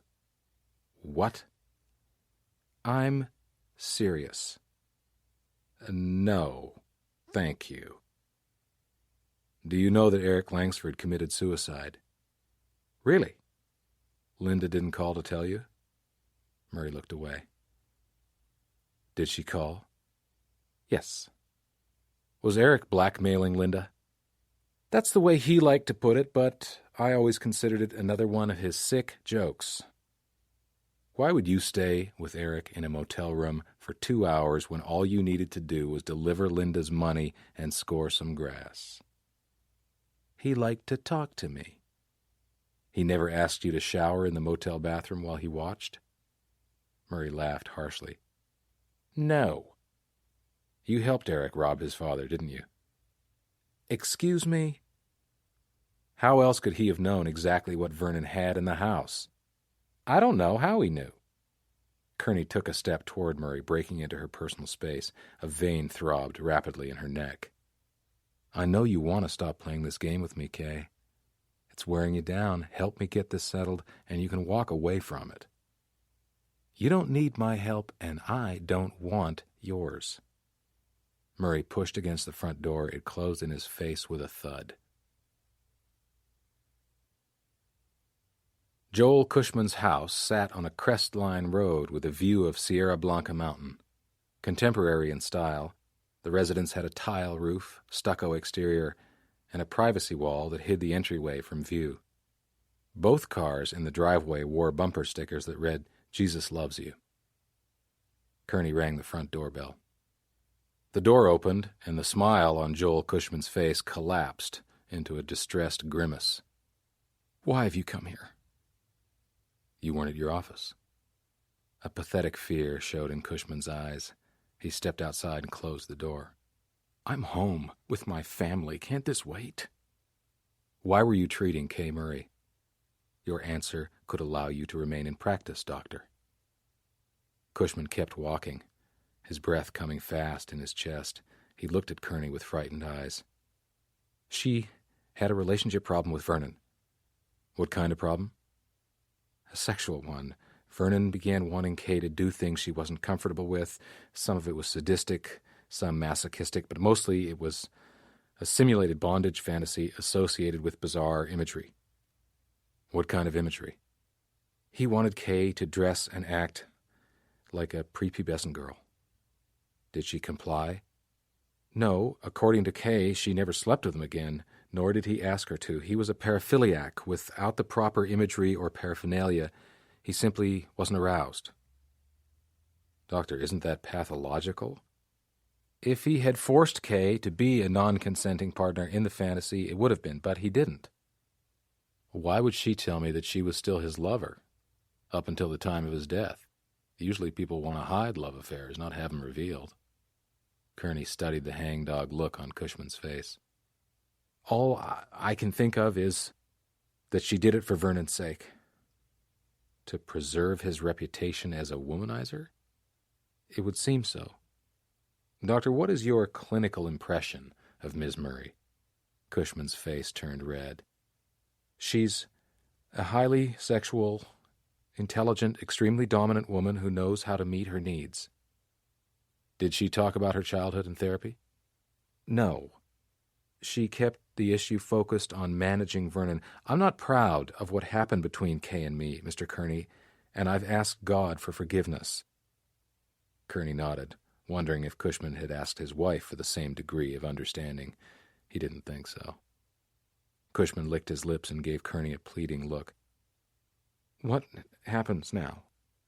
I'll get back to you, Kerney said, unwilling to let Cushman completely off the hook. He left Cushman standing in the driveway and checked with Lee Cedillo by radio, who reported everything was quiet at the stakeouts and the ball was rolling on the Hobeck background investigations. I got a message from your wife here, Chief. What is it? It says pick her up at the Albuquerque airport tomorrow morning or she'll file for divorce. You got trouble on the home front, boss? Kerney laughed. Not yet, Lee. Give me your flight number and ETA. After driving the state highway bordering the northern edge of the White Sands Missile Range, Kerney picked up the interstate in the Rio Grande Valley and passed by the suburban communities that oozed along the interstate south of Albuquerque. Early in the evening, he arrived at Bill Kendall's adobe-style house in Corrales, a semi-rural community sandwiched between Albuquerque and the burgeoning city of Rio Rancho.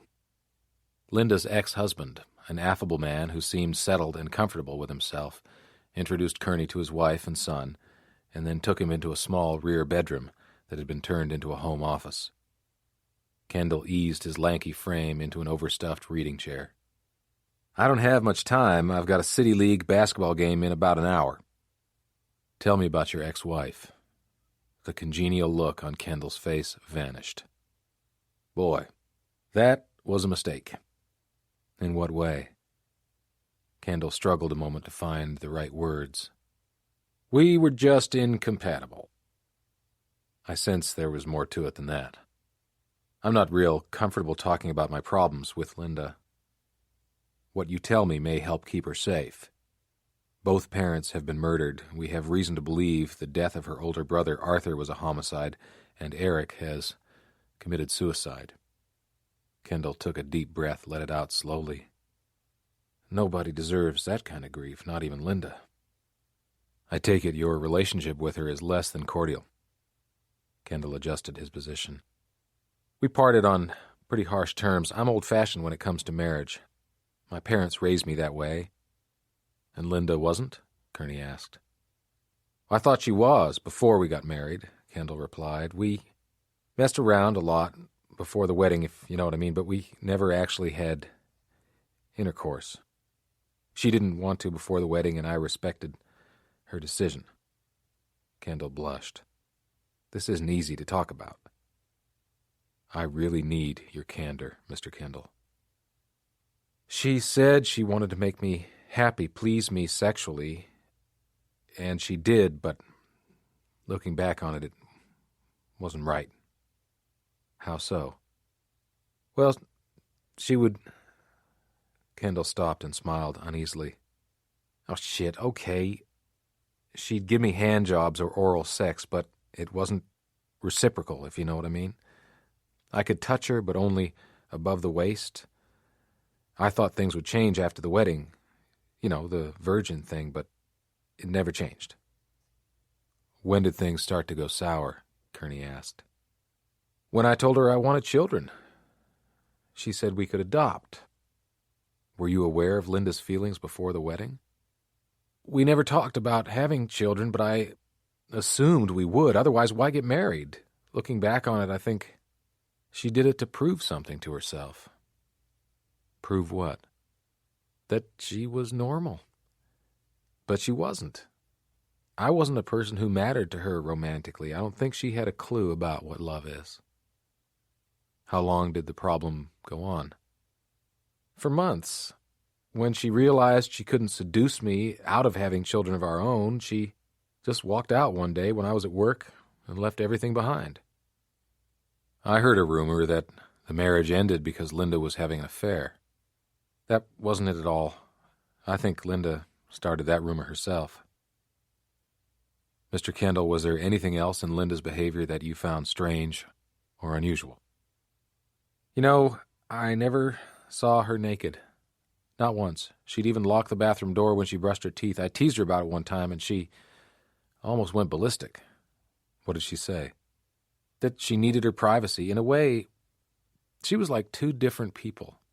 Publicly, she'd act all loving and affectionate toward me, but at home, she would shut down. Did she ever talk to you about her family? That subject was pretty much off limits. When she did say anything, it always had a double edge to it. Can you give me an example, Mr. Kendall? It was always a mixed message kind of thing. She'd call Eric a sick little sneak and then say something about how it wasn't really his fault, or she would chastise her father for not loving her mother and then blame her mother for being frigid. Frankly, I think Linda was frigid herself.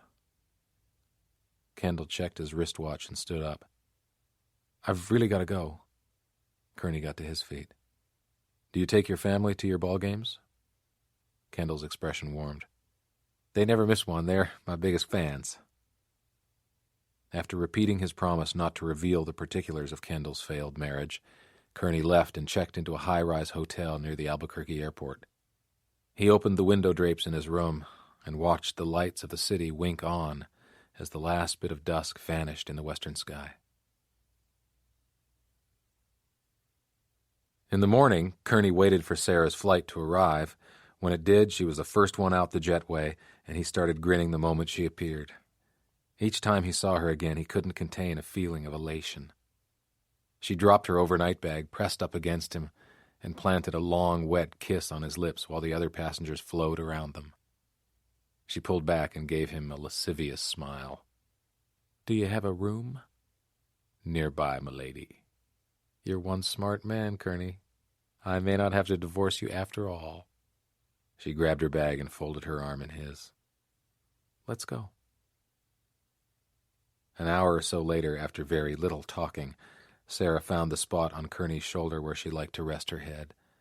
She reached over and started gently scratching his chest. "I haven't heard from you much this week, Grandpa." Kerney groaned in response.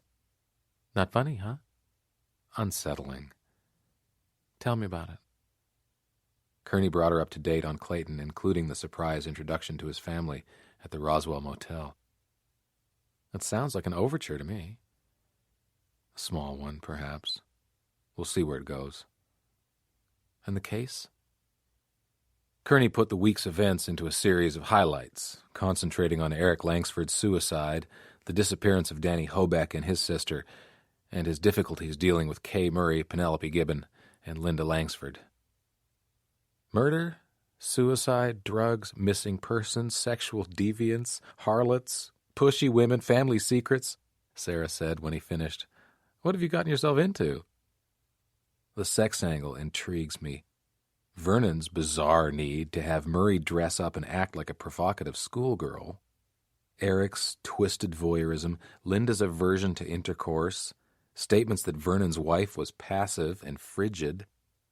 I've even wondered if Penelope Gibbon may have groomed her niece, Kay Murray, to become Vernon's mistress." "At Vernon's urging?" Sarah asked. "Perhaps. What do you make of it?" "I think you're right, to follow the sex angle. Something has been going on in the Langsford family for a long time that everyone once kept secret." "That much I know. But what is it?" "You'll figure it out. But not this weekend if I have anything to say about it." Sarah lifted the bedsheets, looked at Kerney's crotch, and smiled. "Did I mention that I'm fertile this weekend?" "Thanks for the late warning." Sarah laughed as she swung a leg over Kerney's torso. "Matrimony usually brings with it the promise of children, Kerney. That's a given unless negotiated otherwise." "So I've heard," Kerney said, thinking back to his conversation with Bill Kendall.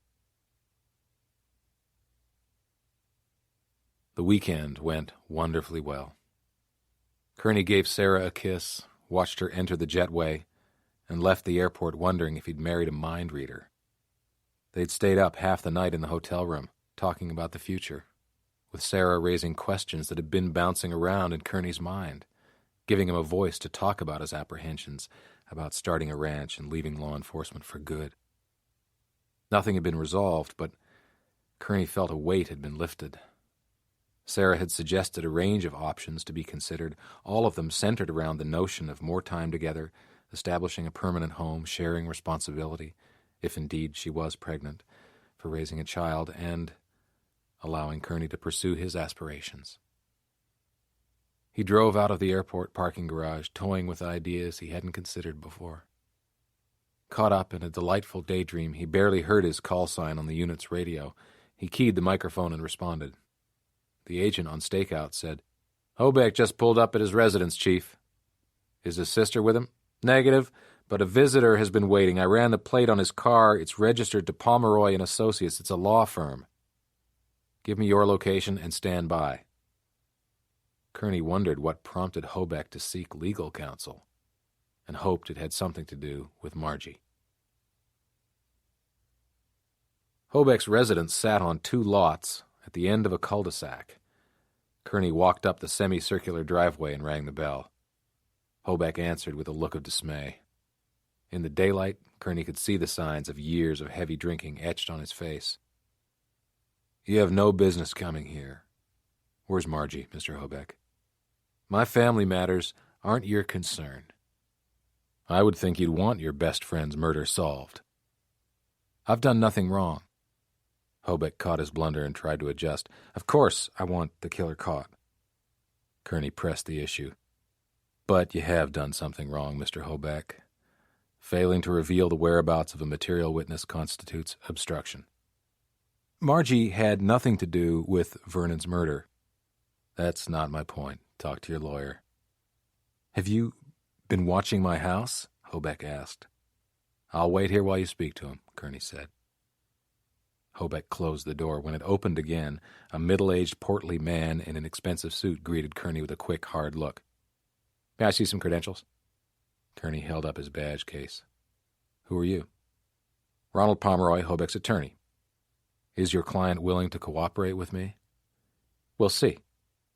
Pomeroy swung the door open so Kerney could enter. He led the way into the living room. Hobeck paced nervously. "How is Margie Hobeck a material witness in your case?" Pomeroy asked.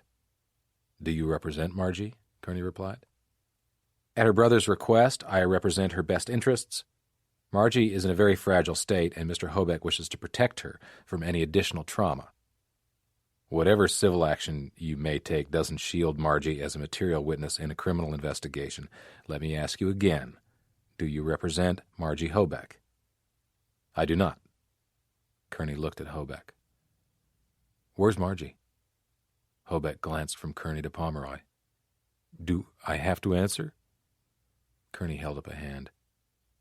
"Before you respond, Counselor, let me make it clear that Mr. Hobeck acted intentionally when he took his sister out of town to avoid any further contact with the police.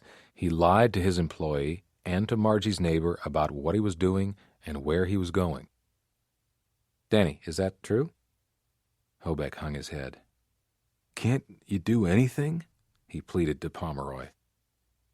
"After I arrest you for obstruction of justice, he can." Kerney turned back to Pomeroy. "What'll it be?" Pomeroy nodded curtly. "I suggest you tell Chief Kerney where Margie is, Daniel." With haunted eyes, Hobeck gave Kerney the name of a chemical dependency treatment program outside of Tucson. "She's addicted to tranquilizers, has been for most of her life. You can't count on her to tell the truth." "Perhaps you'd like that to be so." Kerney handed Pomeroy his business card. "Mr. Pomeroy, don't let your client contact Margie until after I speak with her." Defeated, Hobeck dropped heavily to the couch as though his legs had been knocked out from under him. "You may want to hold off on any court petition until after my visit." "I'm way ahead of you on that one," Pomeroy replied, giving Hobeck an inquisitive look. The cramped seat on the plane ride to Tucson made Kerney's bum knee lock up. He hobbled through the terminal like an old man, signed for his rental car, and, using the map supplied with the keys to the vehicle, found his way to the treatment center where Hobeck had stashed his sister. A drying-out resort and spa for affluent addicts and drunks, the center had once been a dude ranch, and the Western theme was continued in newly built clusters of rustic-looking private guest cottages and low-slung buildings with wide verandas. The receptionist was busy on the telephone, so Kerney stood in front of the desk and fanned through an advertising brochure. Even if Hobeck had selected the least expensive course of treatment for his sister, the cost was exorbitant. "May I help you?" The woman hung up the phone and gave Kerney a well-practiced, welcoming smile. Kerney showed his shield. "Margie Hobeck, please." The smile vanished, and Kerney got directions to the Palo Verde cottages, which, according to the brochure, were the low-end accommodations. Before he left, he verified that Margie had voluntarily signed herself in for treatment. She answered his knock at her cabin door immediately.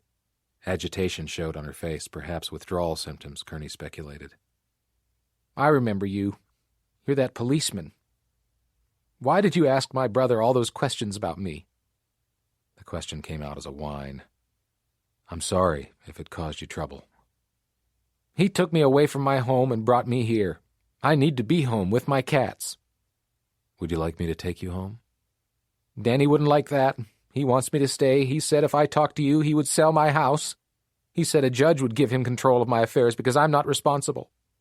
I won't let that happen, Kerney said. You can stop him? Yes, if you help me. A hopeful look broke through Margie's uneasiness. Take me home. Will you talk to me about Vernon Langsford?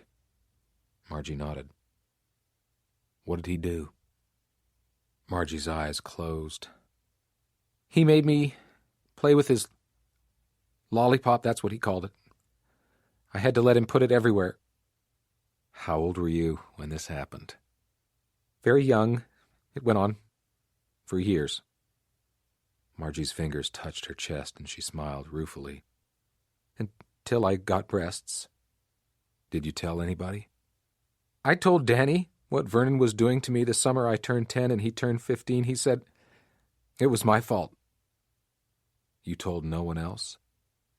I was scared too, but I think my daddy knew. He went to work for Vernon's father that same summer and stayed with the company until he retired. Kerney thought about Margie's years of pain and shame. Vernon can't hurt you anymore. Margie smiled bitterly. I always thought that Vernon's death would be a remedy, but it's not. Why don't you get packed? Kerney said gently, resisting the impulse to reach out and comfort Margie. Based on what he'd just heard, he doubted that a man's touch would soothe away any of her hurts. The flight back to Albuquerque and the drive to Roswell took up the remainder of the day. Kerney got Margie home at nightfall, his mind reeling from her descriptions of Vernon's sexual assaults. In a tiny little voice, she'd recalled the events as though they were fresh and recent. The fact that Danny Hoback had freely made his kid sister available to Vernon turned Kerney's stomach. He stayed with her while she checked on her cats, fed them, called the neighbor to report her return, and then disappeared into the bathroom. 10 minutes later, she emerged with a dreamy look on her face, all traces of agitation and worry gone. He said nothing about her drugged condition and left thinking that if anybody had a legitimate reason to get loaded on tranquilizers, it was Margie. Penelope Gibbons' house was dark when he drove by. By phone, he contacted a staff member at Ranchers Exploration and Development and learned that Gibbon was on a business trip to Dallas and wouldn't be back until midweek. Linda Langsford's house was lit up, but the cars in the driveway, including her minister's Chevy and her law partner's top-of-the-line Volvo station wagon, canceled the possibility of a private conversation. It was just as well, Kerney thought as he drove away. He was drained from hearing Margie's gut-wrenching accounts and wasn't sure he could maintain the focus of another interview with either woman on the heels of what he recently learned. Besides, the weakest link in the chain other than Margie was Kay Murray. As an admitted drug user, he could lean on her if necessary. He'd see her in the morning when his mind was clear. The next morning, Kay Murray wasn't at her townhouse, but Kerney found a newly planted realtor's for sale sign next to the walkway very interesting. He caught up with Murray at Vernon Langsford's, where she was loading personal belongings into the back of her Ford Explorer. She wedged a box into the back of the vehicle and faced Kerney as he approached. "You don't listen well. Let me be clearer. Fuck off!" "The more I think about it, the more I believe you never had a sexual relationship with Vernon. At least, not as an adult." "Excuse me?" Murray tried to step aside, and Kerney crowded her back toward the Explorer. "I talked to a woman yesterday who told me Langsford had been a pedophile since boyhood. I've been thinking that he used Penelope Gibbon as a cover for his pedophilia, and after his wife was killed and he moved here, he used you to fill the same role. Did you ever tell Linda her father was a child molester?" "I don't have to listen to this," Kerney snapped. "Yes, you do. Answer the question." She winced, fell silent, and lowered her head. "Linda always knew." "How long is always?" Murray's head came up and she averted her face. From the time I was 8. Vernon didn't bring Linda to Penelope's house so I could play with her. He brought her there so that he could play with her. She snapped her cold eyes in Kerney's direction. Now, do you get it? Kerney's stomach twisted. Who else knew? Eric? Arthur? Their mother? All of them knew, or at least guessed, at what was going on. How many little girls did Vernon molest while you and your aunt were busy protecting his reputation? She looked over Kerney's shoulder with dead eyes. He gave that up when I started working for him. In exchange for what? My attention. Kerney studied the woman, looking for anything that signaled regret. All he saw was misery. Was it worth it?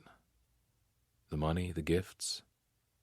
Her eyes strayed to Kerney's face, remote and narrow. After Vernon tired of Linda, he grew fond of me, if you get my meaning. Kerney's anger dissipated as though doused by a chilling rain. He waited for more. I've learned to cope with life in my own way. Did Penelope know Vernon sexually assaulted you during the summers you stayed with her? She more than knew. She helped it happen. But she also made sure I got opportunities I never would have had otherwise. There was no gratitude in her voice. Help me sort everything out. You helped Eric rip off his father. Inadvertently, Mr. Kerney. I didn't know Eric was planning a robbery. He told me he wanted to ask his father for a few family mementos and some of his personal belongings from his childhood, so I told him what Vernon kept in the house. I never expected him to show up waving a gun around. Weren't you angry with Vernon? Whatever for? His demands to have you act out his sexual fantasies about prepubescent girls. His fixation became tiresome, that's all. More than tiresome, I'd say. You sought out Joel Cushman to find ways to deal with it. Did Vernon ask you to procure girls for him? Never. Kerney studied her. She was skittery, eager to get away. I have to go. I can't allow that. He reached out and took Murray by the arm. I'm placing you under arrest. She looked at his hand, surprised that he'd touched her. You're arresting me? What for? Armed robbery. Kerney cuffed her, did a quick pat-down search, put her in his unit, and got her purse from the front seat of the vehicle. It contained her passport, an airplane ticket to Amsterdam, and a sterling silver antique cigarette case containing marijuana. He keyed the microphone, reached Lisa Deal, asked him to rendezvous at the jail, and made the remainder of the trip in silence. Lee was waiting when he arrived. Book her an armed robbery, he said when Murray was out of earshot. It's a stretch and she'll walk if we don't get something better. He filled out the charge sheet and gave it to Lee. Search her car. See if you can find more grass we can use to bump a possession charge up to drug dealing. Another ounce will do it. Buy me as much time as you can. What does this get us, Chief? Lee asked. I'm not sure yet.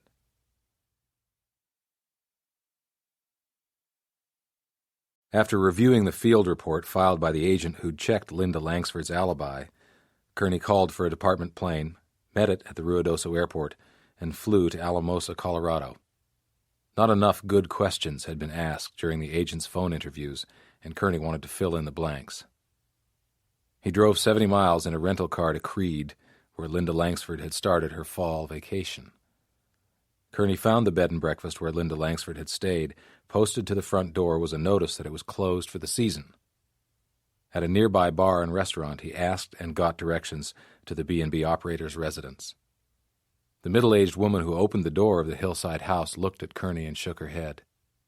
I'm sorry. Our bed and breakfast is closed. I don't know why Eddie at the bar keeps sending you people up here.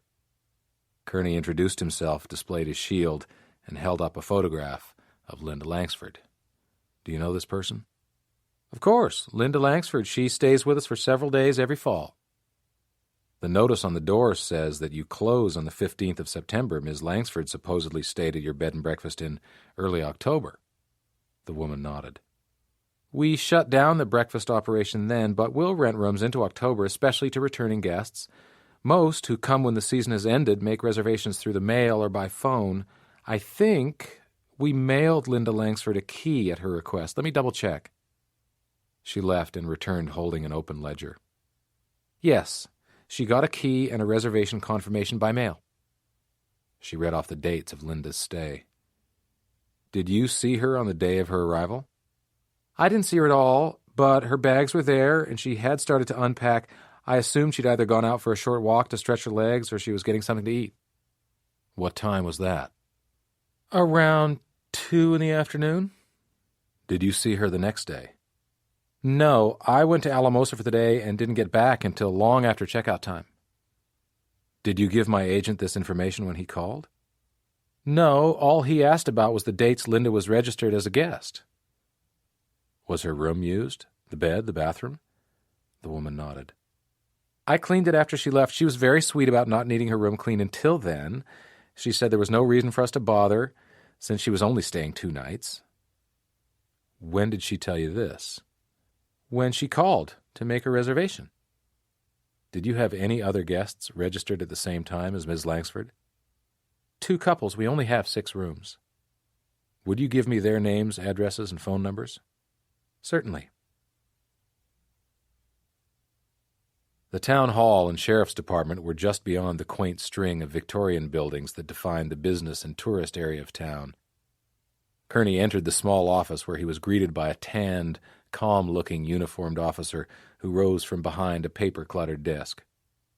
I'd like to talk to the sheriff. I'm the sheriff, Ira Morley. What can I do for you?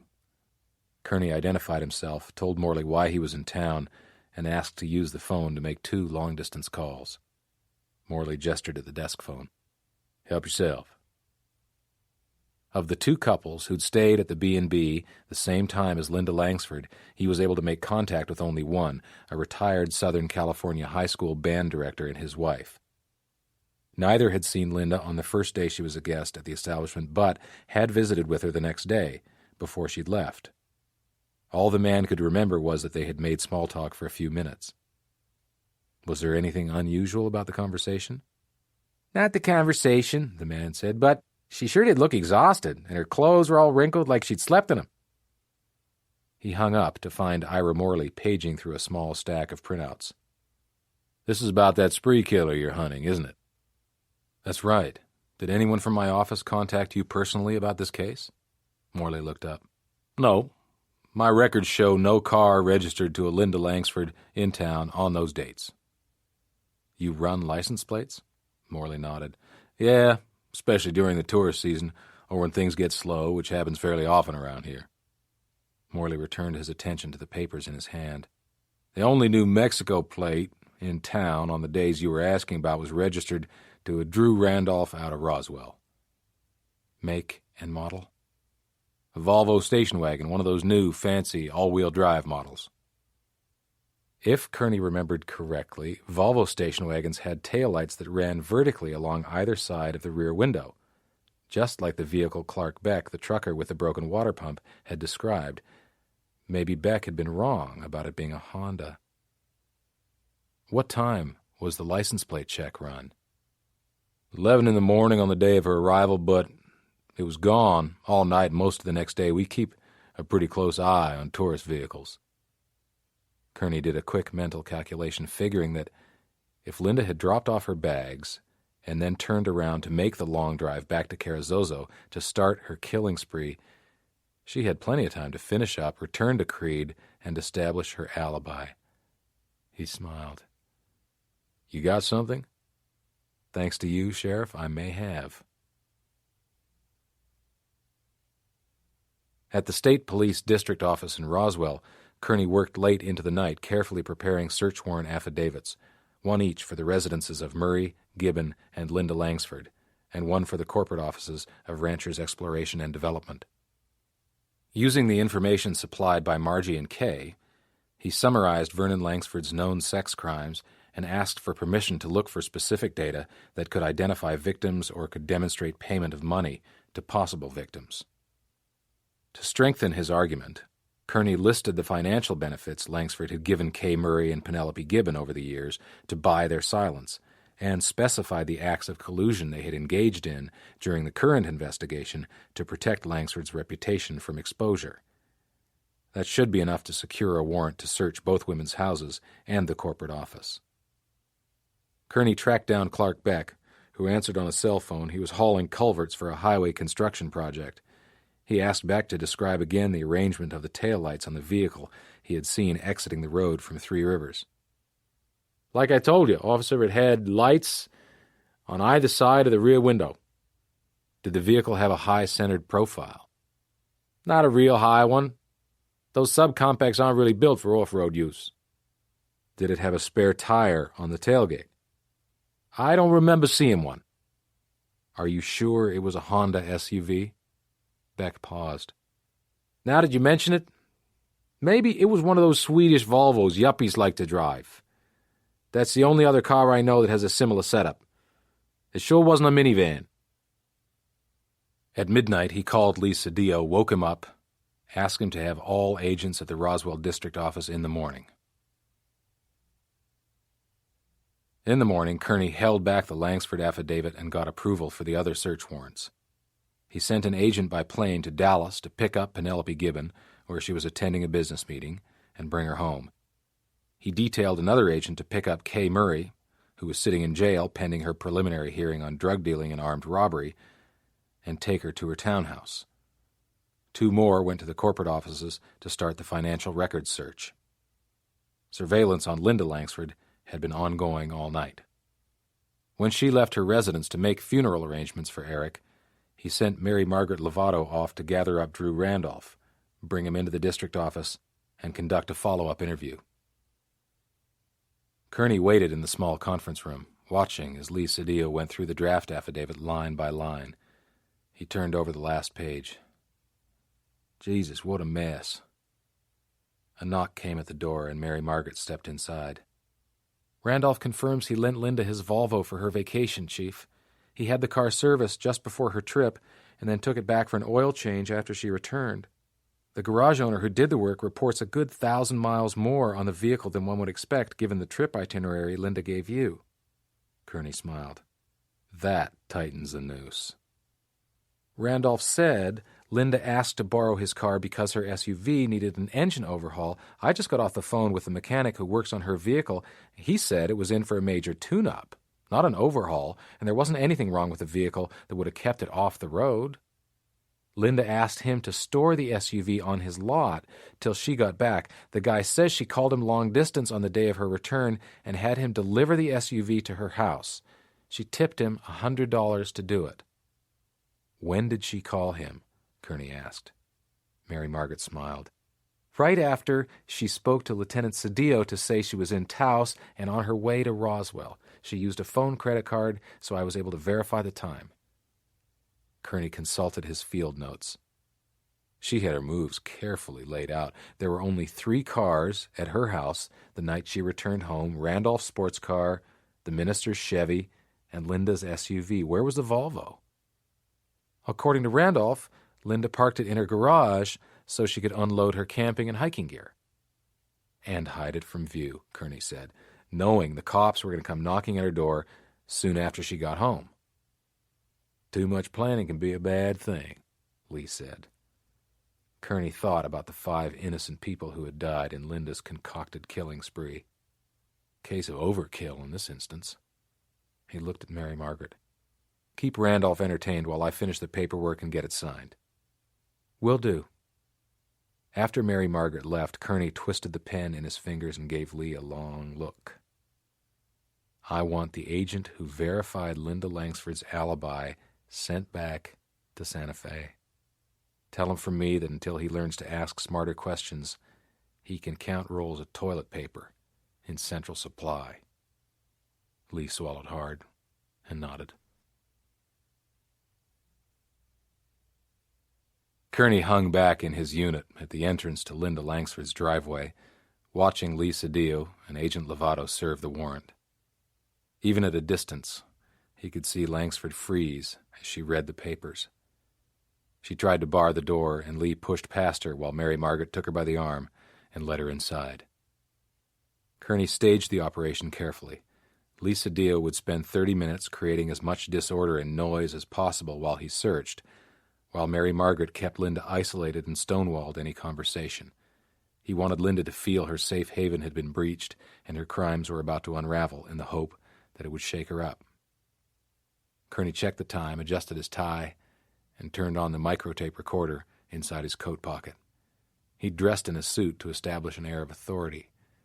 He walked into the kitchen and found Linda sitting calmly at the table. "Don't you look nice?" Linda said with a derisive smile. "Did you dress up just for me?" Kerney looked at Mary Margaret. "Have you two had a good time?" "Peachy, Chief. Miss Langsford called a criminal defense attorney. She's on her way over." Kerney turned to Linda. "That's a very wise thing to do. You've read the warrant and the affidavit?" "Every word. You're quite the fiction writer, Chief Kerney. A born storyteller." "All a prosecutor needs for a conviction are compelling facts that lead to convincing proof. In your case, we have that, plus the added benefit of a motive." Linda waved a dismissive hand over the papers on the table. "So then arrest me." "All in due course." Kerney inclined his head toward the door. Mary Margaret took the cue and left. "Linda, Eric did you a favor when he killed himself. He saved you the trouble." Linda pouted dramatically. "Don't be tedious, Chief Kerney. Why don't you sit down? Trying to intimidate me isn't going to work." "I'll stand. At first, I thought Eric was the killer. He was a typical asocial loner, always on the fringe, into drugs, an underachiever, and more than a little weird." Linda leaned toward Kerney and lifted her face. "You may be right. I've had a change of heart about Eric. I think he did kill my father and all those other people." "Eric didn't have the balls to act out his anger against his father. He couldn't even stand up to you." Linda pulled back and gazed at Kerney. "You sound so sure of yourself."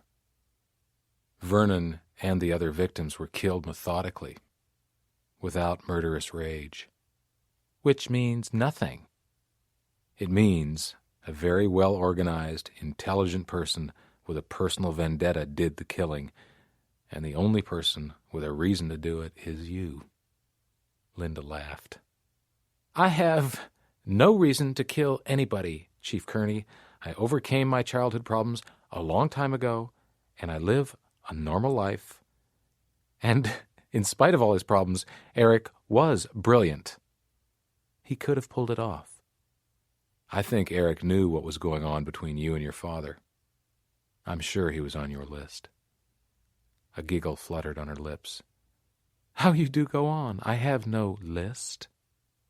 "Perhaps he was a low priority because he never really victimized you, except to take your money in payment for his silence." "Silence about what?" "Things he saw and what he knew." Linda's eyebrows arched. "That's quite a stretch." "I'm impressed with how you carried it out. You used a different M.O. and a different signature for every murder. You really did your homework. And making those anonymous phone calls to yourself was a brilliant strategy." Linda tried to repress a smile but didn't quite succeed. "What are you talking about?" "Killing off your family one by one." "You have an overactive imagination." "You killed your father because he raped you. Your mother because she stood by silently and let it happen. And Arthur because—" Kerney shrugged. Linda smiled like a child about to play a favorite game. "Let's speculate." "Because Daddy passed you on to Arthur?" Linda blinked, and the playfulness disappeared. She forced it back on her face. "Oh, that's very good." "And then there's Eric, who saw and knew things. Your ex-husband helped me figure it out when he told me how you'd lock the bathroom door to brush your teeth and wouldn't allow him to see you naked." "Poor Bill. Such a conventional, narrow-minded man. I totally misjudged him." "Voyeurism probably started for Eric at home, when he saw you being raped and molested by Vernon or Arthur or both. Or maybe he just kept bursting in on me while I was taking a bath, like kid brothers sometimes do. That would be enough to make a girl modest. Did you start seeing Dr. Joyce to keep her silent about Eric? That was very clever. Linda smiled openly at the compliment. She's teaching me ways to cope with my pain. It's been a very trying time. And is the pain gone? Oh, no. Dr. Joyce says I have a lot of work to do in that regard. Talk to me about it, Linda. I can tell you one thing. She lowered her voice when Mary Margaret stepped into the room. Daddy always used to say that giving a young girl an early start in life was a father's obligation. Don't you think he did a good job of getting me started? She flipped her long hair and it covered her face. Mary Margaret spoke. The lawyer's here. Kerney kept his attention fixed on Linda Langsford. Just a minute. Mary Margaret slipped out the door and closed it. Kerney had caught something in Linda's voice that made him think she wanted to keep talking.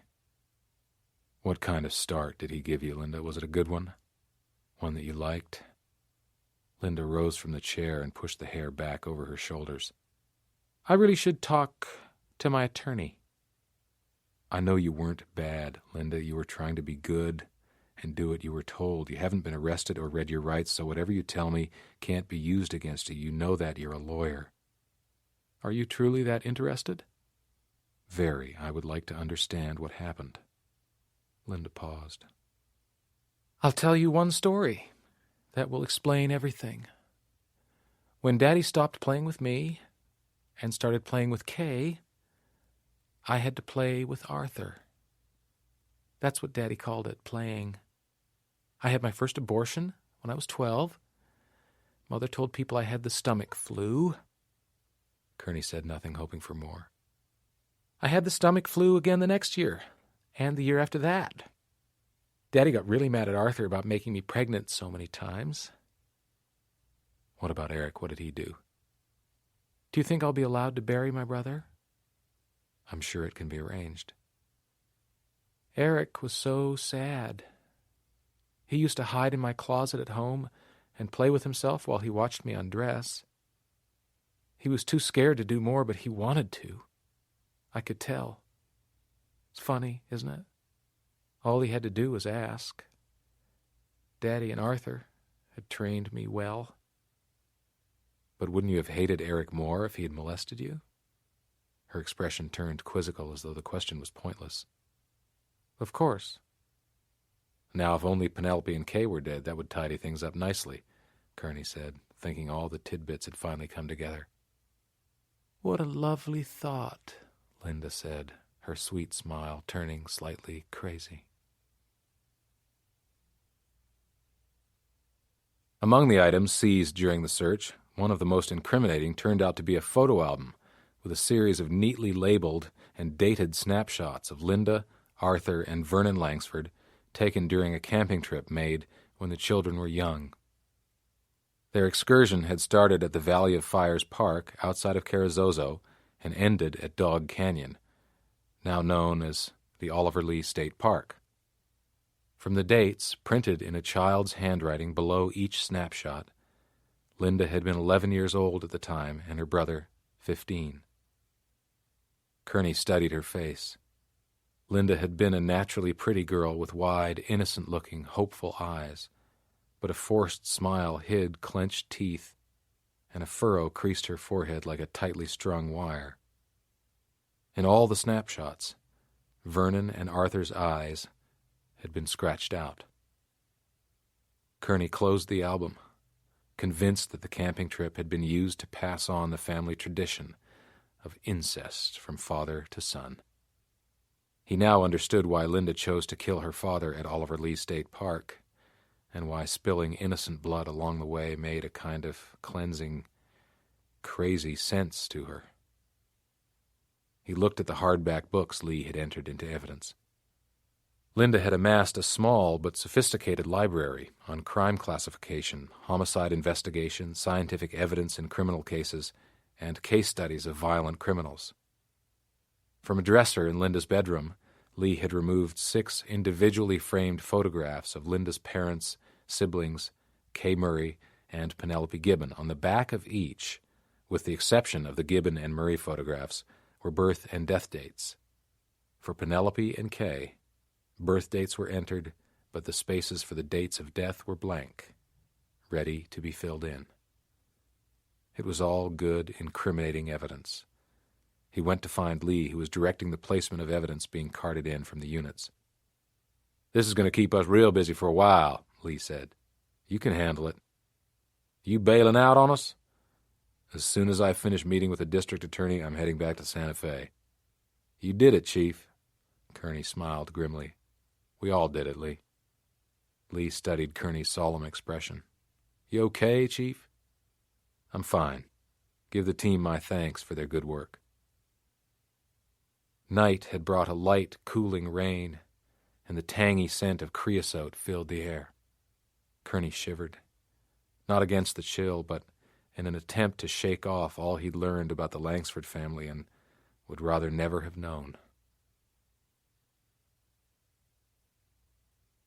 Slightly disoriented from a dreamless, heavy sleep, Kerney rolled out of bed. It took a minute for him to realize he was back in Santa Fe at his own place, and the morning was half gone. He cleaned up, got dressed, drove to work, and tried to make an inconspicuous entrance through a side door. Before he could reach the second-floor landing, 6 officers and civilian employees had stopped him to offer congratulations on the Langsford case. A few others in the hallway, probably those unwilling to forget about the Shockley incident, greeted him with tight, curt nods. He smiled at Andy Baca, who waited for him in the reception area outside his office. Kerney had worn his uniform to work, and he watched Andy take in the unusual sight with a look of mock disbelief. In his office, they both sat on the couch that faced Andy's oak desk. "Lee Cedillo says you made a strong case, Kerney." "Yeah, the DA bought it after he heard the tape recording. He'll take Linda Langsford to trial, but he wasn't happy about prosecuting her without any hard physical evidence or not being able to use Linda's taped confession. He figures the defense will argue insanity." "Is she?" Kerney shrugged. "Insane or not, she's a cold-blooded killer. She murdered 5 people to conceal an act of revenge against her father, killed her mother and brother, and was planning to ice 3 more, if you include Eric, Kay Murray, and Penelope Gibbon." "Will you be able to arrest her for the murder of her mother and her brother?" Andy asked. "That's hard to say. I've asked the Cold Crimes Unit to reopen the investigations." "What about Gibbon and Murray?" Andy asked. "I don't know how that will fall out. I'm hoping we can get enough information from the search warrants to at least track down some of Vernon Langsford's other victims. Then it depends on what they tell us." "If Gibbon and Murray didn't procure for Langsford, at the very least they colluded with him." Kerney nodded in agreement. "There could be conspiracy charges filed." "Langsford was a lifetime pedophile with multiple victims. That might win a jury's sympathy," Andy said. "Sympathy won't wipe the slate clean for the 5 innocent people Linda left dead in her wake." "You don't seem too happy about clearing the case."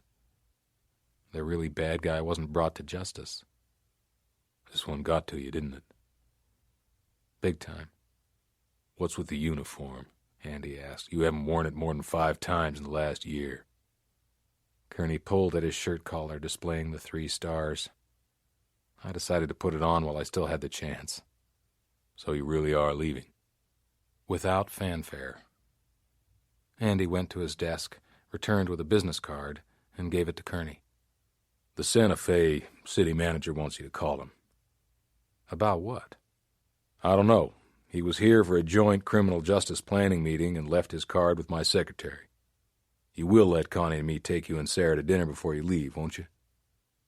"As long as you don't get sloppy drunk and maudlin," Kerney said. "Have I ever?" Kerney smiled at Andy. "There's always a first time. For both of us." The 30 days Kerney had promised Andy stretched into 2 months. On the Friday before his last week at work, Kerney took the day off and drove to Las Cruces, where he met Milton Lynch, the executor of Irma Ferguson's estate, who was ready to close on the sale of Kerney's inherited land to the Nature Conservancy and file final papers with the probate court. Even with the enormous tax bite and the sale of the land to the Nature Conservancy at below market value, Kerney was about to become a multimillionaire. Lynch ran a stubby finger across the line that projected Kerney's annual after-tax income. He noted the amount. "Will this amount adequately provide for you and your wife?" Kerney laughed. Even after reinvesting most of the expected dividends and interest, his net disposable income was about to become more than double, almost triple, what he'd ever taken home in paychecks during the course of a year. Lynch's bushy eyebrows flattened into a straight line as he looked up from the papers. "I take that to mean yes." "Yes," Kerney replied. "Now there's the matter of Irma's other bequest to you." Lynch rose, crossed to the office closet, and returned, holding a wrapped package, which he placed in Kerney's hands. Kerney tore away the protective paper to find an oil painting by Irma of his family's ranch on the Tularosa as it had been before the Army took the land to expand White Sands Missile Range. He took the image in as memories of his childhood flooded back. He tried to keep his voice steady. "It's wonderful." Lynch held out an envelope. "Here are the 2 accounts you asked me to set up. Each has the maximum tax-free gift amount you're allowed under the IRS code. You can add the same amounts to the accounts annually if you wish." "I understand." "Good luck, Chief Kerney. I hope you enjoy being a rich man." Kerney shook Lynch's outstretched hand. "I'll try to get used to it." "I don't think you'll have any problems." From a distance, it was a modest house at the end of a dirt lane, made even more unprepossessing by enormous pine trees that dwarfed the structure and allowed only the diffused, fading evening sunlight to filter in. A swing and slide set stood under a pine tree next to a sandbox. Kerney knocked on the front door, and Clayton answered, his expression changing quickly from surprise to impassivity. "What brings you back to Mescalero?" Kerney held out the envelope. "I wanted to give you this." Clayton read the certificates of deposit and, with a stunned expression on his face, shook his head. "I don't need your money. It's not for you. It's for your children's education. The enclosed letter explains everything. Consider it a scholarship fund." "I don't know any cop who has $20,000 lying around to give away." "I can afford it," Kerney said. He waved the envelope at Kerney. "You really want to do this?" "I do." "Why?" "Because it pleases me. If you decide not to keep it, send it back to the return address on the letterhead. I hope you won't do that." Kerney turned to leave. "Wait." Kerney swung back around. "What?" "I don't know what to say." Kerney stepped off the porch. "You don't have to say anything." Clayton inclined his head toward the open door. "You want to come inside?" "I can't. I have to meet my wife at the Albuquerque airport." "Well, maybe you can come down for dinner sometime, with your wife." "I'd like that." Clayton nodded. "Okay. I'll call you." The envelope flapped in his hand. "This is unreal." A smile crossed Kerney's face as he thought about Irma's fairy godmother bequest. "It's part of a legacy from an old friend, and I'm just passing some of it along. I'm sure she would approve." Sarah asked for food and drink when she got off the plane, preferably enchiladas with lots of green chili and a large margarita. Kerney took her to an Albuquerque Old Town restaurant where the drinks were generous and the chili was hot. They got there just before the kitchen closed and sat at a window booth in the nearly empty bar. As they waited for dinner, Sarah nibbled chips dipped in salsa and worked on her drink, while Kerney told her about his visit to Clayton. "Do you think he'll ever be able to emotionally accept you as his father?" Sarah asked. "It's hard to say. With time, we may be able to become casual friends. I doubt it'll go much deeper than that." You did a very nice thing for his children. Kerney raised his wine glass. Compliments of Irma. Sarah touched her glass to his. I'm sure she's pleased. Now that you're a rich man, what are you going to do with the rest of your money? It's our money, and I'm hoping we can actually live together for a while. She reached across the table and stroked his hand. We'll figure something out. Maybe I can get posted back to New Mexico after I finish up at Fort Leavenworth. What are the chances of that happening? I can ask and politic for it a bit, but I'll have to go where the Army wants to send me. Sarah, would you mind if Santa Fe remains our home base for a while? I thought you wanted to get out of Santa Fe. The police chief is leaving at the end of the year, and the city manager has offered me the position. Then Santa Fe it is. You're going to take the job, aren't you? Kerney nodded. It's what I've always wanted. So will we buy or build? Build. On enough land to do something with, like keep a few horses or maybe run a few cows to keep the taxes down. I don't want a trophy home, Kerney. Kerney laughed. Will a ranch house serve? Perfect, Sarah said, her eyes dancing. We can work on the plans together. It has to have a nursery and be ready by next summer. Are you serious? I am both serious and pregnant. A waiter pushed through the swinging doors from the kitchen, dinner plates in hand, and paused halfway across the barroom until the couple at the window booth stopped kissing.